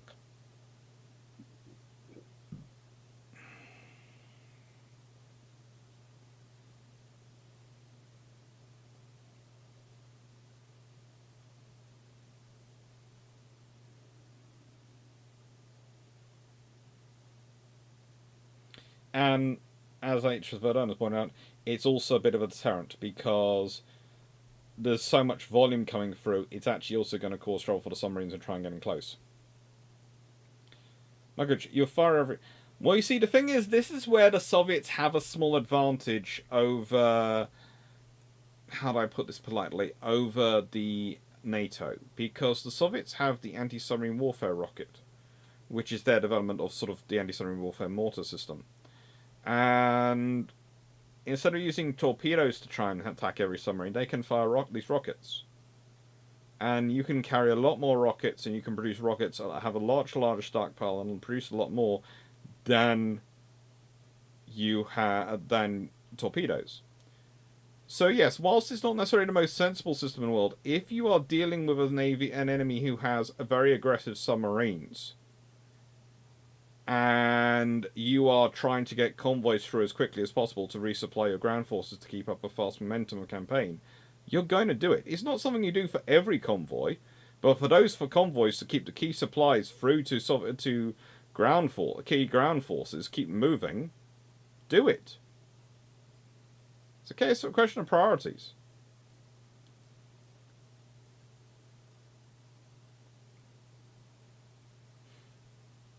And I was thinking if they were shooting at every return, they'd have depleted ammo by Tromso. Well, again, it's what are you shooting at every return? Are you shooting a rocket or are you shooting a torpedo? Are you dropping a depth charge from a helicopter? Because again, that's another thing. You're dropping depth charges from helicopters. And again, you can just drop a single depth charge, and if you hear a submarine start to move, then you know you've found something real. If you don't, if you drop a single rocket in the area, if the submarine starts to move because they think you found them, then you fire the rest.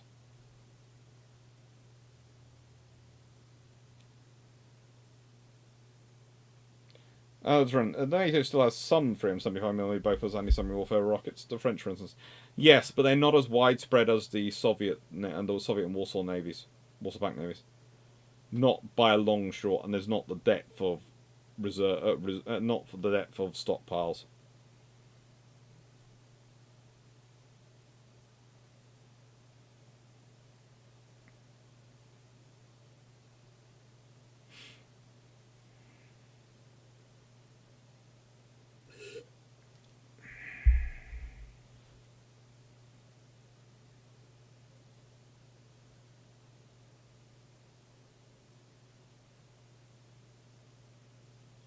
And part of the thing in Notes on Rising about deciding on using torpedoes, I think the joke was a NATO captain joking about a coin, calling it a digital decision system to go with NATO naming.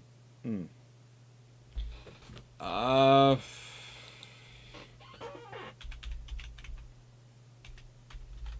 me just check my Grisha class notes.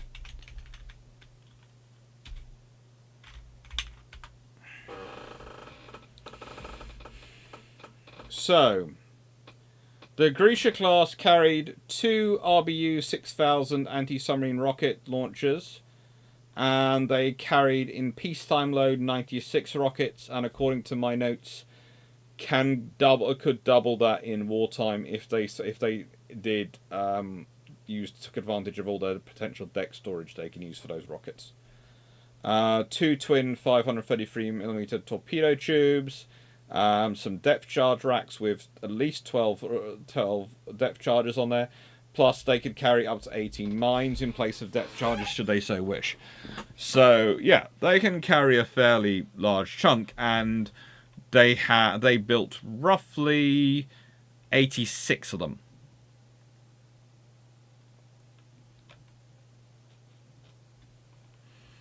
And Grisha's everything up to Saphir is in service by July 1978. So yeah, basically all the almost up to half the Grisha 2s, all the Grisha 1s are in service by 1980.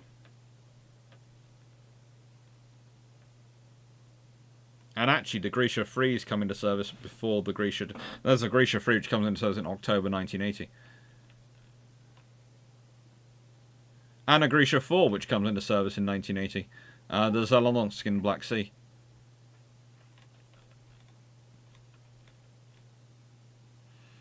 The Grisha 3 is in the Baltic. The Grisha 2s, most of those ones which are in service are in Northern Sea and Black Sea.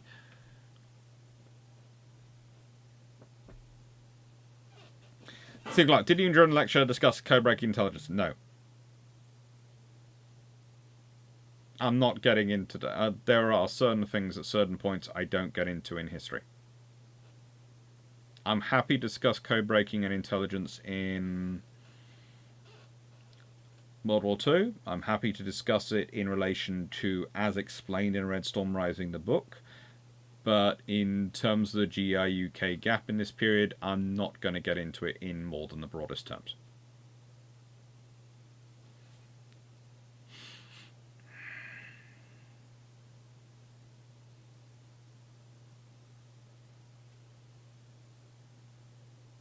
Hi, Constantros. Oh, you've been a member for 4 months. Thank you.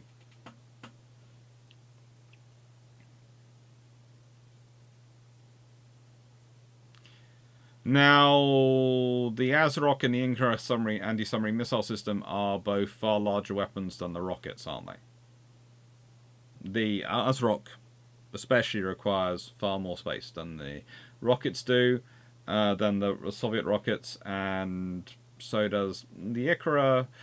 There aren't that many ships going around with it. There are a few in British service, but not that many.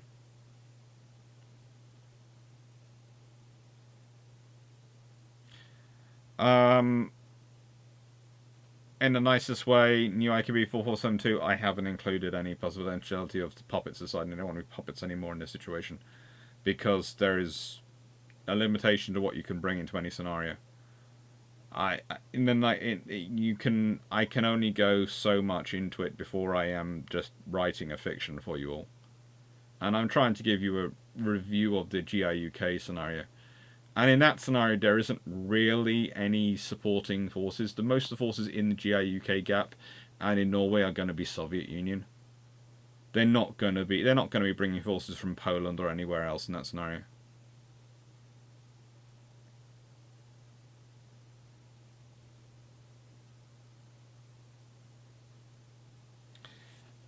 This is HMS Fearless in the Falklands War.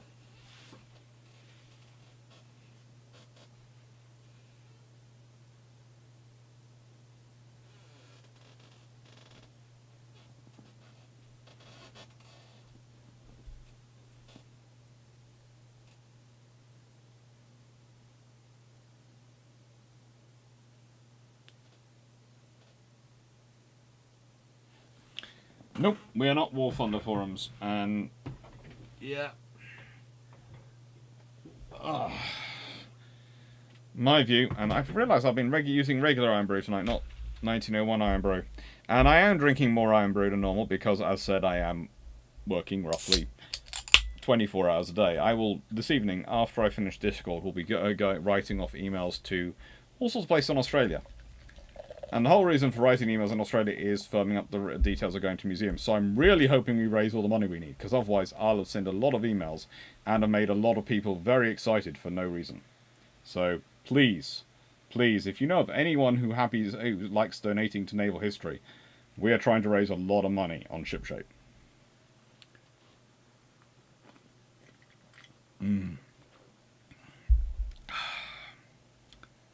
You are so beautiful to me. Take care, my cooch.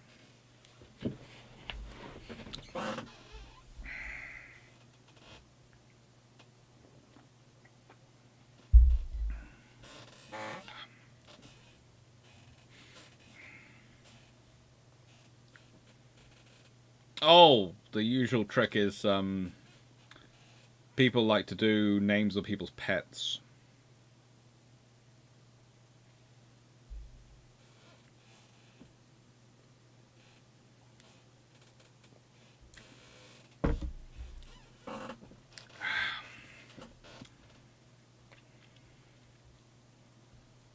If you want to be really fun, though, and this is the trick I often find.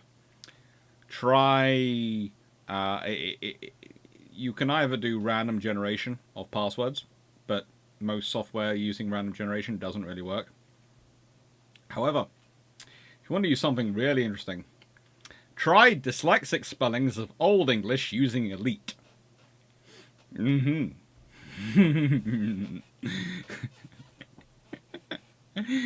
Ah, that's broken the computer a couple of times.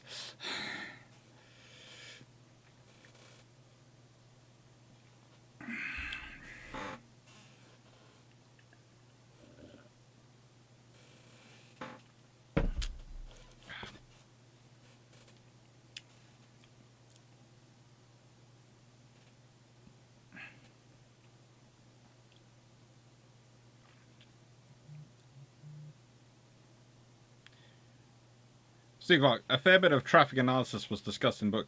Yes, but traffic analysis in its broadest terms, it will still be used and is always used. And traffic analysis is, in its broadest terms, is literally you going the volume of, it's the measuring the volume of communications going between various positions, i.e. ships to shore, command centers. But also you have the scenario in this one that there is going to be a lot of signals intelligence, etc. Got a lot of communications going on undersea cables and underground cables, which are slightly more difficult to track, but not impossible if you place the things at the sensors in the right places. And I will be doing general chat on Discord. So I'm going to basically, probably, as I think we're sort of finishing off now, so I'm going to say thank you very much, everyone, for watching. We've got coming up. We've got naval aviation on Sunday, and then we've got the Chilean Civil War and the sinking of the Blanco Encalada on the 27th next week. I don't know why I haven't fixed that one yet. And I'm going to spend at some point tomorrow, I'm going to spend a day programming all these lives, so they're all programmed in and they're all structured in, and you can find them in upcoming lives.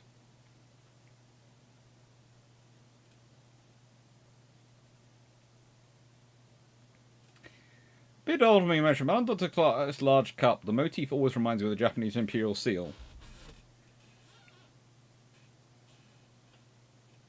My iron brew mug.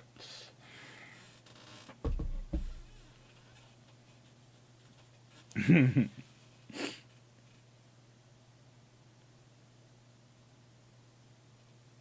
don't know. Imagine Dr. Clarke going through Choice Zone and going, nope, Canterbury Tales are too well known. I'm going to the Book of the Deutsches. I've done a few of Charles's work.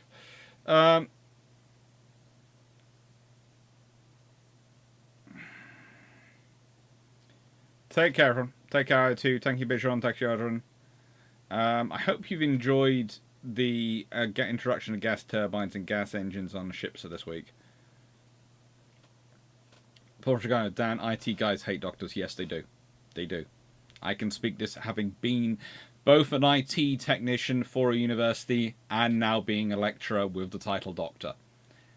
I can honestly state that IT guys hate us.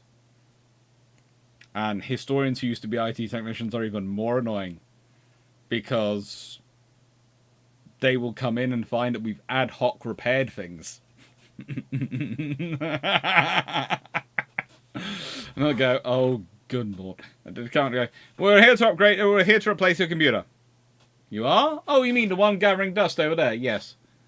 What computer are you... Are you using your own laptop? Yeah, it's about 5 times the speed of that thing and about twice the speed of that thing you're just about to put into it. We hate you. Yes, you do. But you also love me, because you can just literally take that away and you don't need to install that if you don't want to. Take care, everyone. Don't worry about the ranting. Thank you, Dan Freeman, Adrian J, Bichon IO2, Calvin Gasberg, History Vanguard, Paul from Chicago, Alt92, DGB40, Albert Zaski, HRS Vadan Runon, thank you. Just Vonk, thank you. Blackburn Maximus, thank you. Depth Squad, thank you. John Shea, thank you. Thank you, everyone. Good night. George Newman, thank you. Int Morrison, thank you.